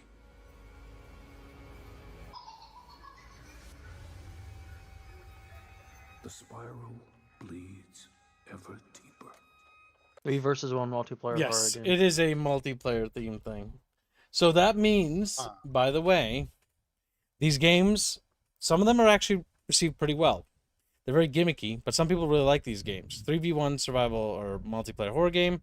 One guy plays the bad guy, and the other plays as the little guys that gotta survive, right? I mean, they can be fun, but they're usually horrifically balanced. Usually. They might be fun, but one thing I'll warn you is that these games usually don't last because they're licensed games. That means they'll pull the plug on it, and then it's done. So that's why I have a hard time getting interest in games like this, because like, okay, well, this could be a fun romp to fuck with like Reggie and like bully him in it and just murder him to death and listen to him scream, because it's fun with friends, right? The issue is that it's on a timer. Makes the desire kind of like fade, you know? I don't like the fact that it's like, oh, you're right, one day we're just gonna pull the plug on the servers. I was like, okay, that fucking $60 game you made me buy for a like, nah. Like, I already have a hard time like wanting to buy a exclusive like multiplayer thing, but then you add in like, oh, it's gonna go down one day, like they do with all these other games. It just doesn't make me want to do it, because I like to come back and revisit games. I like I know it's crazy, but the idea of owning my game and being like, this is my game, I can play it whenever I want with my buddies, whenever I want, is a big thing for me. And if you can't deliver that, you lost me. Oh, well, then you should be happy to know, Kibbs, that the Stop Killing Games movement is apparently making rounds in regards to legislation in California. Well, I mean, if it makes grounds, it makes grounds. Which is California. Well, I mean, California is where a lot of games companies operate out of, so it's not a terrible spot to make ground in. It's that or like Texas or Seattle. Also, I might disappear because a very heavy storm just came in. Chatfish, quick! Use your little fish bodies to shield Chumpa from the storm. Just blow away like. How hard these winds are! I wouldn't be surprised if a couple trees come down. Well, hopefully nothing bad happens, Chumpa. All right, next up. Look at the time. Nothing ever happens. We have a new Cuphead trailer for the new Cuphead game. In the world. How about you shut your little mouth? Today, we have a special announcement for all of you. We're happy to confirm that development has begun on a brand new, hand-animated Cuphead video game. Our talented team is hard at work on this ambitious project, which will take Cuphead and friends on a fresh, exciting adventure. It's still in early stages, but we look forward to revealing more when the time is right. Well, from all of us here at Studio MDHR, thank you for... I didn't know this was plugged in. Hello? Yes? Oh, indeed. Oh, you want me to tell them? Yes, I'll tell them. Yes, right now. Well, it seems I have one more surprise. A small team within our studio has been working in secret on something completely different. This new project is a love letter to the era that brought us into the world of video games. We have prepared a sneak peek, and I'd say... it's pretty radical. Over here? Ahem. Pretty radical.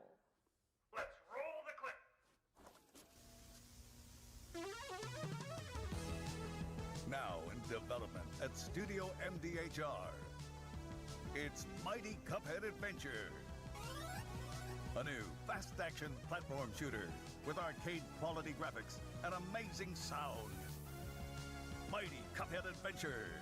Only from Studio MDHR.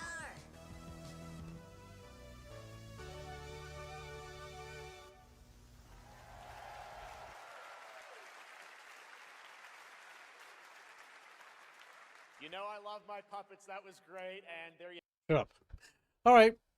So there's another Cuphead game in the works, and they're also producing a low-res art styled, basically 16-bit era Genesis / Super Nintendo themed side scroller as well, which is a very beautiful era of video games. So that's actually quite nice. So it'll be probably have nice visuals.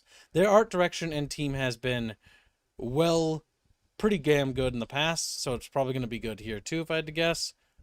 I hope that they have widescreen support. I know that it's retro themed, but you know, 4:3 ratio. It just gives you black bars. It's on the just left a and right. tiny little box. It's a tiny little. But yeah, that's actually kind of cute. So yeah, they're working on a little passion project. That's kind of cute. The Muppet thing at the beginning, yeah, I know, chat. That wasn't very funny. It didn't. Jeff Keighley liked the Muppet thing because he can relate with Muppets. Is that a Jeff Keighley like invention? I thought that was the studio that did that.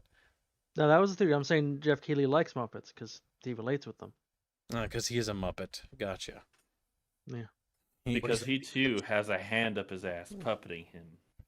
Kinda, yeah. Also, yes. Replace Jim with the All Muppet. his corporate sponsors taking in turns. Yeah, pretty much. Oh my god, that's I terrible. actually remember seeing tweets from Jeff about like, oh, it's so crazy to think that the first Summer Game Fest was just in a bedroom, in a single bedroom, and was recorded from there. It's like in a mansion. Yeah, fucking mansion. Shut up. It's one of those The things, fact like, that it was Sponsored by Sony and Microsoft. Yeah, I'm gonna say it's like the framing of it is just like. He we know tries what to you're go like, oh, I'm so indie with my massive connections and my millions of dollar resources from my multi-billion-dollar corporations. Shut the fuck up, dude. Like, don't fucking pretend. Like, oh my god. He's trying to be, he's like, the meme. Like, of, I think it's William Dafoe with like, hello, fellow kids. Like, literally the same shit. Yeah, with the skateboard. Was that William Dafoe? No, I don't think that's William Dafoe. Steve Buscemi. Steve Buscemi, yep. I don't know why, but I always get those two mixed up. I think it's their eyes. Yeah. Go ahead. Yeah, whenever Jeff does this, I will always reiterate again and again. Most of us gamers are grown adults. We're in our 30s. Most of us are in our 30s, 40s, and even many examples of 50s at this point. And game companies still just don't get it. We're not teenagers. How do you do, fellow chat kids? Well, it's just like he's trying to pretend he's indie, right? Like he came from like humble beginnings, but he has a massive, like even before then, he had massive industry connections. It's just like his Most of us indie remember that. relatable mansion that everyone else had. Yeah, I can't believe I just did it. In As my a child, I fucking... didn't grow up with much. I just got everything I ever wanted. Had a loving family. We only had all of my two- wants and needs were No, taken care no, of. as a child, I had a hard life. I had to wait multiple days. See, to I don't have an receive my issue with him masterpiece. like having success. I mean, that's whatever, right? It's just when he tries to pretend that he's like, oh, you know, it's like I come from such a hard and troubled background. It's like, I don't think so. Like Nobody believes it. Like as everybody here has come from like actual strife and had to like grow and stuff. Like it comes across as insulting. Really, It does. It literally does. Oh. 'Cause who does he think he's fooling? And he keeps doing it. He thinks he's fooling somebody. Just ain't us. The claps are for him, clearly. Please clap. Please clamp. Next up we have is an update for a pre-established video game that came out that was kind of fun. That didn't work in multiplayer, but I think they finally have Steam servers. Is it the game I'm thinking Yes, of? Dragon Wilds. Dragon Wilds. Yes. Dragon Wilds is actually kind of fun. I actually like this. It was. That's it like was world okay. premiere of something. Well, it's not Right. finished. It's super empty. Needs more meat. It's the only RuneScape game I like. The land of dragons. We will play this once it's All finished. people and rats in this. India, all of India's favorite things. I don't remember there being nets, but I also played There, it. there wasn't. There's lots of new stuff now. There's a ton of new stuff. Yes. I want to get into this game because it actually looks good. It's actually not bad. It's no. It's not bad at all. It's just when we played it, it was extremely rough. Yes, needed more time in the oven. It's getting that cooking though. They almost have all the stuff. They got farming, fishing, mining, I think now. Yes, it's already a strong game. It's got fishing.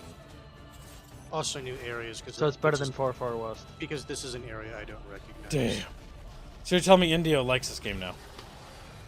Also, I think that's a new dragon. That is a new dragon. Yeah, because we in the version I played, it was just the green dragon at the beginning, and then the demo just kind of ended when you killed the green dragon. So yeah, Dragon Wilds still cooking along.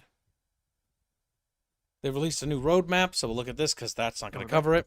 So currently, January and February, The Fell Hollow, Beyond the Grave, quests and activities. Next up after that for March, April, and May is the Dowdun Reach. I don't know how to read it. Dowdun Reach, Mithril Tier Gear, Rune Crafting Rework, Skill and Level Cap will be raised to 99, dedicated servers, quest activities, and fishing skill in April. And in May, quests and activities. Now that's already passed, so we already have that. So we're in the Umbral Sands, which is June, July, and August. Major update, the Umbral Sands region, which we just saw, the desert area added there. The Adamant Tier, Magic Carpets, which we did see there, Nightmare Crucible, quest activities, and a new agility skill. And later in September, October, November, and December, there will be Scorned Wilderness Raid, Runite Tier, Gear, all skill tracks filled to level 99, more platforms. God damn it! So the game's it's still cooking. Honestly, the roadmap is pretty meaty. So they've been pretty consistent about putting out stuff for this. Quest and activities, more quest and activities in November, and then December winter update for Luminance, new material tier, and a prayer skill. But yeah, this is not, I don't know if it's a solo game. I'll be real with you. Yeah, Richard. This is, I think, we're going to call it friend slop. It's fun with friends. Solo is kind of... Yeah, it's okay. It's serviceable, but that's it's kind of tedious, I'm not going to lie. It's only $30, so it's not like crazy, but like the game kind of expects you to be playing with friends. Unless I could be a necromancer, I'm waiting on it. I don't know if they have necromancer like stuff in it. I don't know how. I haven't checked on it in a while. I've been letting them cook, and I've been sitting on this game, and it looks like it's okay to let it cook a little while longer because, you know, more meat never hurts. But it's good to see that they're still chugging away on it. Good for them, I suppose. Next up, we have is a game I'm actually kind of looking forward to, because I've never played Resident Evil Veronica, but this is the new Resident Evil Veronica trailer, which people are pretty stoked about. So Hey, I played it back on the Dreamcast. We'll let the trailer play.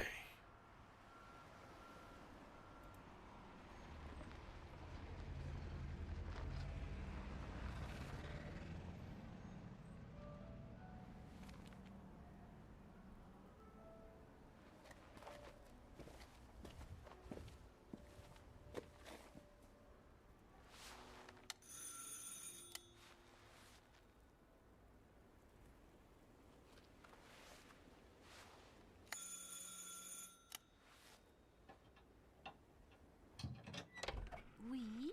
Qui est-ce? So, you're the American who called earlier. The sister of the man on the third floor. Ah, welcome to Paris. It's so nice to meet you. Oh, imagine the smell. Oh, it's freezing. Come in. Come in. We Paris don't is a want really you to stinky catch a city. cold. I hate to say it, but your brother is, well, quite odd. In we go. Oui, French.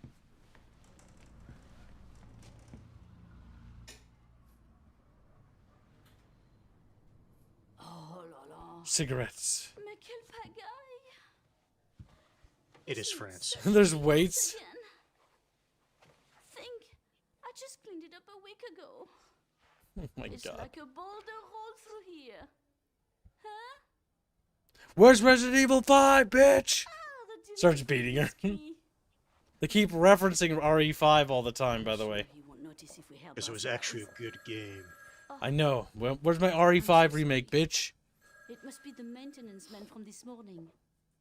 Won't be long. I'll bring some nice coffee to go with the biscuit. She's so happy. I hope nothing bad happens to her game. Please don't do that. They're gonna kill her. They're gonna kill the nice old lady.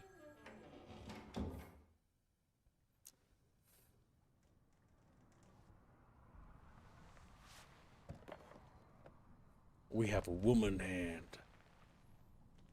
We're Claire Chatfield. That was more assertive knocking.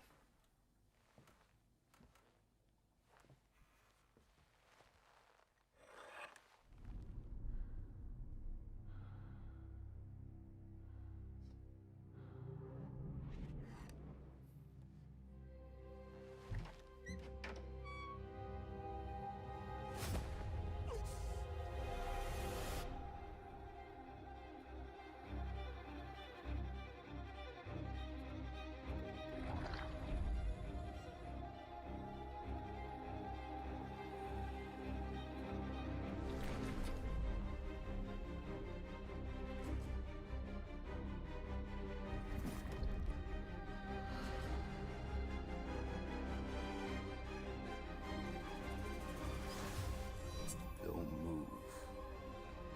Claire Redfield.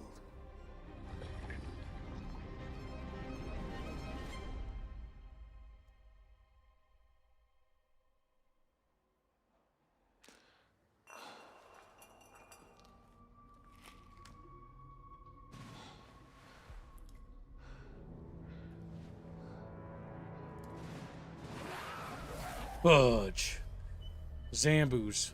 Well, that's next to your chatfishes.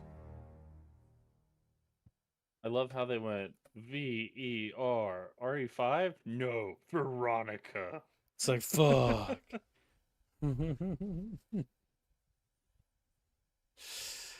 I do hope we do get one day 5. I know that 5 will yet again cause the certain crowd to go like, "Oh my god, black zombie!" But like, come on, man, this is a fucking zombie. Yeah, no, she looks like a woman. They didn't make her look fug. At least not in those shots that I saw there. So, odds are we're probably going to get something not terrible. Now, I will point out that little Capcom has done a little bit of crapcom. You know, Resident Evil 9 wasn't particularly good. The Zoomers gobbled it up, but it had so many retcons it was painful. I think my biggest issue just boils down to I don't like Grace, and I just don't like the retcons. So long as this is just Veronica, and it's set in the old time lore and stuff like that, and it's not really related to 9, because we're literally doing a game that took place like decades and decades ago, we should be fine. But I'm not a big fan of like the contemporary Resident Evil storyline. I just don't like it. I think it's retarded and doesn't really know what it is. And I also think first person feels wrong. And I know I'm new to the setting, but like, even though I'm new, I feel like third person is just what is natural. It feels like it was born to that. It's like natural. Third person. When I see it become first person, I'm like, that's wrong. I played RE8 and it was terrible. Oh. Yeah. Usually a lot of these games I prefer first person, but Resident Evil, it's kind of been a staple for the series.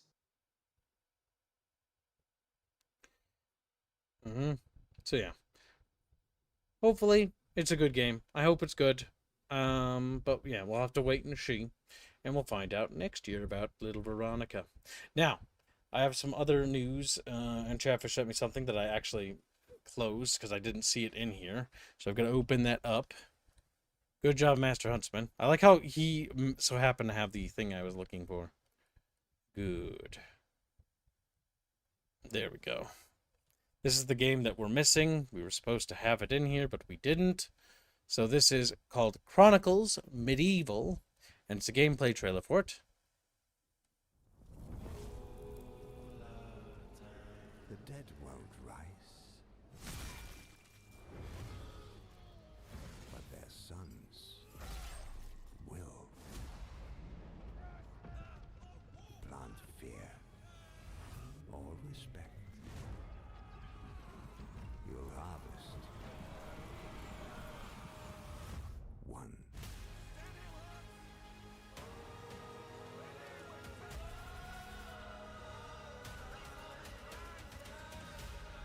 So basically, it's like Bannerlord and Total War crossed. Oh, cool.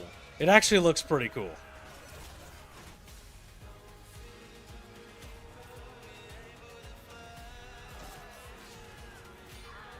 Is this 100 Years War? I can't tell.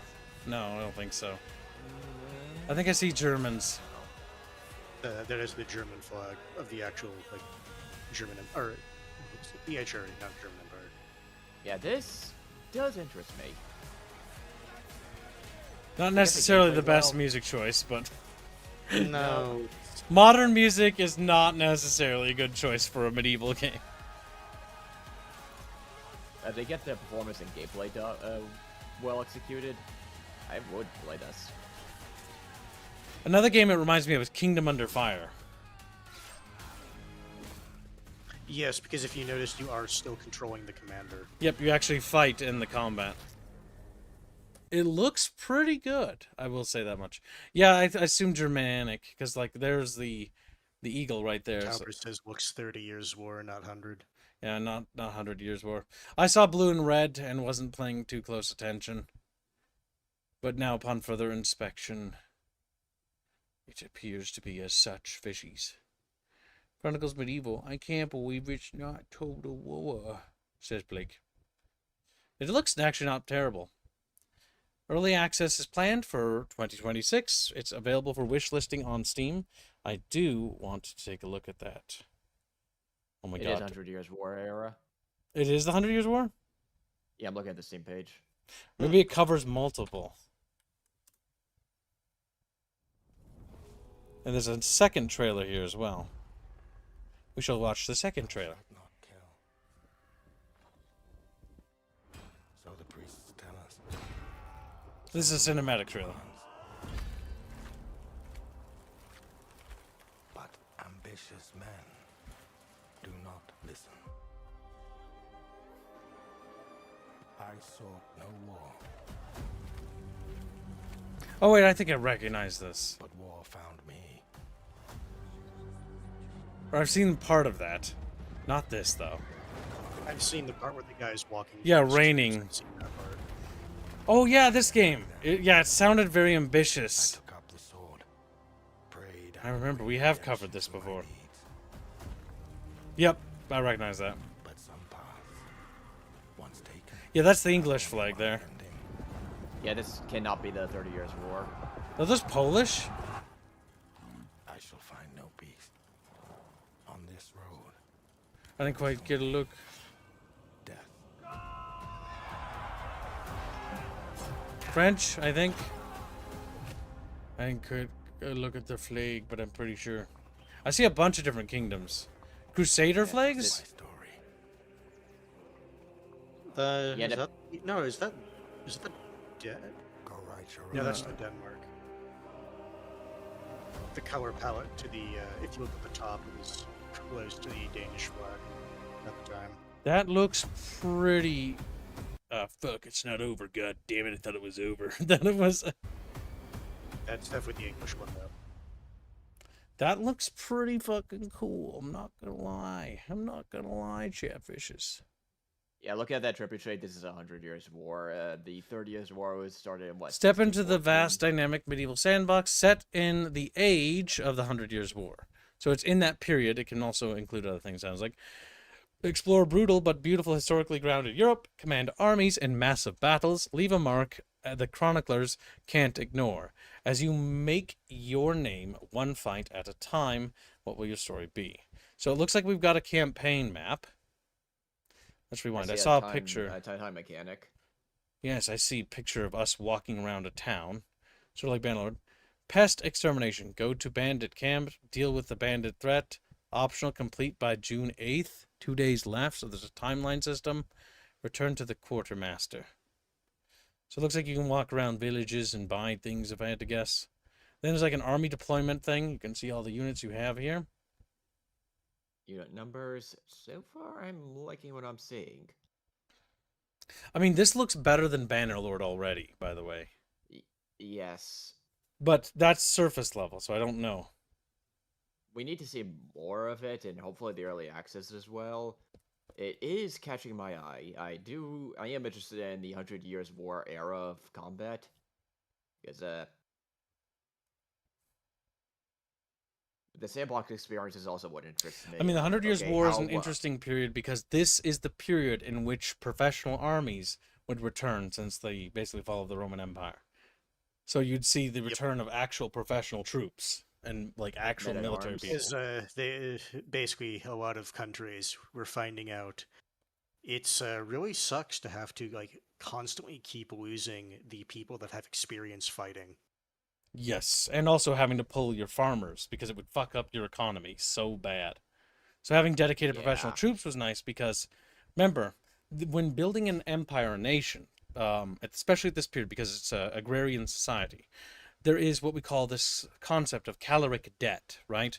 If you're not generating food, you are taking food. And that means you are part of the caloric debt system. So that's why a large portion of the population needed to be participating in the farming, cultivation to grow food. Because your burghers, your knights, your merchants, what are they doing? Are they making food? No. I'm not gonna lie, when you said burgers, I didn't realize you were referring to those burgers, and I thought Yeah. you were talking about like hamburgers. No, like the class, right? They don't produce food. I realized that when you said the second one, it's like, oh, you're referring to the class of burger. Yes, they're caloric debt. They're eating.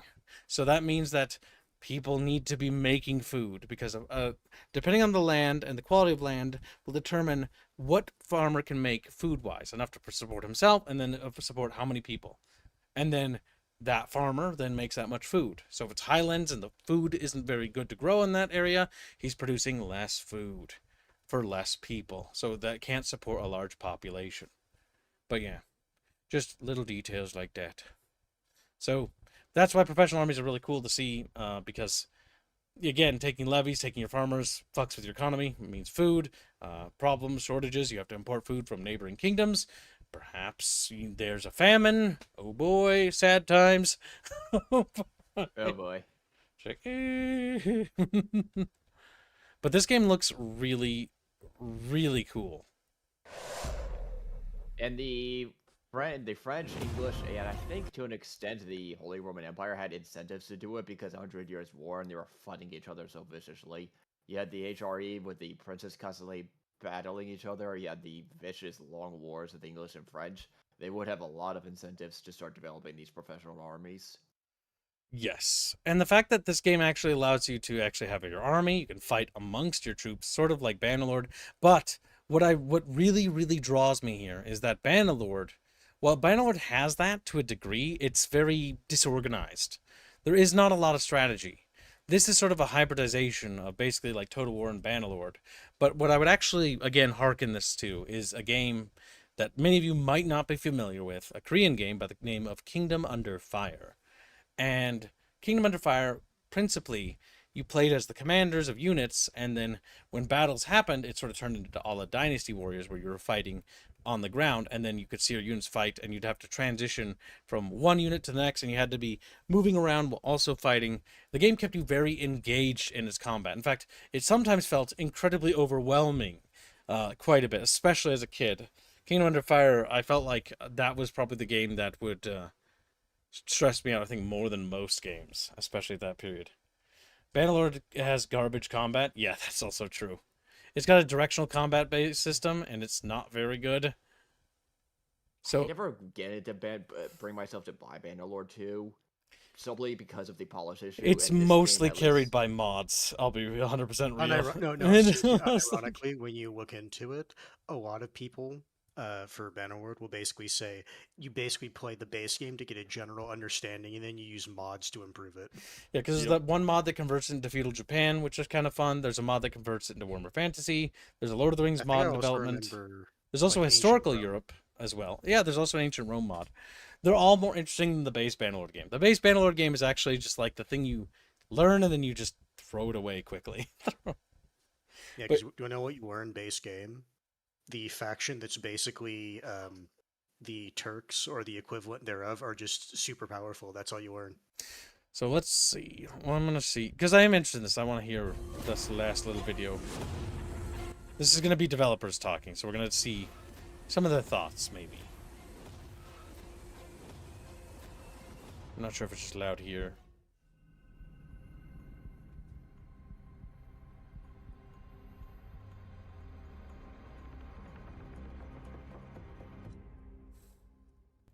History books are cool, but what if you could live it?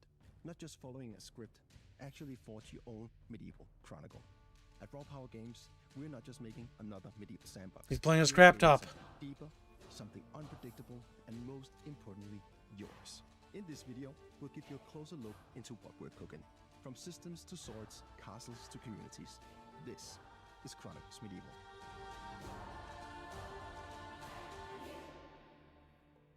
When I think about the tone of the game, of course we wanted to highlight brutal and rough nature of medieval life and warfare, but we also wanted to not shy away from the visual variety involved in the world. So a variety of colors and styles, quite a vivid world that these people inhabited. Modern media tends to kind of fixate a lot on the dull and grey kind of aspects, but I think medieval life was actually quite colorful.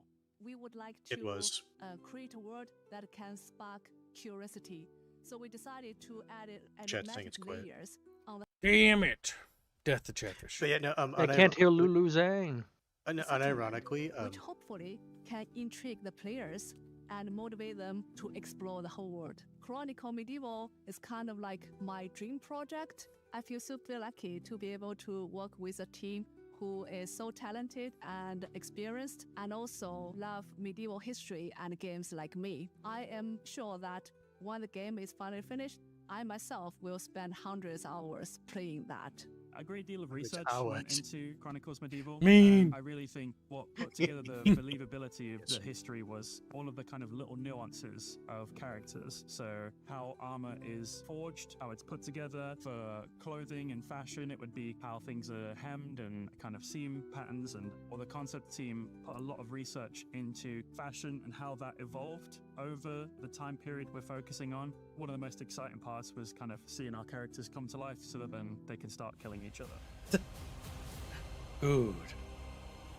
To make the combat feel authentic is challenging, but we have sources, and when we understand the concept, They took the buff behind guy in the all team to talk about historical martial combat. arts, then we can have at least a really nice Also and his historical name, accurate Bjorn. visuality. Imagination Well, has someone been on my the best dev friend as a team combat takes care of designer. themselves. But here, that's not the case. We have to think about, is it believable? And if it's a yes, we have a solid answer. If it's a no, another round of iterations. Realism doesn't mean it's not fun. While realism is really important for a game, we're not making a simulator, for sure. That means that we do get the freedom to design, let's say, artificial systems to make it even better. We heavily rely on Bjorn's mocapping to add realism, and everything is Hema. nice and enjoyable for the player. Oh, okay, he is also their Hema plausible enough person. for all the Yep, they have a stories. Hema What expert, we're aiming which is for good. is to make you feel the brutality, the urgency, and the weight of your decisions. It's I mean, he's got you the are build killing for it. someone, right? Any combat situation. Yeah, it's also a whether smart you are in choice. a Hey, you want to battlefield see actual or in a high duel, European you're fighting, trying to martial kill arts someone fighting, or get disable someone who someone actually right does now. it for motion cap. So we want you to remember that you are not a hero here. You don't have magical abilities that can slaughter multiple people and just change the tide of battle. You are a human being. You are fighting against another human being who's trying to kill you, and you are trying to survive and kill the opponent or multiple opponents around you. So it all boils down to making the right choices in a short amount of time. To every single choice you make could either reward you or punish you. Do you have the right armor with you, the right weapons? So all the decisions you make, the preparation, and also within the battle. When you're on a duel, also everything counts. Every single attack, every single block will keep you alive or will kill you.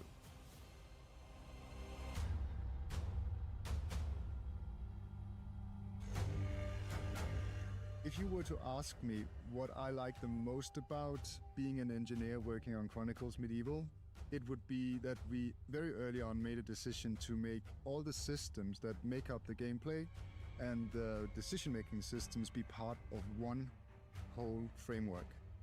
Today that allows us to be very reasonable about how we approach performance issues, but also how we T-posing. approach The background, I saw that. interconnectivity.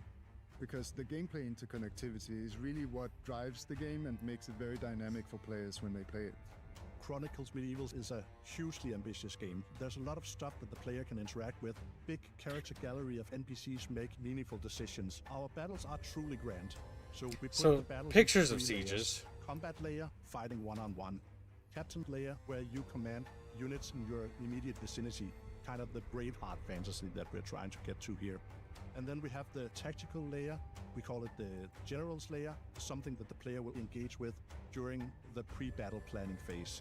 In Chronicles, we really want the player to be able to express himself and do whatever they feel like. If you want to be someone, if you want to chase something, you could. And we want to, as developers, give you the opportunity to do so. So after you create the character that you want to play as, you're being welcomed into an exploration map that covers a big part of medieval Europe, where you are welcome to freely roam and do essentially what you want. You can go and visit settlements, you can go and visit castles, you can attack caravans, you can chase bandits, you can perform quests. You can also hire companions and have some adventures with them. You can participate in small or big battles. We take you from the top-down view of exploration map and throw you into TPP, where you can feel and see your character and actually be a participant of all the events that are there. So it also feels more immersive, and you can see and experience the amazing world that our artists also built. The part of you being there is an important pillar of what we try to achieve. Less management, more immersion. There are multiple different systems that allow players to shape their journey and to also shape the world around them. We also have the entire economy that basically runs underneath the hood and drives all of the economic and trade situation in the world that you as a player can also influence. We are really trying to experiment with these systems to create more of a dynamic and real world. Chronicles Medieval is a game full of opportunities, and we can't wait to see what you'll do with it. History has already been written, but this time you're holding the pen. Wishlist Chronicles Medieval now on Steam, sign up for our newsletter, and come join our community. Because trust me, we're just getting started.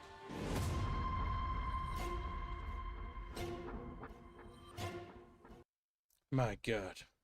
Well, I found the most interesting game of the entire announcement thing, Jet. Now, they are independent raw power games, and their reputation is, well, it's a first crack. But So honestly, where are they getting their funding? Well, might be private investment. Yeah, that's gotta be it. That's the only solution. Because this doesn't look like a small budget title. No, The trailers and everything else around this game looks and very professional. very professional. Very like there's some money behind this project. Either Substantial they have amount. some fucking friends that are willing to do shit on the cheap, or yes, there's some like angel That's investors. there's no friends on the cheap for this. Probably Angel a investors, I'm combination of private investment, and if the devs actually want this to be like their dream game, it's probably also dev members investing into it. Okay, so it did some primarily from its founder, Rune Beniston. Is a European name. He Sure, made a he's fortune from Maker DEAO crypto project and invested his own money into the studio. Okay. He's a crypto bro. Okay, so That explains. it's his project to make this game. So Yes. he made a Oh, that's fortune, and now this is his dream project that he's actually able to fund himself. You know what? Who? I mean, hey, good I for him. didn't catch the name. That actually makes me more comfortable because it's like there's no mystery. The mystery investor is always the it's not scary like one, who's the person in the back holding the coin purse? He's like, it's me. I which did it." means that There's it's his no, personal project, which is a good thing. Yeah, well, it means that, but it also means obviously no publisher, which means no one can stick their fingers in and decide, well, we're gonna make it for a modern audience. Oh, It can be as authentic as they can possibly get. yeah, this is Which is rather good. refreshing. My God, I'm Like, actually looking I mean, forward to this. Oh, please don't. As make they me were cry. sitting there talking with like the mocap HEMA guy, like they want it to be as authentic without it just being simmy. Yep, so Yeah, it's not 'cause, going to like, be there like is a super point mil where it's a simmy. bit too much. So there will be some Yes. arcadiness to it, and that honestly is a good compromise because I do think that if you're going for full sim, like it's not going to go as well because that's what kind of Bannerlord went with, and I think Bannerlord, well, it sort of didn't, but sort of did. Bannerlord's one of those where it's like it could have been, but I think the Turkish game studio just doesn't really know where to take it, and then they've also fucked around with that and They underdelivered. also got a lot of government money, and so I don't think they cared as much. Yes, they lied, and they are way behind where they should be, and that water update turned out to be a water DLC that was supposed to be in the base game, but that's neither here nor there. And they still haven't done several dozen things. Honestly, it's not going anywhere. I think Bannerlord 2, like, it's a cool idea, but it's just never going to make it. Chronicles Medieval seems like it has an actual clear vision of what it wants to be. It also chose a time period, so it's going to be set during the 100 Years' War, which is a very interesting period in human history, because this would see the return of professional armies since the ancient days of antiquity. So that was actually pretty big, that you'd see mercenaries becoming a thing, mercenary armies, you'd see literal, like, new doctrines and warfare techniques be basically developed around this period. So because it's set in this period, you can actually have a really cool, like, pipeline of development and technology. And I also noticed that it's not quite limited to just the Anglo and Franco conflict between just the British of the 100 Years' War. Yep, there was we saw Germans, there I'm was pretty sure we saw French. Polish as well. At least I'm I pretty think sure. someone said they also saw a Spanish flag too. Spanish forces, which could be interesting. Now, I'm thinking it's probably just going to be in medieval Europe. It's probably not going to include, like, crusade stuff. But I swear, in one of the trailers, I swear I saw... I don't know if it's right, but it looked like Richard's Crusader flag. I'm not entirely sure. Might have been a trick of my eyes. Which I know that there Richard was a couple Lionheart. chat going back and forth between whether or not it was a Crusader flag or English flag. So Because it might be, but it might be just the English flag. If they actually do personally include wanna the say it's Crusades, English, or but- have the Crusades in this, that'd be insanely cool. I would take crypto bro funding over government BlackRock funding. Yeah.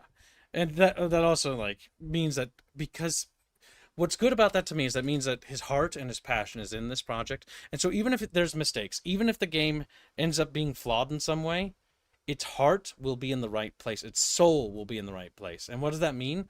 It means that even if it's flawed, it still will be trying to do something, and it'll still be something, because there's clearly care here, which is something far better. Far better.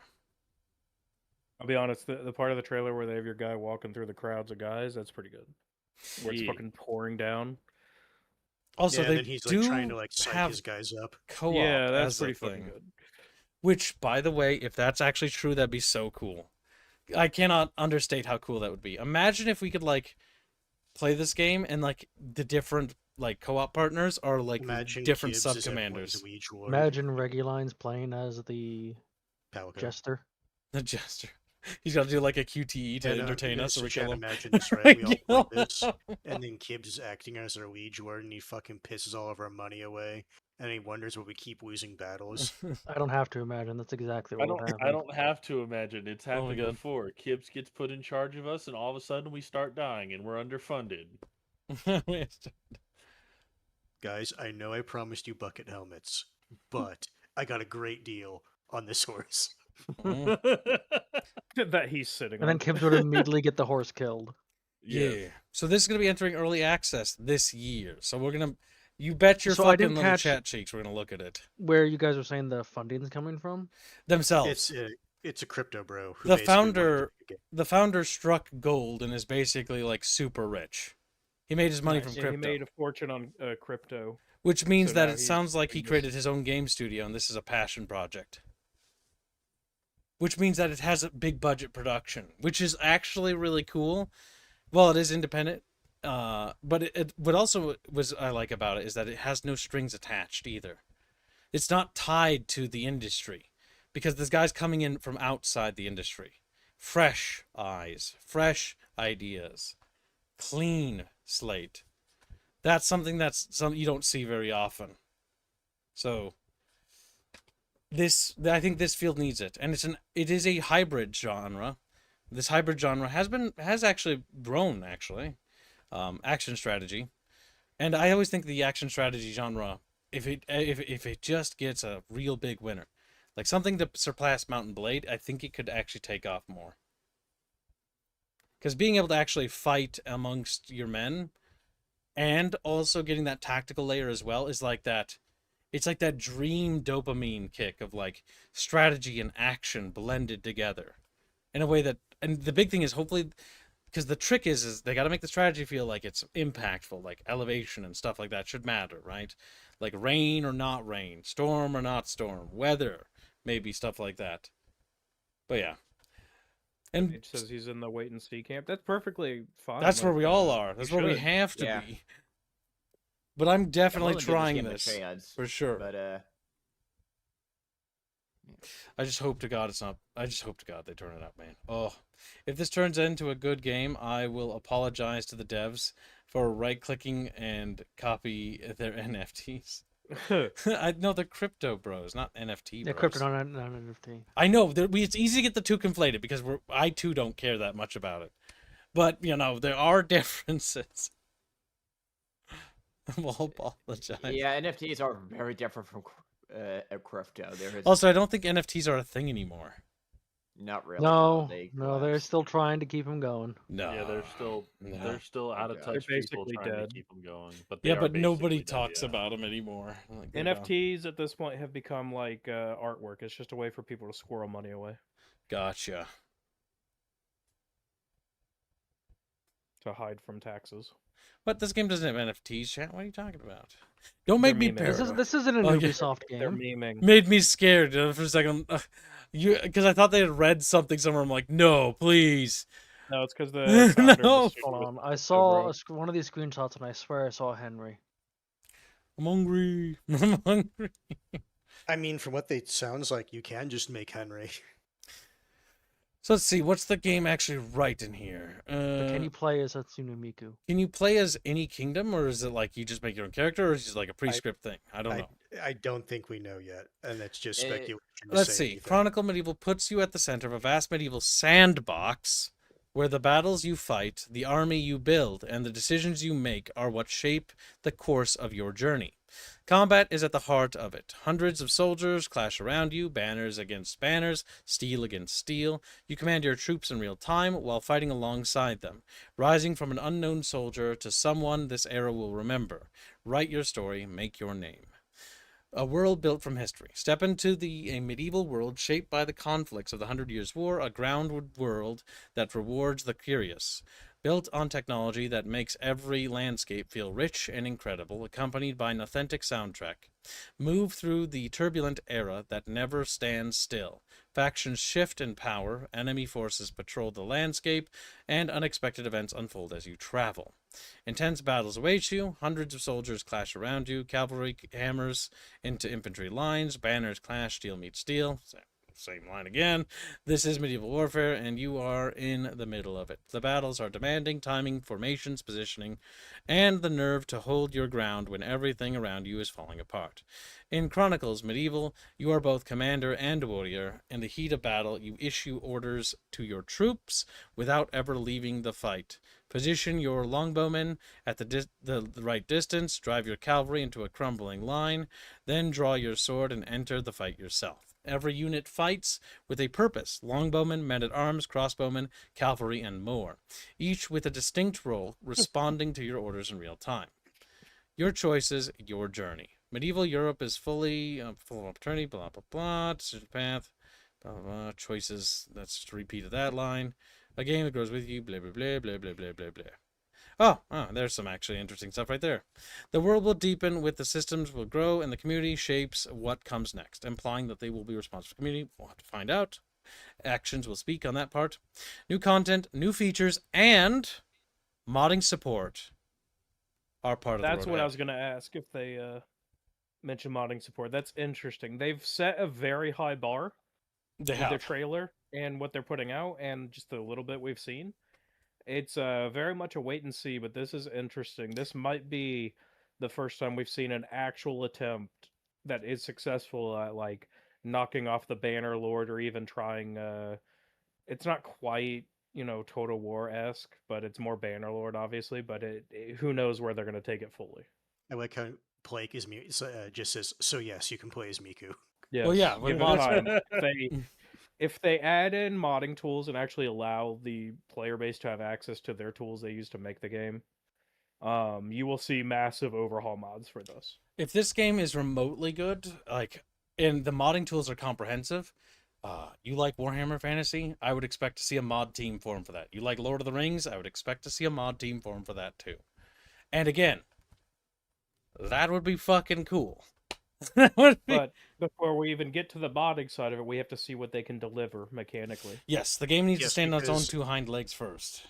Yeah, just because they have very good trailers does not mean it's going to be a good game. If I'm reading this right, it's Unreal Engine 5. I mean, it looked pretty good for being Unreal, so they must have done some custom fuckery. Clearly. Because I seriously doubt Unreal Engine 5, unless you're a technical guru, can maintain battles of that size. Well, any even engine with can all be, its updates. you know, like Kibbs has said, because Robin's told him and whatnot, like, any engine can be morphed to be whatever you want. It's just a question of whether or not you do it. Yeah. Technical talent and time and money, and, well, a lot of those three, at least on surface level, look to combine here, as you have a crypto pro with a lot of money, which means a lot of those people have a tendency to be from a STEM background and know how to do some coding guru. Chatfish were making fun of Kibbs' pronunciation of cavalry. Chatfish, bad.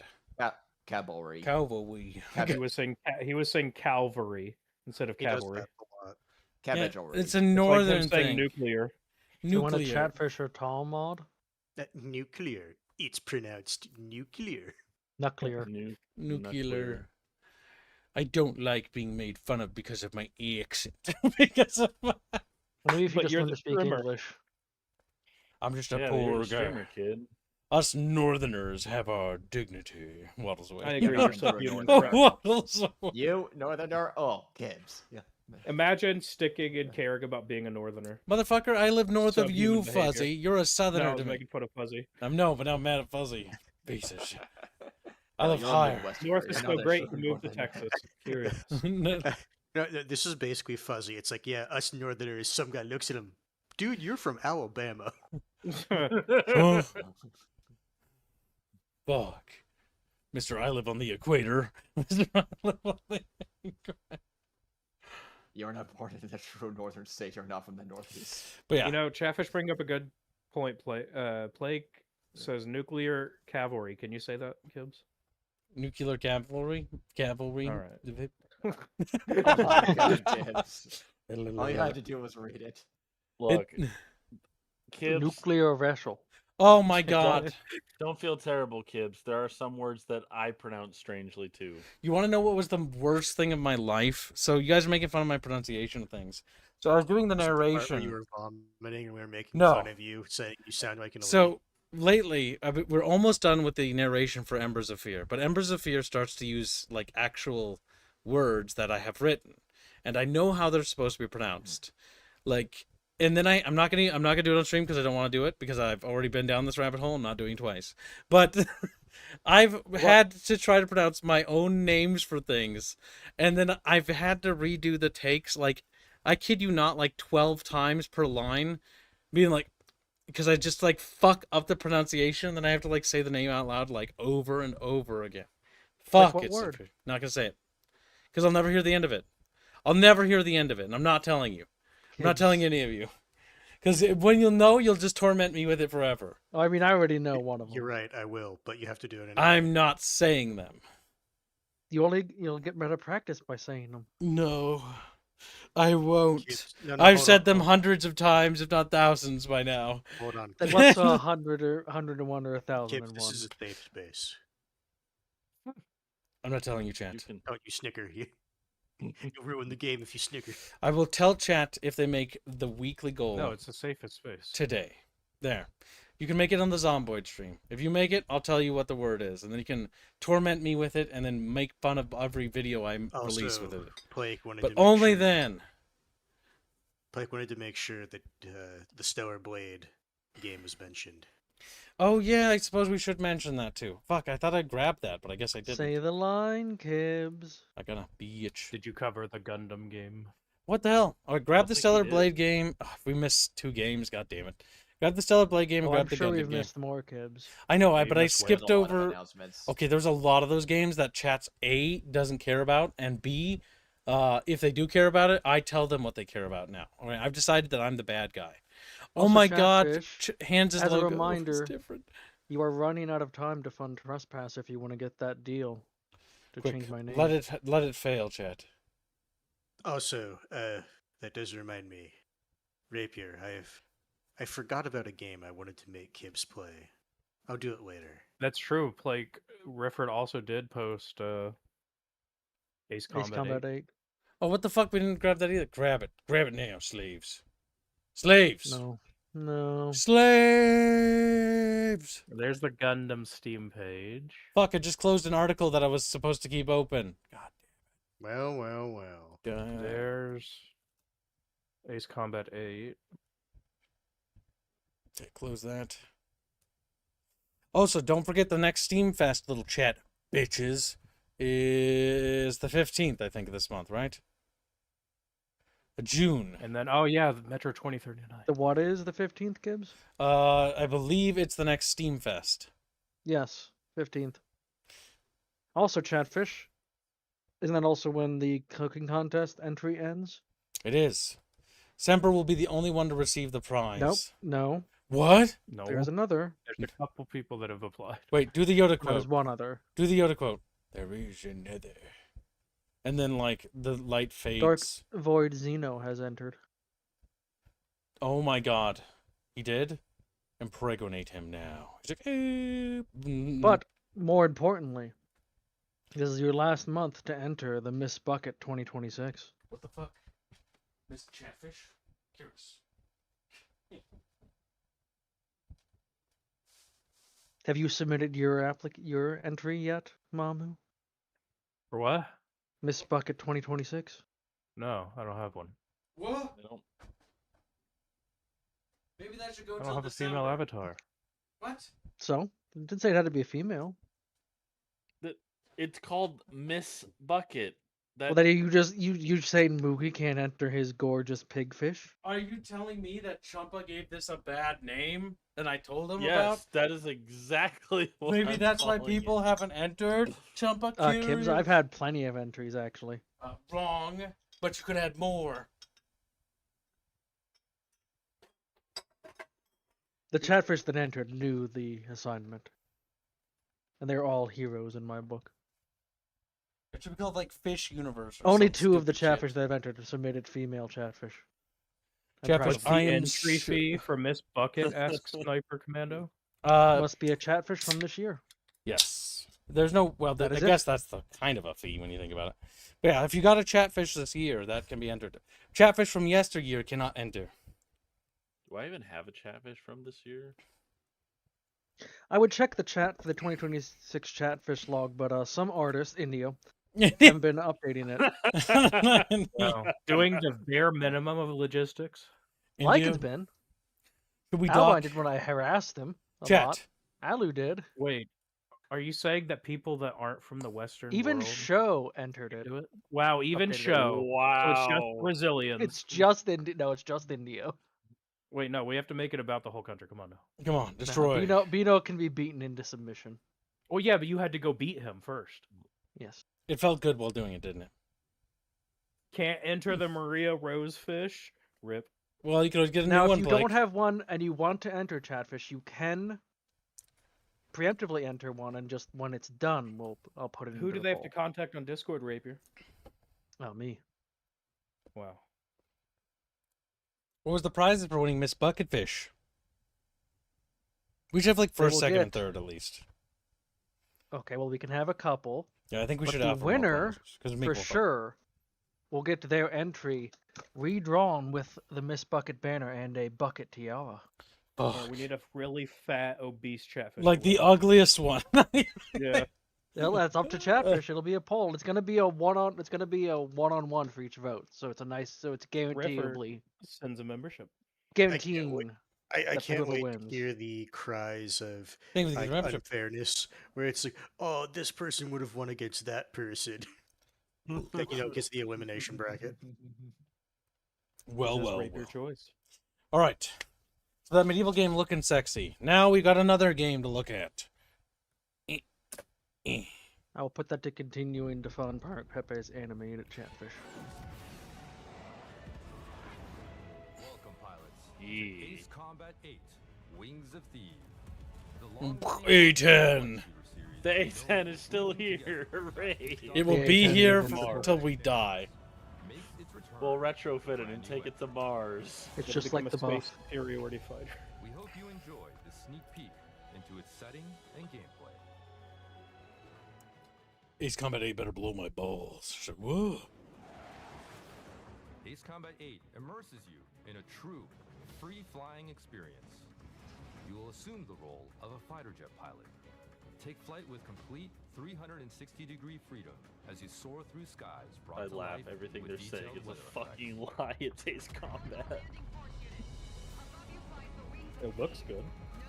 Yeah. It looks like Ace Combat with new graphics. Oh my god, this helicopter just dropped like. It's not Ace Combat until I hear someone. Alright, the destructibility of the planes looks quite nice here. Yeah, the animations and stuff on them are actually pretty good. Yeah. Oh good, you still have a billion missiles. Very nice. Yeah, 96 missiles? Holy shit. Yeah. Fly into the tunnel! Fly into... Oh! Crashes. Oh god, I'm having flashbacks. No. Good, we've got retarded tunnel flying. Beautiful. It's a good Ace Combat game. I'm gonna just smack into the side of those. Just... You would. And we all laugh at you.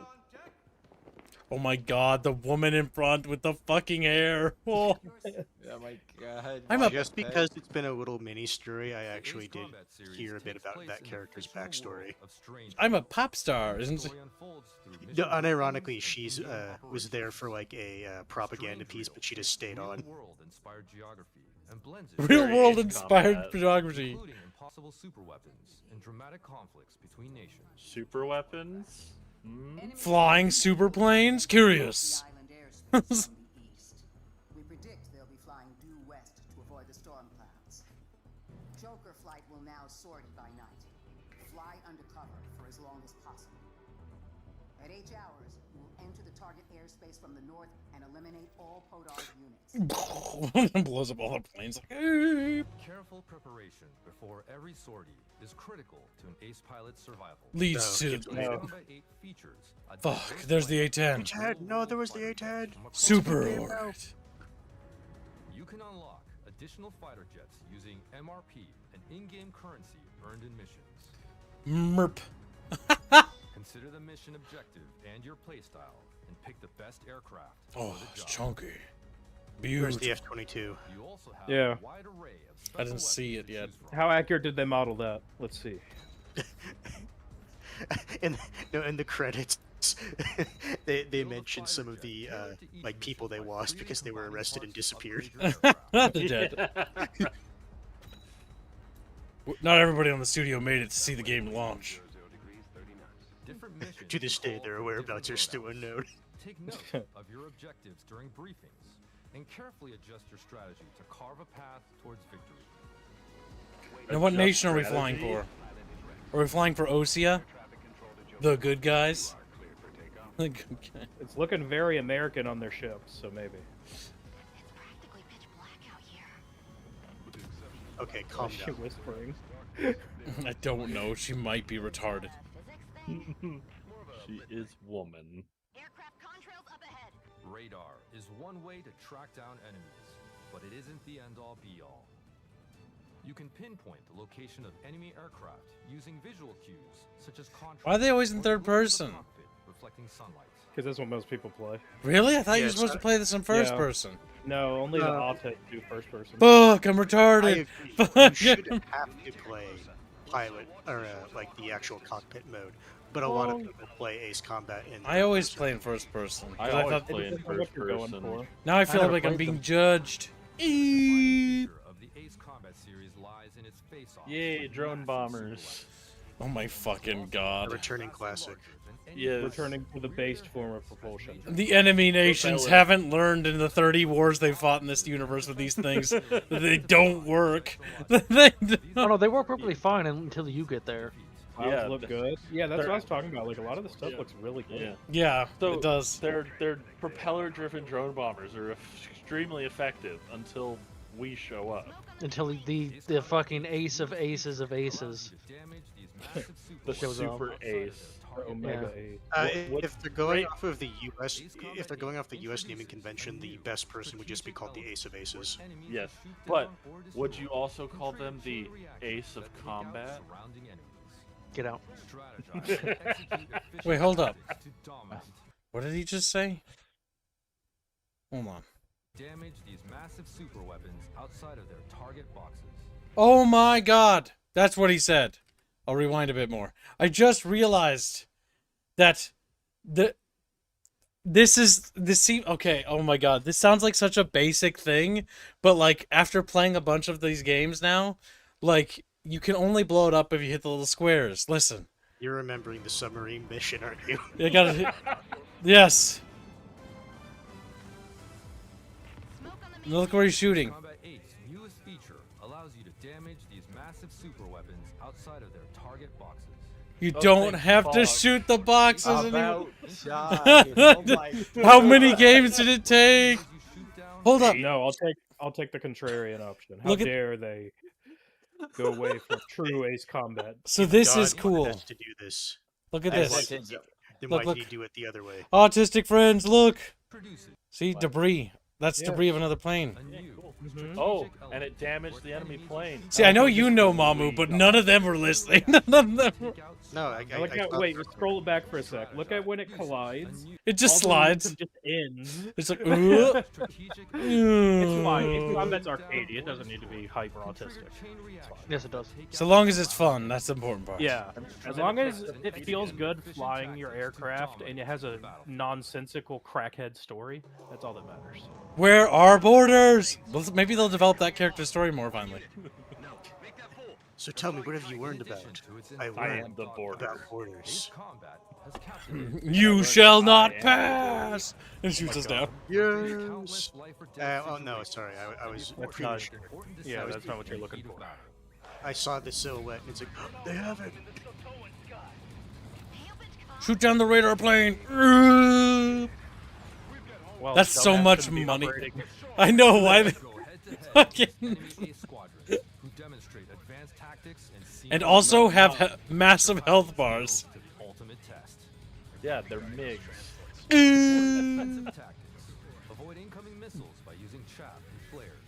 Or pull off the Wait, occasional what? daring We can maneuver use chaff with a high now? G turn. I think you could in one of the recent Ace combats as well.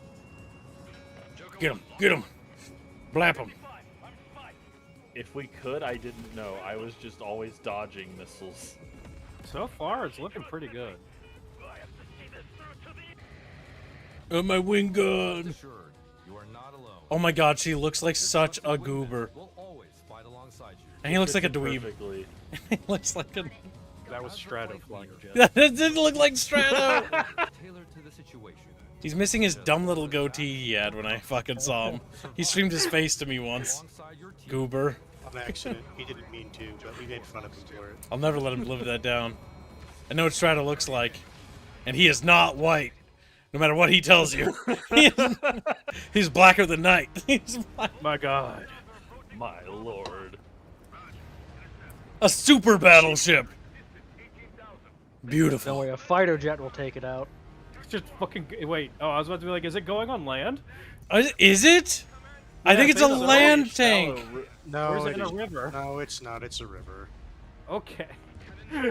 Boo, that's boring. It should be a land battleship. Oh my god. Way funnier. It has airburst cannons. It has airburst railgun can. That thing is so wide. It's so stupid. That's beautiful. No, it is on land. It's on land. It's beautiful. I love it. All right, game of the year. Beautiful. Oh my god, it's just driving next to it. It's on land. It's just leaving a little snail trail. Snail trail. Alright, is this the best, like...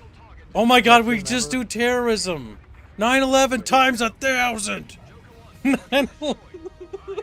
Oh my god, it is 9/11. Chat, the skyscraper's coming down. Yeah, they're dropping it on the land. Not ship. Seattle. Oh my god. Oh, this is a Space Needle. Alright, we must be fighting in Osea, I had to assume. It's in Strange World or whatever the fuck. In 2029, a new conflict. They're strange Then they just show us a normal ass aircraft in the carrier. Republic of Sotoa. Wait, we're fighting for what? To you, Replay. of Central The Republic of and the Sotoa? Republic of Sotoa. It's up to you to push back the Sotoan incursion and take back. No, your you're home. fighting against them. Step Oh, into the okay. cockpit Fuck, and all get my homies hate Sotoa. Were they? Wait, hang on. They have land battleships. Maybe we've misjudged them. Maybe we're on the wrong team. Hey, listen, I'm a nerd. I'm Hey, cool. listen, my name's Why is Strato. Leon I'm here to in help you out. Space Leon, or Air Leon, or whatever. We look forward to seeing you in strange real skies. It looks pretty good. That's the name of the world, Strange Reel. It's so stupid. But yeah. It's- On countless battles. Airman S. Kennedy. Evil woman? Evil woman. For the first time. She was in a wheelchair. That makes Thank her you for super watching. evil. That means we need a And a breeder. cripple, more importantly. War Crimes GF. Oh my god. The real- Looks pretty so, good. It Actually. looks pretty good, but considering it's Bandai Namco, I'm assuming it's 70. Probably. It's worse. Because I have to get it because I'm going you to have get to it pay has for your tax. it has He early also had to get access. Dawn of War 4. No, don't remind me. I don't want to buy anything anymore right now. It's $90. I had to pay $90 for this. Damn. 3-day early access. But here's one thing if you pre-order. So I'm not a big fan of this. This is my actual biggest complaint. Because it sounds like if you don't pre-order it, you don't get it.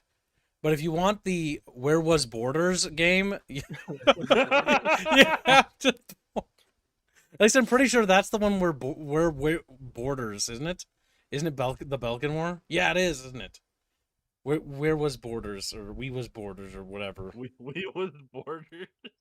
Because you can get a PC port of it if you pre-order. Which annoys me.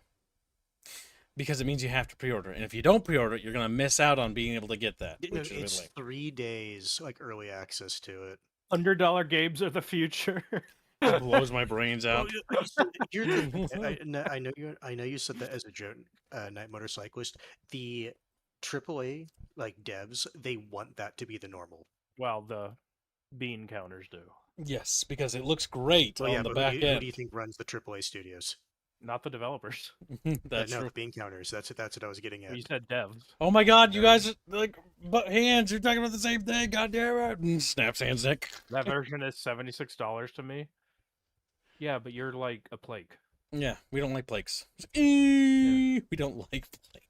Fuck Blakes. He just looks at his picture of Maria Rose and cries. Fucking, he would. It's her birthday today. Oh my god, what the fuck is that? That looks But yeah, 80s. this looks pretty good. I mean, obviously, pre-order stuff aside. Yeah, it'll probably do well. What in God's name is that, Mama? What the- What the fuck am I looking at? At 80? That looks like one of those planes. Fuck. What's the name of that stupid series? Beautiful. What are you talking about? You don't get to talk about that. Looks at Morty. Not Morty's. Those. Change our names back. No. I have no trouble differentiating them. It's a skill issue. The Chatfish paid for it. Well, Morty paid for it, so I shall remain. I did? Yes. Yeah, for his. For I don't mine. remember what I did this morning, let alone earlier in the week. But, Oh. yeah, because I have seen all the guns you like to share with people. You don't get to judge. Yeah, I don't know what the fuck that thing's supposed to be. It's beautiful. I cannot for the life of me remember It the looks name. like the module on top is like some sort of add-on or something. I don't know. It looks like a giant. I choose to believe it's a giant camera. It looks like it has canards. It A may be detachable spy No, is it drone. an R-Type? I think that's the name of the franchise. It looks like an R-Type plane to me. R-Type, isn't that the side-scroller shoot-'em-up thing from PS2 era? Yes. I remember I have one of those. But they did make some like 2.5D games where you could see like the full model of the plane, and it looks Rupert like says it's a pixie plane, the final boss in Zero. Oh, yeah, because it's got a Catfish. laser on it.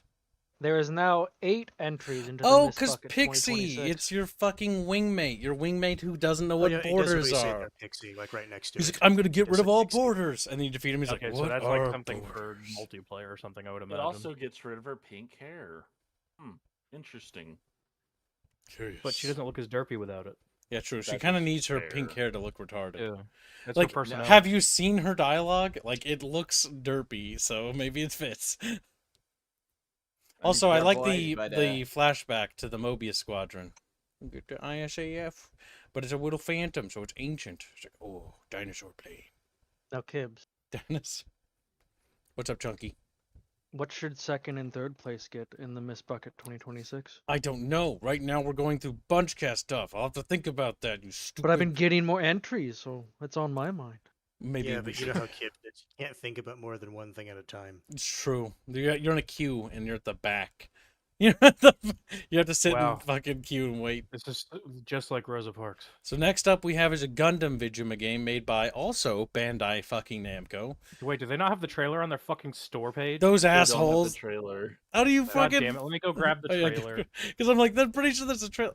That's their fault for not doing that. That's Bandai Namco. We forgot to put the trailer on a game. Now, just judging from the trailer initial footage, it looks like to be one of the games Bandai Namco will put more effort to.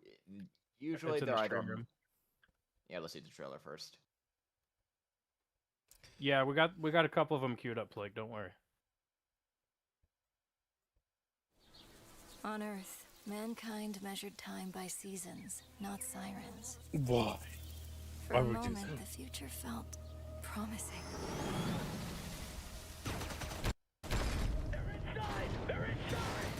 Out here, that promise is a lie.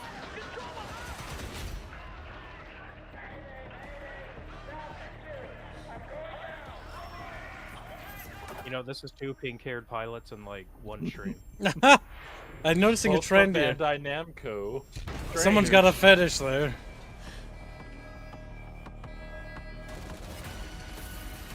He's pew-pewing.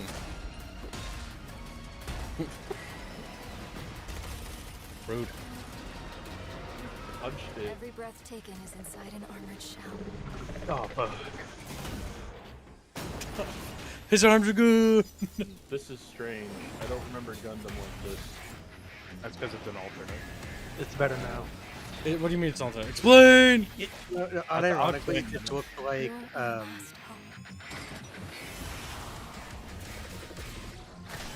Okay, then. Oh my god, it was that shot.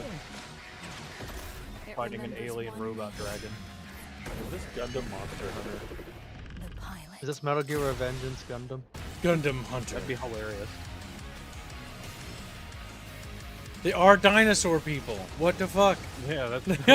I thought this was like some sort of human versus human war. I don't really know anything about Gundam. So, I guess they're abandoning it. Like, I don't know, because Gundam normally doesn't do like alien stuff. Yeah, usually Gundam is like human v human.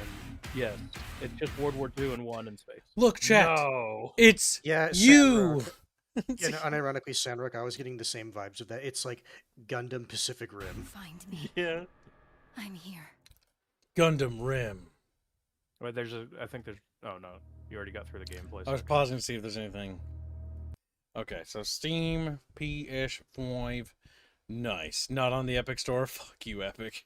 Fuck the Epic Store. I like you, Bandai. Oh my god. No, don't say that. Blamco doesn't deserve your love. No, Blamco doesn't deserve anything.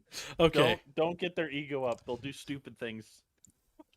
Gotta keep them level-headed. Game's poopy. Your game's just kind of mid. Kind of mid, really.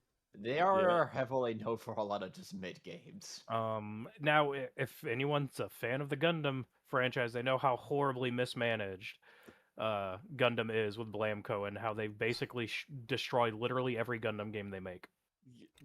Don't remind me. No, I'm actually, do remind. You know why? Because Chatfish don't know, and Chatfish might be tricked. Just to give an example of like on PC, the last couple Gundam games have been so bad they just immediately shut the servers down and pulled it from the fucking store. They're all live service games. God. I remember hearing about that. Gundam Battle Operations 2, I don't think they've pulled the plug on yet, but it's like on life support. It's like yeah. But like they're normally they like mention on occasion, I think in a couple of them, alien stuff, but it's like usually periphery stuff that's never the focus whatsoever. It's always human v human. So I don't know if this is going to be a human v robot or human v alien or whatever. It turns out they're all just Xeon super weapons. Yeah, it's all Xeon super weapons, but it's like it's just an alternate. Gundam always does alternative universes. Is the Xeon thing a reference to the McDonald's Charburger thing? That's like the only thing I know. The Char guy with the They glasses. probably don't want to reference Char or Amuro because there's so much bad shit in the background. Oh, is there? Okay. Yeah, because I'll tell you after stream. He's like, it's a long rabbit. No, it's just there was some shit that happened, and certain people are very litigious. Litigious. Curious. Yes, litigious. It's one of those situations. That's a big bird. Yeah, That's a Gibbs, the TLDR. It's like Lustig. My God. Oh, lawsuit territory. But, I mean, this is interesting because it's like a slightly new idea they're trying. We'll see how it goes. I hope it's okay. If it isn't, Heretical Nerd will be castrated. It's like, snip, snip. I'm not a big fan of them forcing us to just use the OC Donut Steel Gundam that they're making you pilot. Donut Steel. Yeah, it'd be cooler if they just. Yeah, it'd be way cooler if they just let you play like whatever suit from whatever. The bad guys have the cooler ones. That's all I know. Because I had some toys of their shit. The bad guys. Yeah, you're talking cool. about Xeon stuff. Yeah. Yeah, they got like always had the cool stuff. Like, so the reason Xeon suits look way cooler is because they didn't design them to specific. So obviously everything in Gundam is designed to be a toy. But they didn't originally design the Xeon's forces to actually be like sell in huge numbers or anything. They wanted them to look like an actual military, and then they made the Federation stuff look like toys. Yeah, because I do know that. But Xeon stuff looks way cooler. It's like, yeah, the Federation looks kind of lame. Like, but they're the bad guys, and it's like, yeah, but they're cool bad guys. Yeah, but you made them look cool, and that's kind of like your fault. You're telling me the Zaku 2 doesn't look cooler than fucking anything the feds have? Zaku looked amazing. The goof looks amazing. Hell, the Zaku 1 looked better. Chatfish are lamenting about heavy gear. Chatfish, you gotta let heavy gear go. Heavy gear is so cooked, it roller skated itself off a ledge. Heavy gear was beautiful. We respected in this household, kids. I know. Heavy gear 1 and 2 are respected. Nothing else. Those are the only ones that existed. What are you talking about? The other like 5 games What are do you all mean? trash. You mean you didn't like Heavy Gear 19? I don't even. Did they release never that heard one? of it. Fuck, I didn't even know that. I know they made I like only know of 1 and 2 around. They were making like a Heavy Gear like multiplayer game, and I was like somewhat cautiously interested, and then it just fucking shat itself and then died and floated up to the sky. It's like, But Bandai Namco always mismanages Gundam games because all they care about is model sales. And not the actual video game itself. They only, so they're the Asian GW. Oh my God, they are. Unironically, when it comes to Gundam, yes. That's so dumb. Oh, fuck. It makes me sad. We sell Gunpla. Warhammer 40k and Fantasy could have been good had they not tied it to tabletop sales. Because the problem is because like if it doesn't sell plastic, it doesn't matter. So it means that it doesn't matter that the stories are good. The plastic ain't pushing, so it dies. They're so dumb. Oh, so it's the worst thing ever, chat. It's actually the worst thing. That actually killed BattleTech. Did you know that? They ran out of stuff to sell, so they're like, how do we make things again? I know. We just make the game a different game, and it's a hero clicker game. And it's like, you have to buy all the models again for hero clickers. Also, you have to buy boxes, and it's a mystery box and what's in it. You want to build a Ghost Bear army? It's in the mystery box, bitch. Nope, it's another Jade Falcon. Go fuck yourself. Oh, but Jade Falcon's dead. Jade Falcon. Jade Falcon. Oh, cancer. But yeah, we're not quite done yet, chat bitches. Got a couple more. And I haven't gotten to mine Gibbs yet. has to hurry up. I'm starting to get hungry, and I'm thinking No, McDonald's. not Halo, please. Oh, Please. you have more scroll up. You got more than Halo. No, please. Before I go to work, we got through the ones I was interested in. Fuck. Oh, okay, that doesn't look terrible. Fuck, that looks bad. Suffer, Gibbs. Show That us, was Gibbs. reported just today. Let us all suffer. We'll get the Halo one out of the way with first so I can move on with my life. I want to end on a good note. So we're not doing that one last. Oh, so I'm ending on a bad note. Awesome. Fuck. Yeah. I'm really not sold on the design. Halo fans urge caution as early campaign evolved leak appears. Okay, so basically it Do leaked. you like cosmetic microtransactions? So basically this shit. Oh my god. No.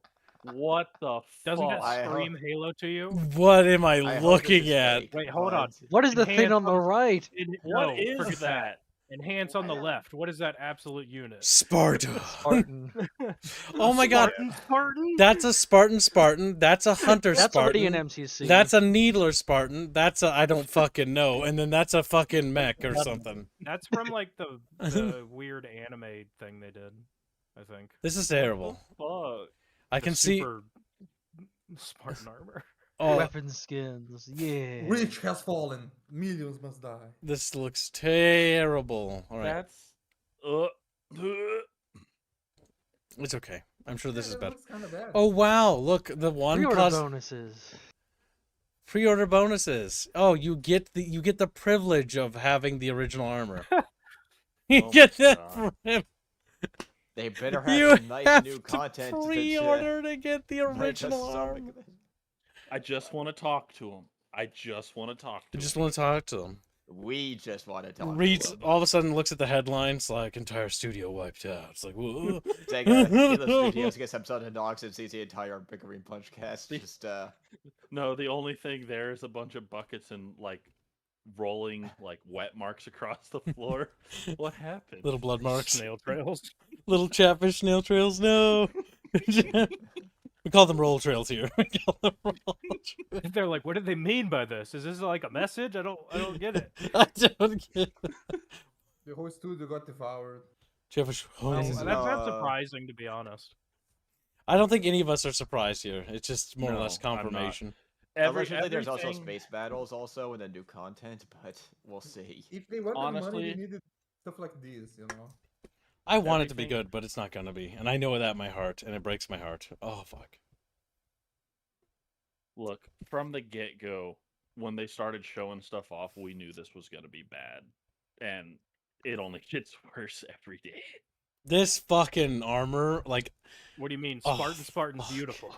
like I miss when Halo was about Halo, when the armor looked like it was grounded.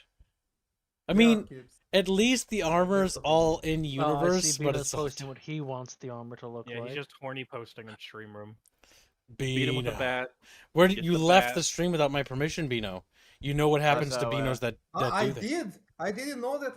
I personally, me Bino, Me Bino. Yeah, me Bino was the one that like made the whole neighborhood be out of power. Like the power Yep. outage was. my Fuzzy has fault, yeah. posted more images for Halo Campaign Evolved. Bottom left one is the alleged space battles. You'll have to scroll past the goon.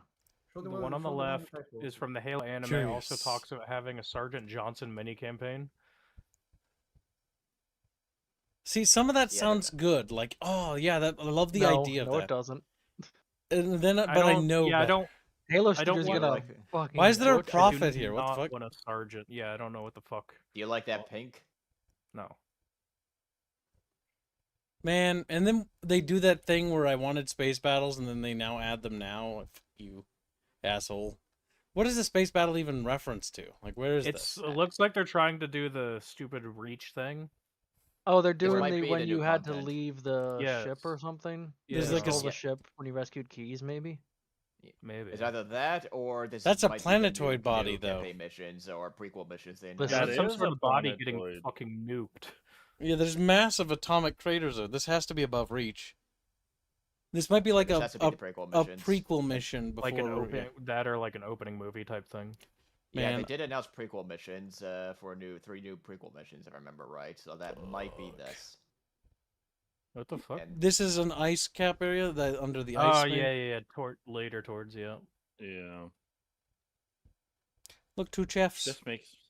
Just makes me sad. Good night, Hennestad. Good night, Hannestad. Your family will be Bye. spared. Bye, Hannestad. You know, the thing that really sucks about it is some of the screenshots aren't necessarily bad with like the looks of stuff. And then you just like go to the next one, you're like, what the fuck am I looking at? You're like, what's going on here? Why is there a Think that profit elite- here? Why is there a prophet? That elite doesn't look good. Okay, you know what? I'm calling it now. It's not. He's not a prophet. He's like a subordinate priest or something. He's a Do you prophet. keep in mind there were more Prophet. there were more people in the I'm just going to call them prophet species because that's what humanity referred to them as, than just the 3 prophets. But here's my issue, right? Because then I like for a minute I'm like, oh maybe. And then like my brain reminds me, this operates on the new lore, and the new lore says that humans aren't forerunners. And when the creators themselves say that forerunners are humans, and they all say that. Yeah, but do the creators own the setting? That's the issue, though. Like, I know. so, that's what I mean. That's not what I'm talking about, though. So the thing, what I'm saying is that the fact that the original creators say that the humans are forerunner means that, and this is going on the principle that they're not, is like fundamentally flawed. It's rotten. It's immediately rotten because it means the core is bad, and so it means that like anytime I look at it and go like, oh maybe it could be fun, I'm reminded by, well, it doesn't matter because the core has got poop in it. Like, I don't want that. New lore is basically Disney Star Wars. It's really bad. Basically, yes. It's like, hey, you know everything that made the setting cool? Yeah. Well, we got rid of that. It's like, what? It's very much millennial writing. By the way, ancient aliens. Ancient aliens that defeated ancient Georgios humans. Tsoukalos appears. Aliens. to be honest, Halo kind of died to me when Master Chief was giving like a pep talk to that pilot dude. I just like the idea that an ancient alien race beats humanity, and then the ancient alien race cucks themselves and lets humanity have the galaxy. And for no reason, they're like, all right, you can have it. You were the chosen ones. We are dumb. And then dies. Ooh, and it's like, oh my god, that's so... There's also problems, Gibbs, with the humans where the Forerunners, because it just shows that past humans were fucking retarded. Past humans are literally just Native Americans, by the way. That's they literally have, like, fucking war paint and like feathers in there. It's so dumb. They're like, we're spacefaring and shit, and then they're like, bungo, bungo, bungo. It's like, what the fuck is happening? Ironically, all right, off to work. Good luck. See you guys. It kind of runs into the same issue that the Predators have, where it's like, okay, so visually they wanted to be kind of future tribalist, right? But then the more you like try to elaborate on that culture, it's like, wow, that's kind of stupid. This is kind of stupid. No, and dumb. it's kind of like what I say that as someone who likes the Predator franchise, but Jesus Christ, stop elaborating on their culture. It's the Predator culture is like, please, no. Or whatever.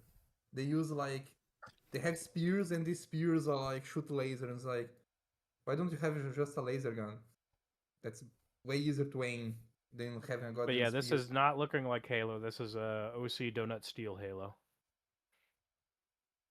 There's no female Spartan ass. This is not the Halo we died for. That gave me a genius idea on how to make humanity be absolute dicks. Beautiful. It's like, what? Yeah, it's just like, write that down, write that down. I had an idea in my head about like doing something, and I'm like, wow, that'd be mean. But I'm like, but that'd be funny. That'd be fun. Breed all the Sangili women, yeah. Ugh. Disgusting, Bino. Yeah, they just look like the men, right? Yeah, there's no difference. It's like dwarves. They look the same. Death to Bino, death to Bino. I think we have Metro and then a Plague thing. Fuck Blake. Yeah, we already said happy birthday to his e-girlfriend. This is the new Metro, by the way, Chatfishies. Oh no, toy teddy bear. Oh, that's an elephant. Fuck. Teddy bear? It's an elephant. Dead children, oh my god. Based. Oh my god, there are dead children. What the fuck? I thought that was like a joke. He was just like, I didn't mean it. Take it back. Oh, he's not dead.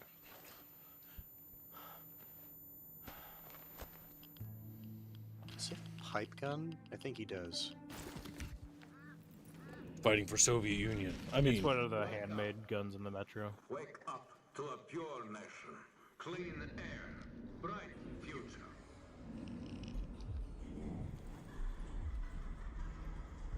It's going more and more stalker as the series continues.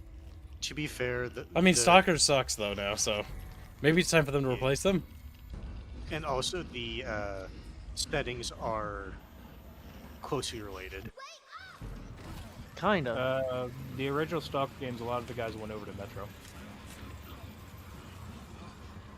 That's my drive. That's my drive. It's a cool trailer. So I'm gonna go off on a limb and say the twist in the books is not the same as the games. Probably Don't know, not. I've never read the book. The author himself said that he actually likes the video games writing more, and actually wants to change the story to be more like that. I like how these are just Nazis. Because the games are a lot more. The game is a lot more supernatural. It's literally the Underreich. I know. It's It's don't you disrespect the Underführer. Underführer. Oh my god. Yeah, that's what they call him. Yeah. Beautiful. I hope we meet him. I hope we meet him. Well, he was one of Artyom's like buddies. Buddies? Yes, Curious. Artyom though. I kind of agree. The supernatural. Oh, sorry, Führer Under. Unless they're changing that. They do. They hear everything. But you don't let them speak. No. It's not about me. I won't ask again. It's all about you. Fuck. No more doodles.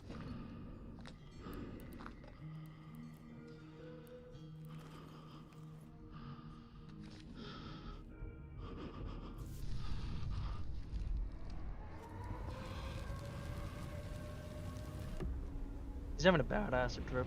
Beautiful. Yeah, this is pretty. This That's is like just the- my level of dreams here. That's just the Russian experience in Metro.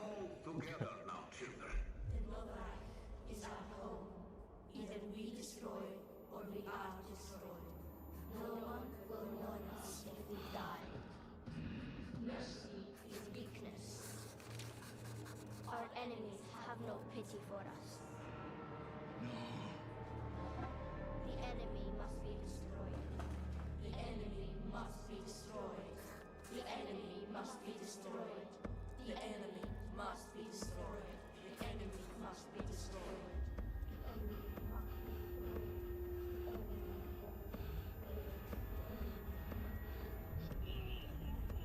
Ah, those guys are back. Yeah, the dark ones or whatever.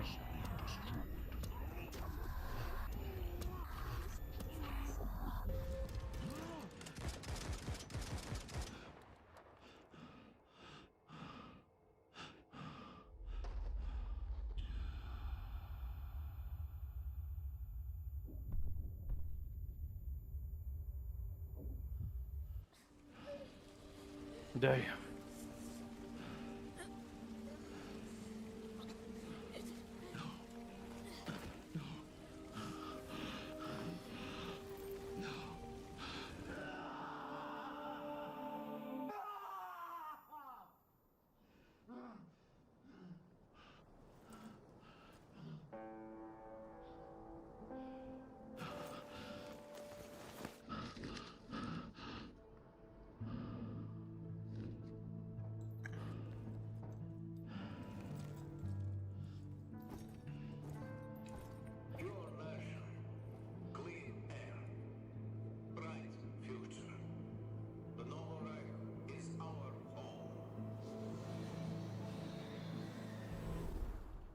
Guy demons.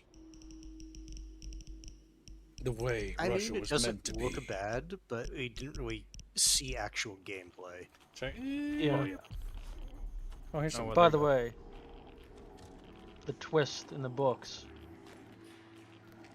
is simply that it's only the metro area that's actually like that. Everywhere else is fine. They just like left Russia, like whatever. Well, it's more like there's actual radio communication. The rest of the world's slowly coming back.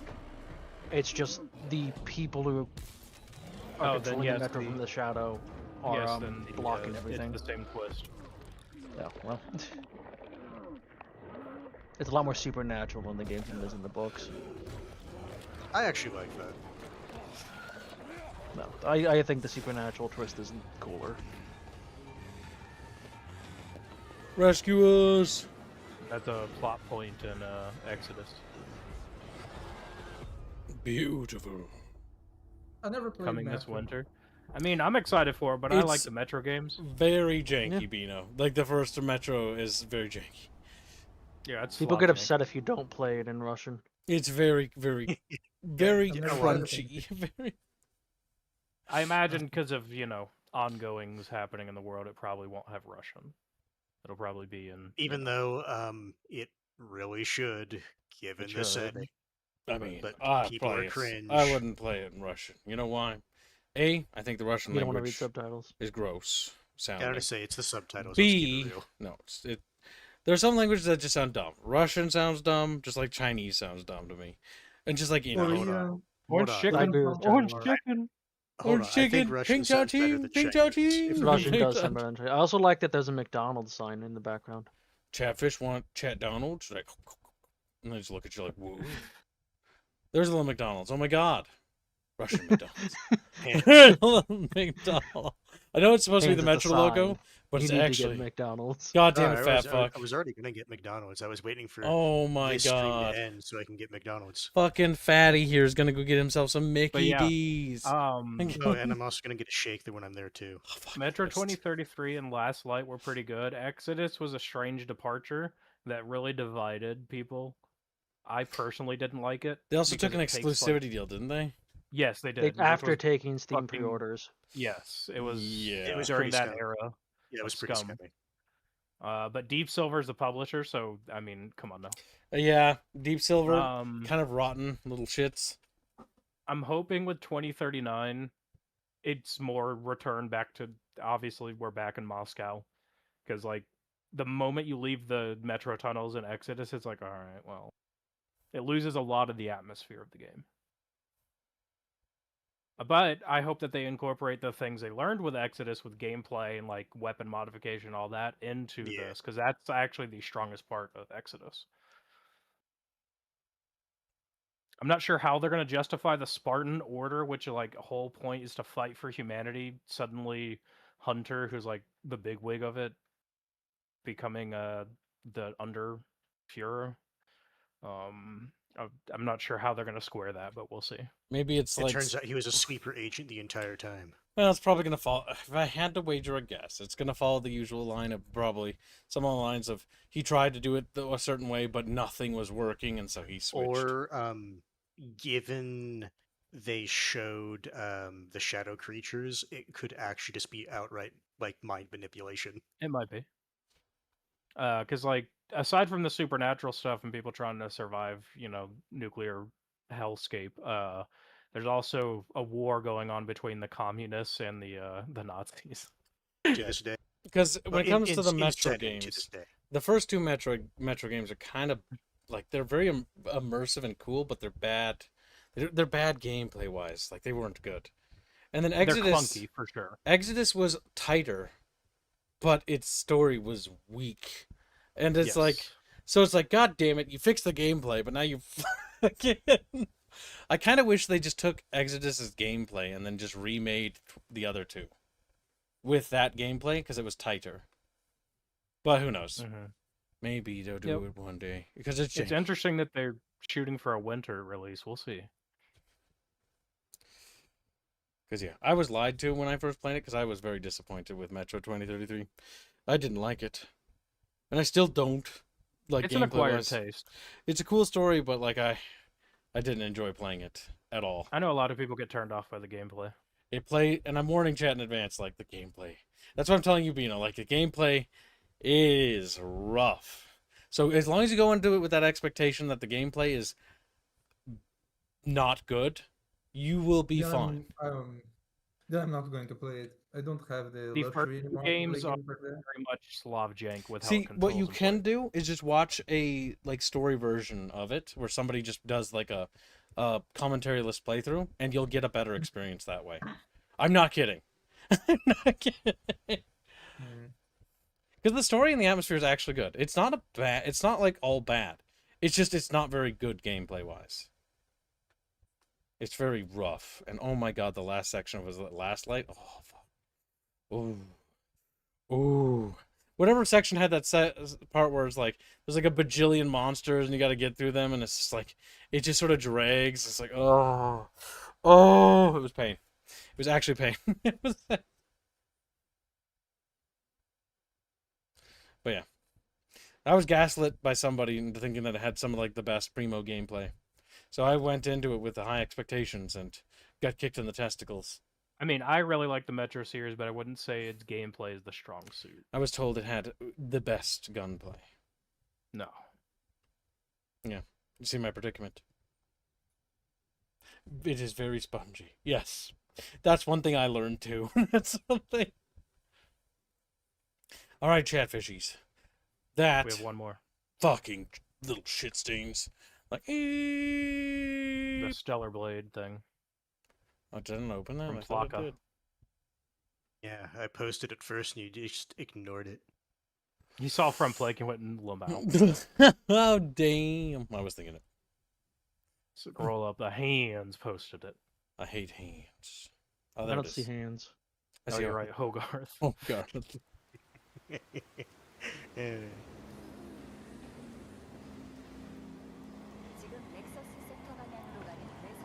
Captured on PC in-game footage. I like the look of that train. It looks very derpy. It's very derpy 1950s. I want to breed that Robert. What? Kind of good. The big broad-shouldered looking dude one? No, the female. Yeah, that's something that. They've got a vial Oh, that's a of parasite. evil stuff. Reminds me of that pen that I saw. Yeah, exactly. Oh my god, it's Resident Evil. She's going to inject the Gatorade. I'm listening. What is wrong with her face? That voice does not match at all. Oh my I think it's God. the nose. Is she like a little girl or something? No, that's No, a she's another 33-year-old Beatles woman. She is a Korean that had 1 billion plastic surgeries. That's what happened. That face though. Stop saying weird things. The voice does You're not fucking match with me. at That's a all. little voice does girl. not match That's a at all. child. No, the model's 33, Gibbs.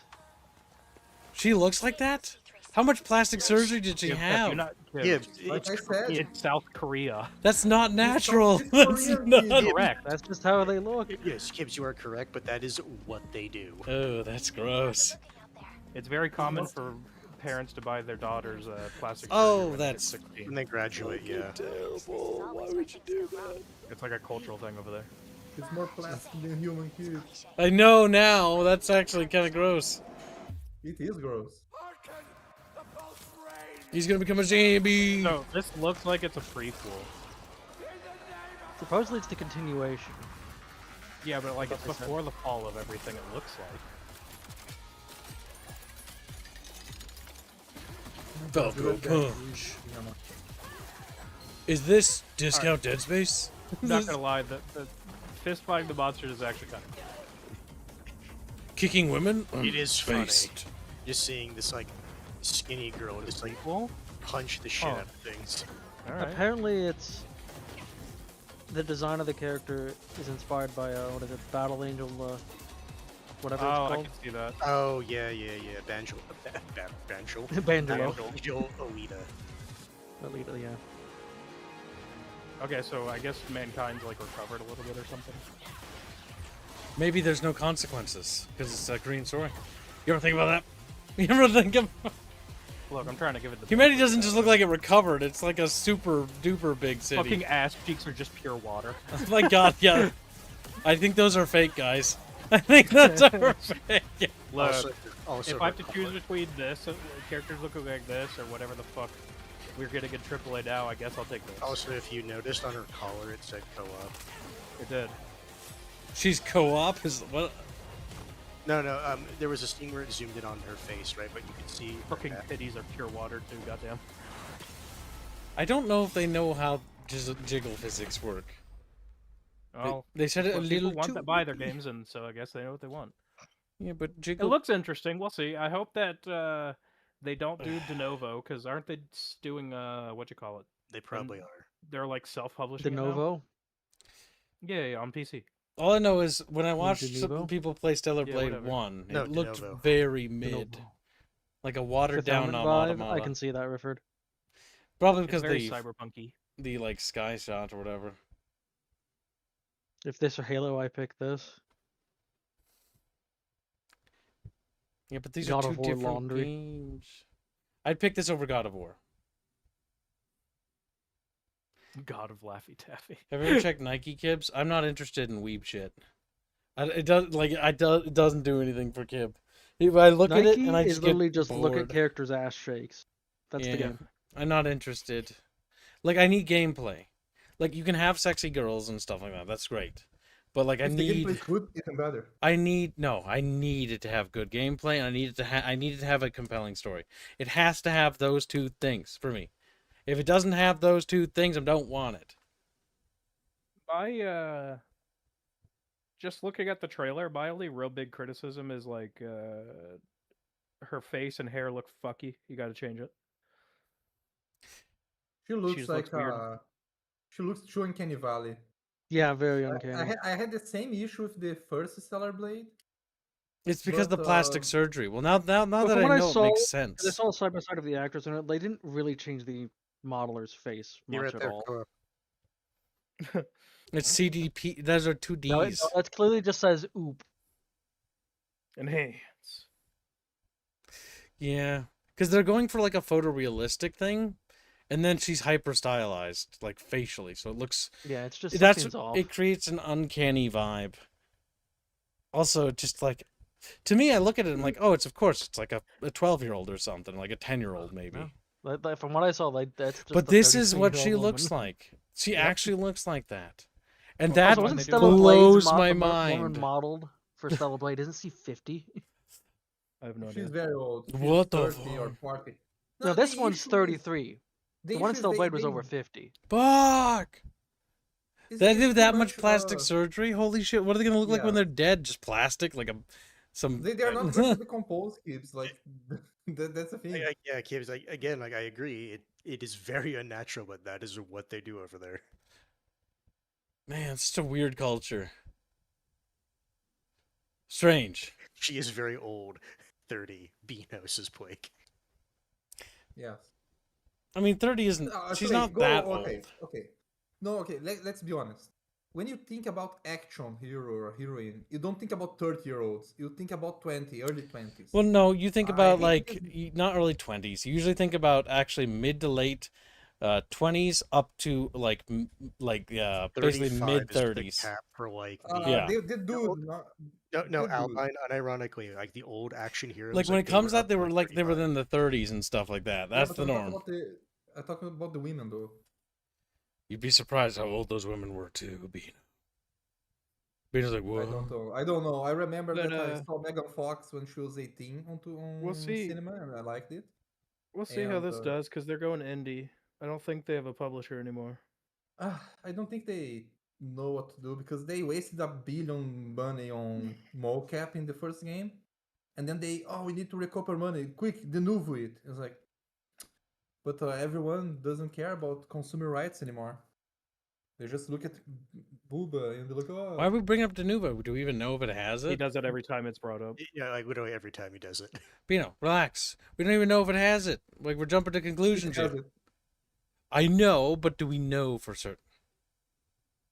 Well, the first one has it because no publisher, no Sony. Yeah, that's what I thought they said after Stellar Blade.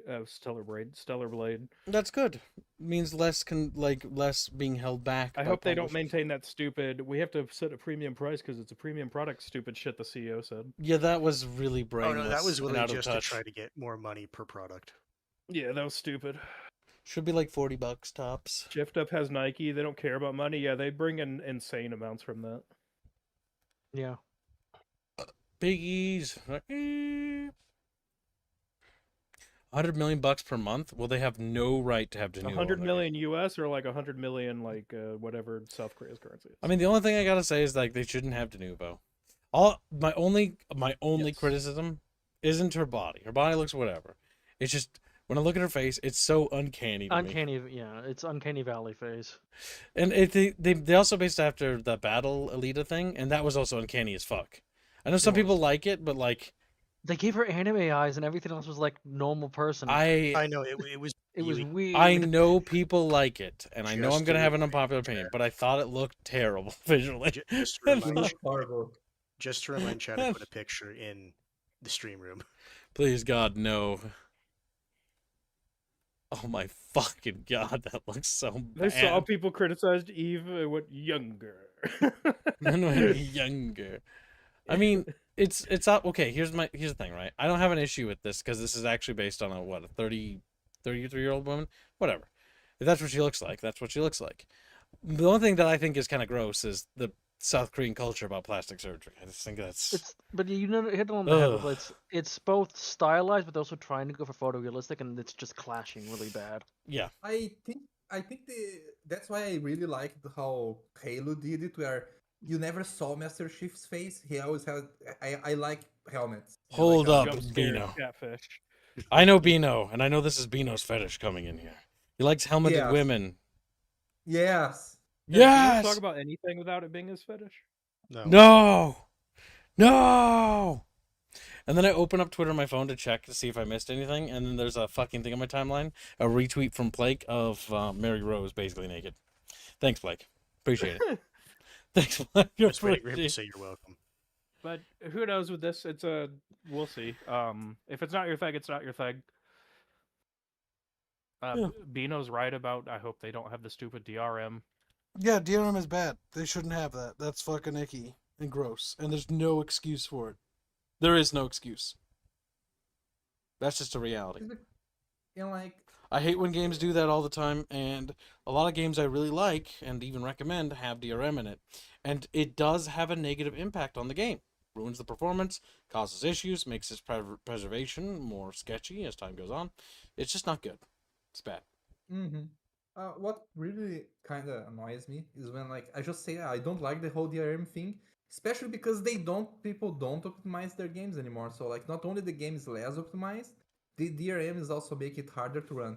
And then people are you should just buy a $4,000 computer. Stop being poor. I can buy that computer if I want. I don't want to. I shouldn't have to play a normal looking game. You know what I mean? You know what I mean? Maybe no. The contrarian option. I only want computers for rich people. This was the biggest Bungecast I think we've ever done. I knew there was a lot of topics, and the worst part is we're not even done. So next, god damn it, doesn't want me to have McDonald's, Chad. You're gonna get it soon. Slim down. So final fucking thing. Look what gets a demo this 15th. It's the gray video game. Oh my god, wow. Let's all tune out now that it's what. Look at how cool it looks, though, Bino. I don't know. Bino, don't be racist. I don't know. Look at Don't this. be racist. It's kind of too gray, you know. Gibbs, It you're is great, forgetting but there's it's no beautiful. waifu for him to latch on to, so he hates the game. No, there's not that. There's the wife. Look at that big eye. Hey, Yeah, look at Bino, that big you eye. can fix her. There you go, Bino. Yeah, she's already fixed. It's an The RTS. pieces. Memes aside, Bino, you've liked every RTS you've been forced to play. Memes aside, it does look good. I hope the demo's good. We'll see. This has Yes. a lot of hype behind it.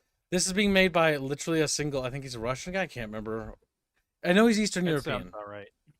I had to say, so it's either hyper autistic or just. I either just said that Why and not both? either fucking really insulted him, because I can't tell the difference, or I didn't. No, hold on. It's Scroll one down or a the little other. It's one or the To be other. honest, in some years it would be hard to differentiate an European from an Indian. So yeah. What are you looking for, chunky boy? No, you scroll past it because I was going to say, I was seeing what games it was calling close to this game. Oh fuck, that's further down, chunky. On a No, board. it's not. It's farther up. This is never accurate, by the way. That's I'm more like not this. talking about that one. Scroll up a bit more right there. Dunk. Dune. Yeah, Dunk. that's Dunk I was more laughing at. Yeah, those aren't really It's like, similar. this game similar to Dune. It's because of just the whole the way tags doesn't work. It's just No, I know. This is one thing I kind of wish Steam would be better about, but there's no getting they around. removed a bunch of tags, which they removed the not safe for work tag for some mind-boggling That's reason. even though that's an extremely relevant tag. Yeah. It's because they are retarded. They Oh. but No. So Albine, the actual issue is because how the tag system worked.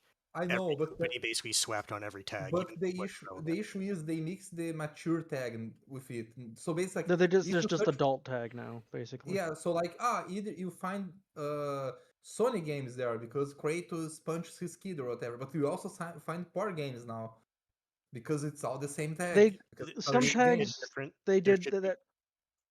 I'm gonna say, Go yeah, ahead. there should be a difference between mature and adult. Those are different genres. Some tags got combined and they made sense, and other ones is just kind of why.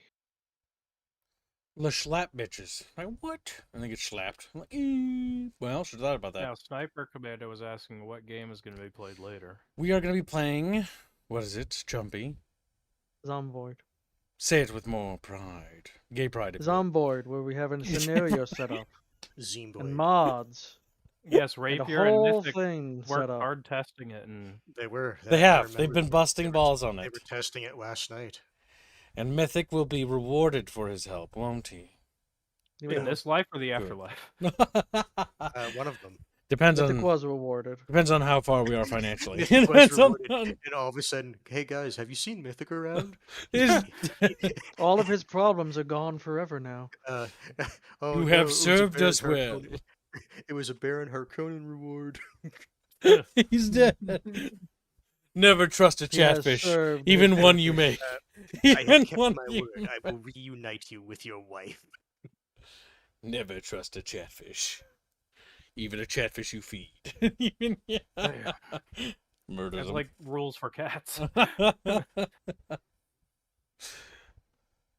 Remember, if you die and your cat gets hungry, it eats your eyes first. That's terrible. That's fine. I'll be dead. Well, yeah, The I guess it tastiest won't part of hurt. the human, you know. Yeah, I'll be dead. So let's see. Siege Industrial thing. So yeah, in the demo you get to play as the bandit guys, which is weird. Oh, these are the bandits? What the fuck? Yeah, I thought these were Gentleman like says you play the bandits and mutants in the demo. I thought these guys were like some sort of like Imperial faction. They don't look like bandits to me. Bandits looks at their turrets, like fucking like Boom, whipped out, boom. Barreled artillery emplacements, like yeah. You know, basically like a battleship like turret. It all comes back to land battleships being based, and I'm tired Nothing of has pretending really changed. That's why there's one in the new Ace Combat. It all The makes sense. Joker meme. I'm tired of pretending it's not cool. Also, Mythic says I'm totally Mythic, not an AI or secretly Beano in disguise. don't forget, little chat bitches, that the Steam Fest will be on the 15th. So even if you're not interested in this game, there will be more games to look at. Come the 15th. I think Exactly, Black Knight. That's a lot of cannons for quote unquote. They are the Gucci bandits. The Gucci bandits. Did they fight the Balenciaga ones? I don't I'm like not this gonna lie. lore. That was Gentleman another says good they were the AI. bandits. That was a good AI trend, Balenciaga. I don't like it. I hate this. I hate this timeline we live in. I want to wind back the clock back to like the early 2000s and then tell people like, by the way, when AI is invented, everything's going to be just terrible. Like you're No, going to be fuck everyone so else. If I'm turning back time, I'm getting richer. like they're like, "What?" And then they're like, "Yeah, AI is going to get made." Like, really? Oh, Not like really, that but one it's movie, cringe. I'm gonna develop a Oh. company. I'll call it Woogle. And I'm like, also, by the way, Toys R Us is going out of business. And I'm like, no. No, I'll just do the smart thing and invest in all the companies I know will become mega wealthy. And then there'll also be the I first know. black president. What? Really? Disgusted. Okay. Yeah, hands will That's vote for it. It's like, Doom us all. all did of a vote for it. sudden, the airliners that impact the towers are like shot out of the sky by civilians because they No, have it's an rockets. alternate like They timeline, have so to they're just stop. giant Twinkies. I I won't. was like, what the fuck? The terrorists thought balloon Twinkies would knock over the towers. All of a sudden, some guys pop out in the plane. Surprise, bitch! They're just diabetic and horribly obese. My God, chat, we're gonna die. We're gonna go back in time, stop 9/11 from happening, and then we'll like come back here and like we got Are you flying saying cars. Kim If you- stops we the won't- planes, they still explode. Are we saying that we Whoa. won't experience 9/11 times a Are thousand? you saying it actually was an inside job? It's like Damn. the planes didn't hit in time. It's revealed that the towers were blown up, and then George Bush is looking at the camera Kim like, starts World War III in inverted. "Well, shit." Well, shit. My God, John Teeter was right. That'd be so dumb, and also I don't like that because that's retarded. Jet fuel can't melt steel beams. How about I'm steel not gonna under lie, stress of that an was so- impact and also that was heated so fucking steel? stupid because the strength of steel decreases as it gets heated up. Not only that, but Yeah. also the damage from the impact. It's like there's so many things. Oh god. My favorite thing Oh, to see, my like, brain. about that whole thing is a guy getting pissed, like a guy who does metalworking and like literally blacksmithing, just to shut people up, went and got a piece of rebar, heated it up, and just pushed it over with his finger and bent it in half. Well, that's rebar. Honestly, rebar is actually supposed to do that. That being said, okay, so like it's But, New like, York, and if you're not steel. familiar with New York construction practices, they do not use proper materials ever. So I guarantee you they used fucking pig iron in that steel. Yeah, Probably. To be honest, I mean, the construction probably wasn't like planning for a plane to smack Also, into don't it forget in like that. New York, It wasn't planning. you at all. also no, sorry. At this Fuck. point in time, was the mob in concrete? Was that dealt with yet or no? It was never dealt with. So today on today's Bunchcast, we talk about 9/11. Funny enough, That's every Bunchcast. I've always thought about 9/11 a lot, mostly because I'm like, you know, like a it's lot of people think sad. about Rome. Kibbs thinks of 9/11. Kibbs thinks about 9/11. I think about 9/11, and I'm like, what if it just didn't happen? What if it was times 10,000? It's like, how different would our lives be? How different? We'd still be playing over in the Middle East. Fuck. What do you mean we would? In be, the but we're end, not it currently? doesn't even matter. Yeah, we're not there right now. You know what I find funny? He What talks does about all Mamu these mean? No. What does He talks about Mamu all mean? these boring scenarios. You know what I'm going to do if I'm going to go back in time? I'm going to go back in time and ensure Hitler gets into art school. Fuck. No. He's We depressed need like, no, chat. you Listen, can hear do me it. out. No, Bino, shush. We need Hitler to do what he does. Okay, it's because how badly he fucks up Europe makes us into a superpower. We need him to destroy Europe. It's beautiful. I'm gonna go back in time and tell You Hitler not to attack Russia. So Gibbs, you joke. Unironically, that is why the U.S. I'm not is- joking. I'm serious. Because Europe got bombed to shit. We No, need Kibbs, Europe just go to back in time explode. and tell the U.S. to It's not good give for as much shit to the Russians. It's good for our. No, we also need the Cold War. You don't understand. Otherwise, we're not going to get microwaves. No. If we're going to do Otherwise, that, Gibbs, what we need to do, we need to tell the U.S. that they need to honor their agreement to help And Democratic how am I China. going to warm up my chicken noodle soup without my You're all microwave? wrong. We need to go back in time and make sure that nuclear doesn't become faux pas. That's You're true. right. We need to go back in time and make Stop sure that Chernobyl. Korea does No, become. you're thinking too small. Korea Korea and and Vietnam China. does just become We need Korea. to go a back in time nuclear and nuke wasteland. Brazil before it Correct. even started. Yes. Oh, was it MacArthur? Was it MacArthur?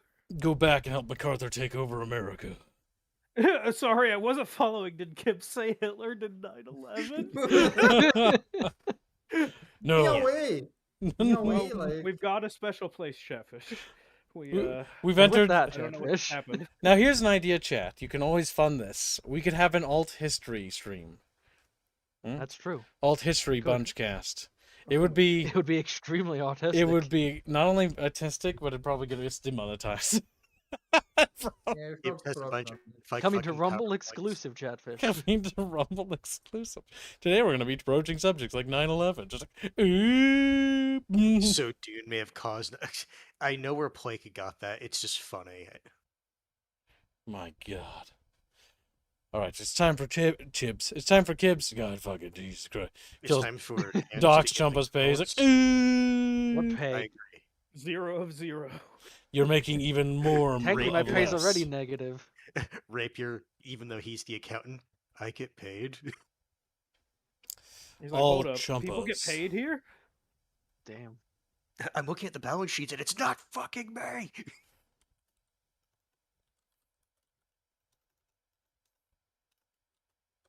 Wait, are we? We're not using mods for this, are we? That's what I was saying. Are we? What is Uh, this? Chumpa, explain. What? What are you? Is what this are you- modded? What? Yes, it's modded. Modded for her It's pleasure. dumb. There. I had to come up with a name for the title. Now, Chatfish, I got Domino's Pizza, but don't tell fucking Chumpa. Don't tell him. Alright, I'll not tell him. Chumpa's just looking at me like, I'll whoa. DM him instead. God damn it, hands Kibbs being the just ignores snitch. my. Whenever I have to ask Kibbs about like, okay, what'd you spend on? It's pulling fucking teeth. I got Chatfish. Chumpa's know, pizza Rapier, what do you yesterday. think? I didn't want to I I didn't want to tell you because I felt guilty about it. I'm I'm telling you sorry. now How much because I did you feel. fucking spend? I'm telling you now because I feel less guilty because I ate some. He's of telling you now live on it. air. I'm telling you now No, because hold I on. feel- Listen to this woman logic. I'm telling you now because I feel less guilty. I was always going to tell you. I just don't didn't think want to tell down. you There's yet. some woman reason. Big Hold up, what's fucking going on down. here? I just had to, build up the courage. You never even answered my DM And I never from will. yesterday. I never will. Yeah, Rapier. You see, this was what it was like when I was doing what you were. And it's like, so Kibbs, like, what are you trying to do? Let's move on. It's like, okay, that's how you want to play it. I agree, Chatfish. I too like the part where Domino's roasted God of Laffy Taffy. Oh my God, That was Domino's did. Okay, hilarious. go get that before we. I've just Their scheduled this. UK account did. I think Domino's is based, and honestly, And I've been to the seeing effect people. I've been of, seeing industry people say, "Go, what a fucking stupid thing. Good luck working with any big names now, Domino's." Yeah, It's like, they. I don't they think said something Domino's to the cares. effect Of I don't- imagine having pepperoni pizza without pepperoni. Responding directly to the no Kratos and God of Somebody War. please get and the this. fucking- Somebody please get this for me now. the I fucking, need. Oh, yeah, I saw that earlier. the fucking God of War, like God of War account for that put Kratos out is like that put out the tweet went, "Wow, thanks from a corporate account." It's like, wow, what a bitch. You know they're salty because that's probably the best I don't have thing Twitter. they I can can't go get it. So one of you other nerds with Twitter has to go get it. Champa now. It's funnier if I don't. Hey, Zakrak, I came in 50 minutes ago. My folks heard the last 5 minutes. Be right back. Damn. Oh my God, no. Explain. No, I can explain. He's not all. No. Wait. The bunch To be honest, cast what now you guys say for the is whole ridiculous. family. For the whole- You know what's fun? No, unironically, you know the no wait. I only found out recently that entire scene is actually him having PTSD Yes. because I never seen the movie, so I didn't. He's got to Getting absolutely explain. fucking I'm trying to think shredded. about what we talked about. I'm like, we talked about 9/11. We talked about Hitler doing 9/11. We times talked 1,000. about why it's good to let Hitler live. Yeah, Kip Which said is why it's good that Hitler existed and I'm did what going he to did. go back in time. He will live his dream of being an artist. Beautiful. Turns out you do that. And also, and Kip someone said that even the more. Cold War was good. Cold War was good. We got a lot of technology out of that. Yeah, people died, but we got stuff. We got Imagine stuff. you take out Hitler, right? Chernobyl By was a having him good, go to art school. according to Gibbs. But the guy that actually becomes the dictator, instead of him, is way more competent and actually starts winning the war instead of losing. That It wouldn't would- happen. They didn't have manpower. Yeah, Yeah, it was literally the Oh, economics. A Chatfish actually helped and grabbed. Here. A chatfish? Thank you. Beautiful. I posted. in the Domino's stream. Pizza UK. God of War game with no Kratos equals pepperoni passion with no pepperoni. Scroll, yeah, but like show the bottom of it. Okay, Look thanks at for the Santa feedback, Monica. Domino's feedback, Domino's Pizza corporate account. Oh my God, they're fucking They've been mulling. crashing out about the Domino's thing. Fucking pepperoni passion with no pepperoni. That's beautiful. Also, Kibbs, I forgot to mention this, but you will be playing AVP2 at some point. Ah, I see. The time for me to You want to suffer. enter it on the sheet then? I haven't done it yet. I'm telling you, it's going to happen. Roger. Well, Chad, if you want to get onto the Roger. AVP2 thumbnail, now's your chance. Don't Now, there's a forget the PC Assassin's Creed version Black of that, right? Flag remake thumbnail and 4th of July thumbnails. 4th of July is based. Oh, yeah. Gotcha. And chat, don't forget, 4th of July is coming up faster than you think. Just a month away. Yep, Yeah. make sure you I'm gonna prepare. get food as well, I think. And if you're European, Hands. make sure Are you you prepare to gonna be celebrate making our it, bro? independence. No, Make I sure you can't drive an hour away. You know what? Yes, we should encourage that. European Chatfish, you need to celebrate 4th of July with us. You know why? Because you should celebrate our independence. Because you Europeans are, are slaves. And slaves should always celebrate their master's birthday. Canceled. Their master's birthday. I like the idea that Sleptrock is trying to explain this to his family and why he's like, listen, I give this guy money, but I can explain. And he's like, well, you're not a real rock, you're part of our rock family. I don't know, they're like a bunch of rocks or something. They're like a bunch of rocks. Do you think they think we're This has gone based? down a hole I didn't think it would. This reminds me of that unfortunate time with an Australian, where he had us on speaker. Everything goes back to Australians with you. It's either Hitler It's or Australians. Australian. He had us on speaker and we said things, and then we He had heard. to explain to his wife why his daughter learned a new word. Yes, and it's not my fault. It's honestly It's not my fault. he shouldn't have had it on It's not your speaker. fault. We were having an adult conversation, and I'm annoyed. My brother about actually that. had that I'm exact annoyed situation, about except it was the N word. that happened He too. explained to his wife why his daughter was saying it. Yeah. We did that when Coco I was laughed on my ass off. speakerphone. It was the funniest shit. He was on speakerphone Did he turn himself walking into a pickle? down the fucking street. I remember that. And then he started saying, "Oh shit," and you could hear him run. Because we did that to Coco. You guys remember? You remember, Hans. You were there for that. I was. He fucking ran. Because we said naughty words while he was on speakerphone in a ghetto. Why would you be in a ghetto? I don't know. It's your fault for having us on speakerphone. We're not responsible for what you do. We're not responsible for. Kid is not responsible for his own actions. No, it's the meme. I just posted the other end. I am not morally or weekly There responsible is for what happens. there after is this fight. no point in which I ever said the bickering bunch is for kids. I have it marked on YouTube as adults. It's not for kids. I have that literally marked that. And I tell people that. I'm like, our Discord server is for adults only. Do not Except let that one your time kids Squealy was there. interact in our Discord. Yeah, and he also admitted why he was here to goon. Bad Squealy. For the prawn. And yet, He I wanted always to knew make he was a slum kitten. Oh my god. we are a mature channel for mature chatfishes. No guppy fishes allowed. That's why we play games like My Little Pony and my Hello You know Kitty you're gonna have to Treasure play Island Hearts or of Iron whatever. Equestria at War, right? What? You're gonna have to play Hearts of Iron Equestria at War. Yeah. Jeffish, did it put get him on the funded? thumbnail.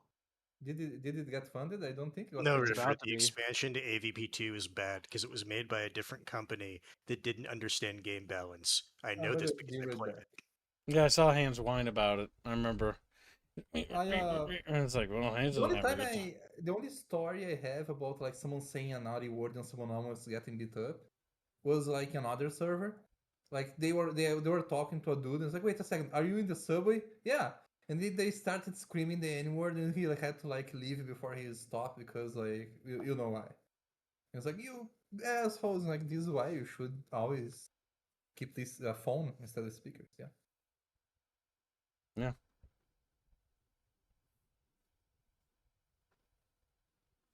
How does it make you feel, Chatfish? Being little child fishes. Hungry, wanting McDonald's. Fucking I'm not okay. hungry. All right. I ate a It is sandwich. time for us to prepare for Project Zomboid, where we will be I'm gonna get horribly food. molested by Project zombies. Mickey D's, I agree. Okay, how long is it going to take for you to get food, Champa? Give me like 20 minutes. Okay. In 20 minutes, we will see you guys in Zomboid Chatfish in the next 30. stream. Fuck. 30 fucking minutes. Now, At most. shut the fuck up. We will see you over there, Chatfish. Thank you for your generous donations, and we'll see you shortly in the next stream. See you, my dudes. Goodbye, Bye. Chatfish.